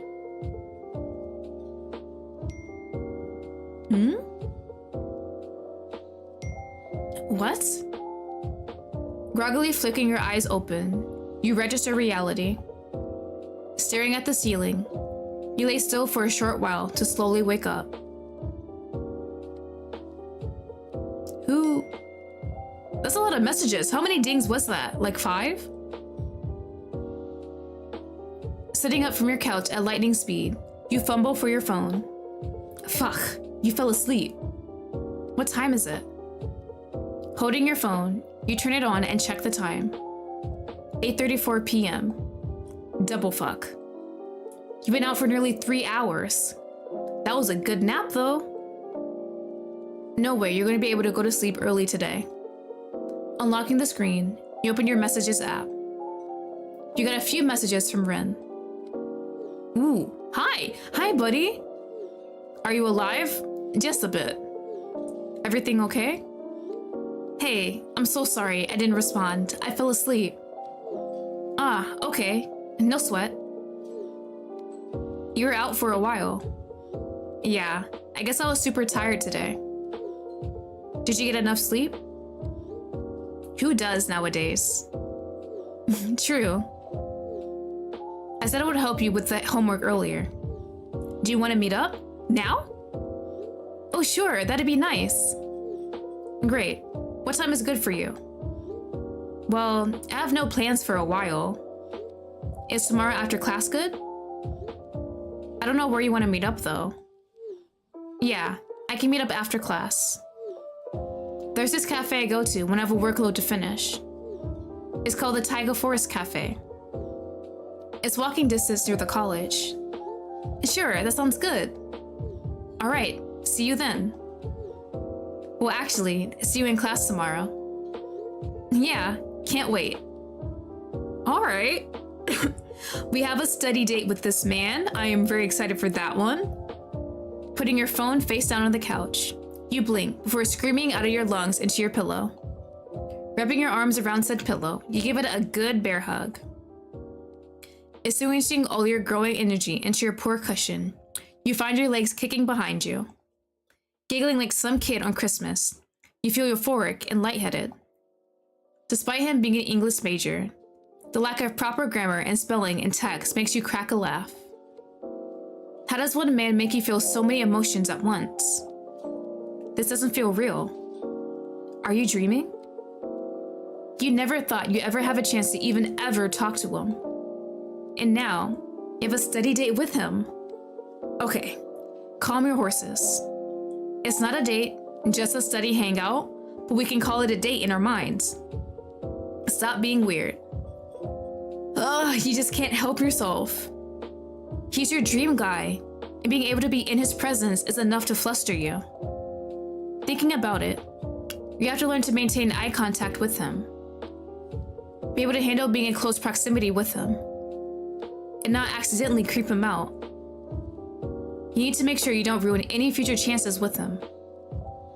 You need to make sure you look your best tomorrow, and be on your best behavior. Can't act like a fool in front of him. Longingly sighing, you lazily toss the pillow back onto the couch and make a beeline to your room. You need to get extra prepared for tomorrow. What should you wear? Something casual probably would be best. You can't let him know how much you've been crushing over him by being all showy. Today no longer sucked as much. Things started off rough, but today, your luck was through the roof at the end. Today's the day. Our study date. I am so excited. Zipping through the college campus, you approach the class you've been anticipating all day. Never in your life were you that excited to be in a lecture. Ooh, can we sit together now? Oh, he's gonna see that I don't pay attention in class though. Especially in one where the teacher makes you wish you were watching paint dry instead. Taking a deep breath, you calm your nerves before stepping in. Your eyes immediately snap to the direction of the only thing you care about. As expected, there he is, sitting in his spot. You always loved how he's early and there before you. Every time you enter, you always take a quick peek at him as you pass his seat. When you wander to your spot, your eyes glance to the side. To your slight surprise, he makes eye contact with you. Heat lightly dusting your cheeks, you instinctively wave and let out the most genuine smile you can give. His lips curl into a warm smile, returning your wave. Your heart basically threatened to burst out of your chest. You plop down onto your chair. We're not sitting beside him? Okay, maybe next time? Trying to keep your hot face under control, you take a long gulp of water from your bottle. You take out a textbook and bury your face in it. He's too much for you to handle. Just get through this class. You can do this. Did we make it? Spacing off for most of the lecture, you catch yourself continuously turning your phone on for the time. So close.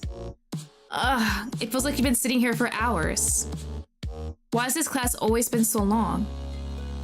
Bouncing your leg, your mind drifts to the study hangout with Rin. You hope it goes well. This is your chance to form some kind of bond. The stakes are high, so you can't overthink and ruin your chances. Just go with the flow. Before the clock hits, you're all packed and ready. As the lecture comes to an end, you bounce up from your seat. With a bout to each step, you stand next to his seat. He stands up, hoisting his bag over his shoulder. Ready to go? Do you wear the shorts to class too? Oh, perfect. If we had a perfect angle, we can look at his thighs just touch the chair. Yeah, you? Yeah, let's go. He walks past you, exiting the class with you trailing behind him. Nervously striding alongside him, you fidget with your sleeves. You feel every heartbeat in your chest making you sweat. Not wanting him to know how awkward you are, you try to act as nonchalant as possible, while also trying not to sweat yourself. The cafe better have some air conditioning, because you feel like an ice cube in summer. You okay? You seem out of it. Your head snaps towards him, seeing his concerned expression. Think of an excuse, your voice wavers. Yeah, it's just pretty hot. You flap the collar of your shirt to make your point. You're not sure if he buys the excuse, but he doesn't press on. It's pretty cool inside the cafe, so don't worry. That should cool you down. Phew. The waiting breeze of the AC hits you in the face as you and him step in. The relief of sweet, cool air washes over you as you feel yourself mellow out. Looking for a good spot, Bryn points to a table near the corner against the window. You nod, sitting down at the seat while he sits across from you. Letting all your heavy bags hit the floor, you twist your shoulders to release some tension. Relaxing into the chair, you start unpacking your work to get ready. Do you want to get something to drink? I brought my wallet with me. You're offering to pay? Oh, you don't have to do that. Yeah, acting nonchalant never works. You just look suspicious. Oh, no, it's okay. You don't have to pay for me. I want to. In fact, I'm offering. I hate to let you pay for me. Are you sure? Yeah, 100%. Don't worry. I'm not running out of money anytime soon. You're too kind. Your heart continuously flutters in your chest. He's such a gentleman too. How perfect can he get? Pick something from the menu. Anything catch your eye? After a bit of skimming through the menu, you notice it has your favorite drink on it. Giving Ren your drink order, he nods and joins the line. Turning your head, you observe the interior of the cafe. It has a cozy nature vibe and is very much something you expect Ren to like. 1 second, quick drink break.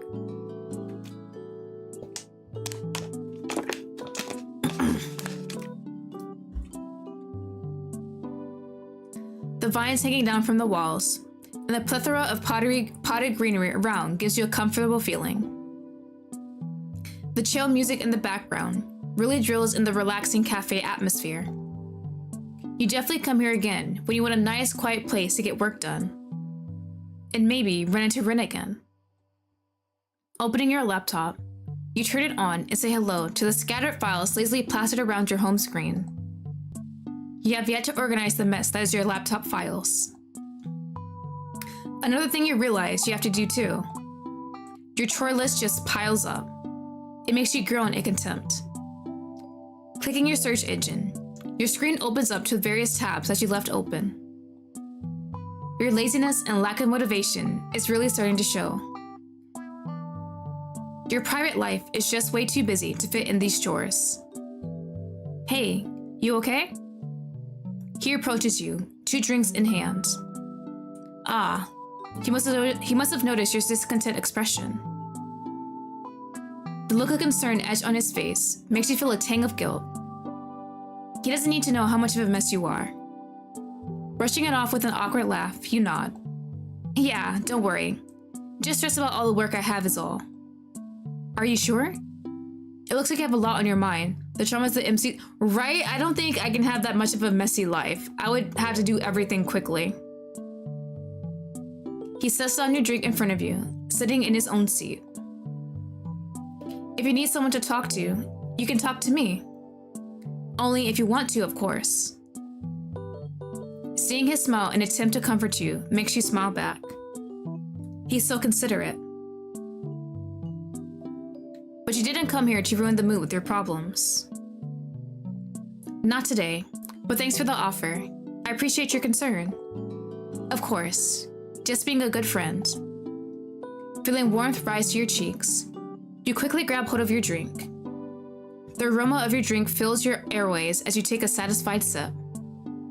The lovely concoction coating your mouth, you sink into your chair. Just exactly what you needed today. Enjoying the drink? Yeah, it tastes great. Exactly how I like it too. You take a long sip, letting out a small content sigh. Ren takes a sip of his drink too. From the soft pink color of the liquid, it looks like he got something strawberry flavored. What drink did you get? Strawberry milk tea. Oh, this sounds so delicious. I want milk tea now. Want some? He moves his beverage towards you. Is he asking for an indirect kiss?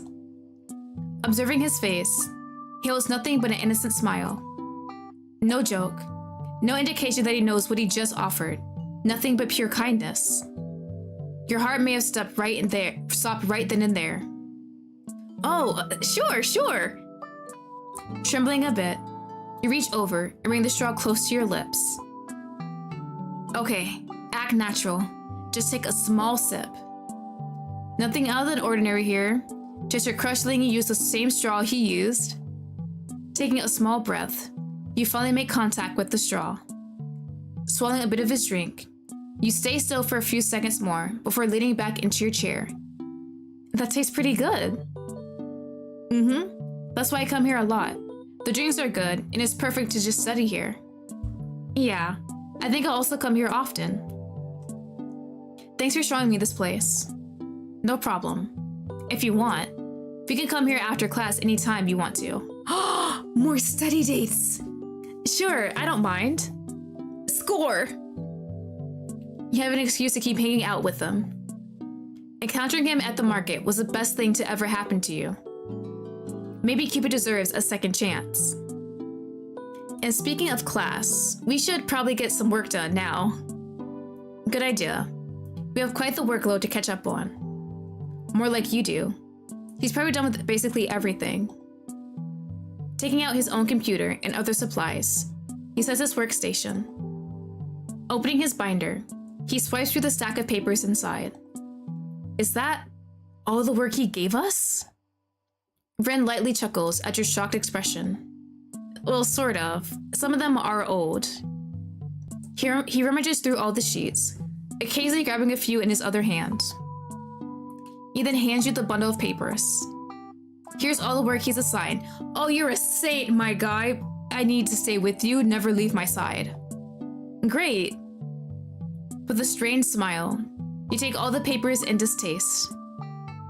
A growing feeling of disdain in your stomach forms from the amount of sheets in your hand. You don't remember getting so much work. But to be fair, your brain probably tuned out all the assignments the professor gave when you just kept assigning them. If you need some help, don't hesitate to ask me. No, it's fine. You're already helping me big time. You don't need to help me anymore. The frustrating fact is, you know the basis of what you're doing. You're not a complete idiot. Probably, at least. It's just the amount in work that makes you lose the drive to actually do them and end up procrastinating. I want to. I know how much there is to do, and I don't want you to continue stressing over it. I still have time. I think if I just take it one at a time, I can get it done eventually. Would it help if I motivated you then? It's the least I can do. That's not a bad idea. If anyone can persuade you to get your lazy ass out of bed, it's him. I mean, it would, but I don't want you to waste your time on me. It's not a bother at all. I want to take the load off your back. You sure? More than anything. His smile is too contagious. You catch yourself curling your lips in adoration. He's too pure. Is he? He's really cute, but is he pure? Does he have some skeletons in his closet? I don't know what I'd do without you. Thanks a bunch. Not a problem. Now let's get started, yeah? Yeah, let's. Your face is redder than the strawberries in his drink. Ripping your focus away from him. You actually need to pay attention. You busy yourself with the assignment sitting in front of you. Throughout the afternoon, whenever you were stumped, he will lean close and assist you while you worked. Every time he gets closer, you have to hold your breath and hide the fact your face is steaming red. Being so close to him heightens your senses, as you can feel his overbearing presence. The only thing keeping you from losing it is the occasional sips of your drink to relax your stomach. It's hard to not get distracted when he's in close proximity. You just nod, and hope he keeps thinking you're paying attention to the words coming out of his mouth. I sure as am paying attention to his mouth at least. It's only when he finishes explaining and pulls away that you finally let out the breath you've been holding. At this rate, you'll pass out from the lack of oxygen. With shaking hands, you attempt to solve the question on your own. You didn't want to ask him to explain it again. 1, you would just get distracted again. And 2, you don't want to pass out. Furrowing your brows, you just decide to do an educated guess before approaching the other questions. For what seems to be forever, you take the last sip of your drink. Glancing at the time on your laptop, it's been about 2 hours. The time felt so short, but so long at the same time. Do you want to take a break? I think you did quite a lot today. You shift through each paper. You have gone through quite a good amount, though you still have a way to go. Leaning back into your chair, you stretch, hearing a soft, satisfying crack. Yeah, I think I'm done for the day. Your ass hurts from sitting too long. All right, I'll throw away the trash, then head to the bathroom real quick. You can go ahead and pack up. He picks up the empty containers and any trash laying around before going to throw it away. Shutting off your laptop, you shove it in your bag along with your other supplies. Ooh. There we go. When all your stuff is packed, you approach Rin's laptop and go to shut it off when you notice something. What do you have in your laptop, sir? You don't just leave that open for others to see. His home screen is also scattered with a bunch of files. Oh, thank God, it's nothing too bad. Okay. Curious, you look around the cafe and see if you can spot any sign of him. He must have made it into the restroom, so you have time. Are we snooping? You don't want to do it, but your curiosity is nagging at you. Biting your lip, your head scrambles on a decision. Ooh, hold on, I'm gonna save. Bro, if he catches me, he catches me. Your piqued interest ended up gaining the upper hand. Giving in, you scoot closer to get a better look at the file names. Most of them are pretty normal, stuff you expect from a college student's laptop. One of them, however, captures your interest. A file named My One and Only. Oh, hold on. That's... Huh? Does he have a lover? Who? You're not sure what this new revelation means, but you don't like it. It can't be right. He can't have a lover, right? Surely, there's some explanation for this. You've got to be joking. Open it up. Open it up. Hovering his mouse over the file, you turn your head back just in time to see him exit the bathroom. Girl, run, run. We didn't do anything. Shit. Moving the cursor away, you quickly sit back down in your seat and act as if you weren't snooping. You were too slow. Oh, this sucks. Now you're gonna be all up night overthinking about the folder. Your leg bouncing impatiently. You replace your frustration with a smile. Ready to go? You nod, pulling your bag over your shoulder. Just ask him if he has a girlfriend. Yep. Ren closes his laptop and gathers all his belongings as well. Do you have any plans after this? It's Friday after all. Not that I know of. Probably just sleep or play something on my laptop. Why? I was just curious. You raise a brow. Instead of pressing on, you just shrug it off. Do you want to keep hanging out? You could swear that you saw a glint in his eyes that lit up when you asked. I mean, I wouldn't mind. It's been pretty fun so far. And instead of doing work, we can do something less boring. The secret folder in his computer still lingers in the back of your mind. He wants to keep hanging out with you, despite having some connection with whoever is inside that folder. You don't want to pass out an opportunity like this to continue spending time with him. Honestly, it could be anything in that folder. If I had a folder like that, it would just be an anime man inside it. But at the time, you don't want to be eventually crushed by the fact that he has his eyes set on someone else. Putting a hand on your chin, you outweigh the two decisions and nod. Sure, you can come over to my house if you want. I have a TV in my room. We could watch a movie if you're interested. Already inviting him to our place? Sounds fun. I hope you don't mind that my house is a bit messy. I haven't really had time to clean everything. That's fine. Can't judge when my room's usually the same way. He's actually coming to our place. Well, here's my humble abode. You set down your stuff on your desk. He does the same and then takes in the side of your room. You still have a few clothes strewn out and about, so you just quickly pick them up and toss them into your closet. Your room isn't that bad. You don't have to be so nice. You eternally cringe at how messy you can get. No, really, I don't think it's that bad. Despite his reassurances that it's okay, you still feel crummy for having him see the state of your room. He's the last person you wanted to see the tornado that is your living arrangements. You certainly weren't expecting guests, let alone your own crush. Trying to salvage things, you straighten your bedsheets the best you can.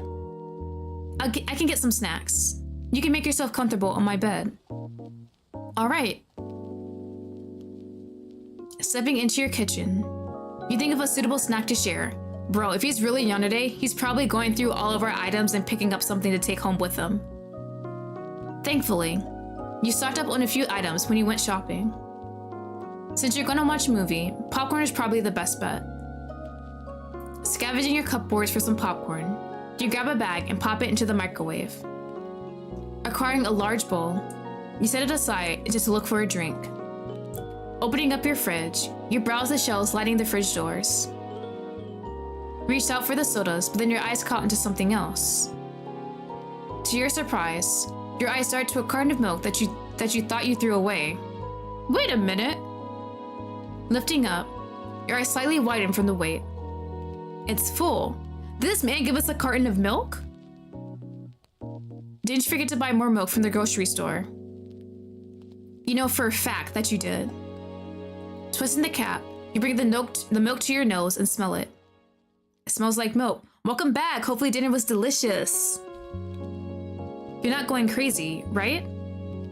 Not hallucinating? Ugh, I don't have time for this. You mumble to yourself. You can't keep him waiting. You'll deal with this later. Taking out 2 sodas, you fill up the bowl with the finished popcorn, then head back to the bedroom. Hey, sorry for the wait. I have... Ah! Oh shit! He was going through our closet to gather our items. Oh my god. Bro, did you not listen for us to walk back? You should have been quick. Bro, rule number 1 of stalking, be quick. Bro, what are you taking? Is that a shirt? Are you sniffing it? Rin fumbles with whatever is in his hands. Squinting, you can make out the shape of what he's holding. It's a black shirt. A very familiar one. Right? Skill issue. Man has a skill issue. What kind of stalker are you? Wait a minute. Looking closer at the detail of the shirt, it's a design you recognize. That's your favorite shirt. The one you lost. Was he returning the shirt to us? Oh my god. Bro. Why does he have it? Before he can ask, he quickly shoves it behind him. His face is beet red, but his eyes are as wide as saucers. A look of guilt and surprise is evident in his eyes. Since when do you have possession of your shirt? Look, how did he get it initially? Right, it was in our house. So he had to come in and grab the shirt for whatever reason and then brought it back? Like, he's helping us around the house by breaking in and giving us things, but I don't know about the shirt thing. It was, I ate some omelet with rice, lentils, type of beans, and fried plantains and drank some soda. Ooh, hopefully it was delicious. His voice is strained, frantically looking around and shaking as if he's freezing. He's backed into a corner, and able to think of some explanation to justify what he's doing. But for some reason, y'all take a stalker, cleans the house, right? Honestly, if he comes in, cleans, gives me groceries, bro can do whatever he wants. You're not mad. Care to explain? Rin seems caught off guard by your reaction. He probably assumed a meltdown or a heavy interrogation or getting the cops called on him. Are we chill with this? He doesn't say anything for a while, leaving you awkwardly standing with a bowl of popcorn and drinks in hand. He bites his lip, the grip on your shirt tightening. The way he looks like a helpless puppy makes you frown. You should be mad. He somehow got a hold of your favorite shirt and stole it. Or maybe there's another part to the story that you aren't aware of yet. But as it stands at this moment, you should be mad based on the context. But you lack the strong emotions to lash out or scold him. Ren studies your expressionless face, the gears turning in his brain. Then, after what felt like 3 minutes, he spoke up with a sigh. Ooh, look at the little leggies! You're probably confused and angry. I won't blame you. I know this looks bad, and well, it is, but... He's deciding on what to say next, afraid of how you react. I'll tell you the truth, but please, don't yell. Okay, go ahead. I won't. Go ahead, explain yourself. The tension in his shoulders eases up a bit from your composed response. He struggles, finishing the sentence. Stalking you, that's what I thought. Okay. You're not sure what you're feeling. The only distinguishing emotion you feel is confusion. Why you? He's never even talked to you much, if at all in class. Why did he grow some sort of attachment to you? I mean, we could say the same thing about us to him. We only saw him briefly in class and that's it.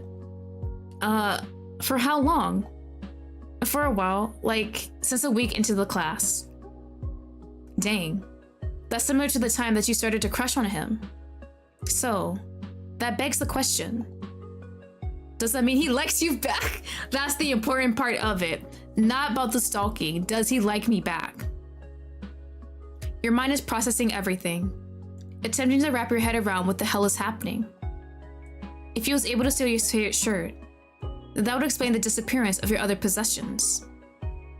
Is that why things have been readily vanishing in my room? The corner of Rin's lips twitches a bit, confirming your answer. Yeah, don't worry, I can give them back. I was going to return your favorite shirt. He gestured to set clothing in hand. Well, that's a few mysteries solved. For some reason, you're relieved it's him. Ignoring every single red flag, I love it. Better him than some murderous robber. Or maybe, he is a murderous robber and you don't know it. Which makes you question how he really feels. How he's really like if he has the moral ability to break into your house and steal random items. Is there anything else I should know about? He stares down at the ground, contemplating what to say next. I know it probably doesn't seem like it since I've been stealing from you, but I love you. Ever since I started growing feelings for you. You frown in puzzlement. You of all people? He flinches at the scowl on your face, assuming it was one of contempt and disgust from his confession. I'm really sorry for stalking you. I'll give you back all your stuff, I promise. I should go. Dropping the shirt, he shoots past you and aims to exit the bedroom door. However, you react quicker and grab a hold onto his wrist, yanking him back. He's caught off guard, drifting back toward you. To avoid him running off, you shove his body onto your bed. Using your own weight as leverage, pinning him down. Holy shit! Oh my god! Bro, we're never letting this man go. We're never letting this man go. Bro, you keep your arms beside his head, putting pressure on his body so he doesn't easily shove you off. With your legs straddling his sides, you make sure he can't move his lower body. Upon his sudden action, his eyes widened more than before. The color that drained from his face when caught returns redder than ever. Out of all the things to potentially happen, he never expected anything like this. Nothing could have prepared you to be on top of him, making any sort of contact with him. And neither were you prepared. But something in you acted on impulse. The part of you didn't want him to leave. Like some part of you would have left alongside him. You probably wouldn't see his face ever again the moment he exited the front door.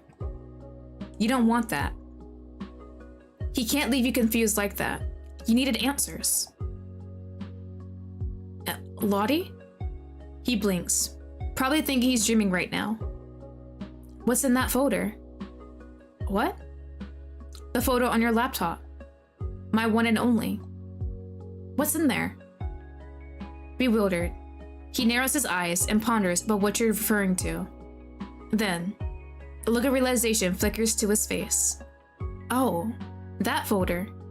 He pauses. They're images of you. Pictures I took. You know you shouldn't be pleased with the answer, knowing he's been taking pictures of you without you knowing. And yet, the past ache in your heart from finding out about the folder sizzles away. In a weird, unusual way, it brought you comfort. How many are there?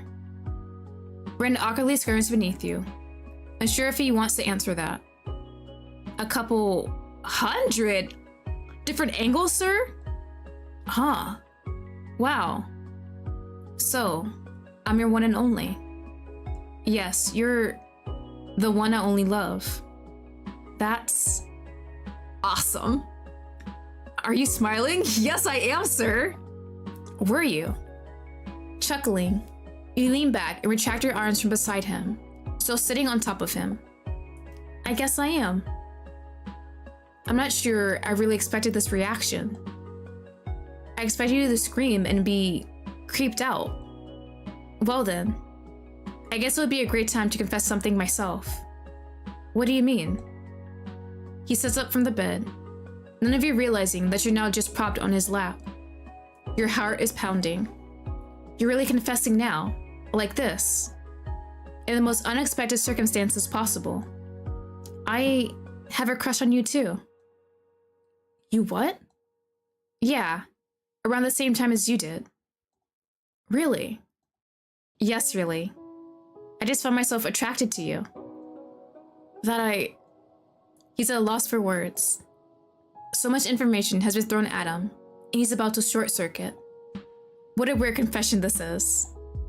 And all because you caught him snooping around your closet with your stolen shirt. I also have something else to confess. There's more? I guess so. Why are we so chill about invading each other's privacy? We were made for each other at this point. Yeah. And now that we're letting it all out, it feels like the appropriate time to mention it. You slip off his lap, earning a soft groan of disappointment from Ren. Approaching your desk, you pick up your phone to unlock it. Oh, it's a photo of him, isn't it? Opening an app, you slide through it before tapping and showing him the contents of your phone. They're all pictures of me. They were made for each other. There's so much. Your own face brightening up, you take your phone back, tossing it onto the bed. Yeah, I guess you could say I've been sorta stalking you too. He's stunned, like a big bombshell was just dropped on him with this new revelation. Wow, I don't really know how to react, but my feelings haven't changed. I hope not. They never will. No matter how twisted you are. That is a ride or die. We love men like that. I still really love you. So much that I can't stop thinking about you. Wishing I could see you in person more than just in class. Wanted to reach out, chat, become friends. But I've been too much of a coward. I knew I had to shoot my shot soon though. I can't have anyone else falling for you. I don't know how well I'll take it if you ended up with someone else. Well, this is a new expression. Seeing his brow curl down in jealousy. It certainly burns some sort of spark in you. You'd never seen him jealous before. Seeing this new foreign emotion come from his possessive tone gave you insight on a completely new side of him. He's jealous for you. For you. It feels like you're dreaming. And you never want to wake up. Ever. I don't know how I would if you did either. I only have eyes for you. So that would never come true. I would rather dig a knife into anyone that touches you than give you up. Hell yeah, man, violence! Well, you don't have to worry about that. You step closer to him until you're in contact with his chest. It isn't until you lean closer and make contact with his lips that he reacts. After months for yearning for him, you finally get to taste him, feeling his soft, delicate lips on yours. You melt into the brief kiss, embracing every millisecond you get to make lip-to-lip contact. As quick as it came, you just as quickly leaned back and admired his shocked expression. He brings his index finger to his lips, raising the part that you kissed him. If he was in a contest against a tomato on who was redder, he would win. You let out an amused and lighthearted laugh. I love you too. Upon hearing those words fall out of your mouth, his lips curl into a delighted smile. I'm glad. I can't believe I finally get to be with you. After all this time. I'm just as surprised as you. You come closer once again to give him a hug. He returns it with great energy, a bleed crushing your ribs, but you didn't mind. When you finally and hesitantly break away from the hug, you realize something. Oh yeah, I forgot about something. You briefly walk back into your closet before tossing something to him. He catches it easily and examines it with a perplexed look. This is the hoodie I lost. Lost. Keyword lost. Quotations around that. How did you... Thought it was appropriate to give it back to you since you returned my shirt. Now that we got that over with, let's get back to watching that movie. Yeah? He remains speechless for a bit before he chuckles. Sure, I like that very much. Is that the end? Ah, twisted together, ending one. Nice, okay. Bro, I love when they're mutually toxic with each other. Bro, perfect. We love this man. He loves us. Nice, good ending too, right? All right, I really enjoyed this. It was really fun. So if you run any problems, yes. Really enjoyed that one. Perfect ending for today's stream. We're both Yanderes for each other. We both stalked each other, took a bunch of pics of each other, and now we're together. Bro, perfect. Love it. Oh my god, that one was really good. As always, don't forget, I left links to every single game I played in my description if you want to try it out yourself. If you do try out the games yourself, don't forget to rate and comment to let the creators know how much you enjoyed the games. All right, that's another 5 entries down of the Yandere Game Jam of 2025. I think I'm like halfway through all of them now. So always, next Monday, I will have another 5 entries ready to go. Ready to see these Yandere men and women. I'm just ready for all of the stalking and toxicness. I love it so much. The limb cutting, I can sleep in peace tonight, right? No limb cutting today. We're perfectly fine. I think you weren't here though when the crazy maid killed that bear guy and tried to cook him in the oven. You missed that part though. This was so much fun. Thank you. I'm glad you had a lot of fun. I really enjoyed it. Tomorrow's stream, I believe I am streaming Love in Deep Space. I'm going to play some of the stories for Silas and Caleb. So we're going to have some fun with some 3D hot anime men. I know Caleb is a Yandere character, so I'm very excited to see how his card story goes. I'm very excited for these men. I love it so much. So that will be it for today's stream. I hope you guys all enjoyed it. I never go back. I have to go back and check. Right? It was like a bunny maid and she was ridiculous at the end. Complete 180 from what she was before. But I really enjoyed it. But yeah, that is it for today's stream. And I hope you guys all have a nice day. Bye bye.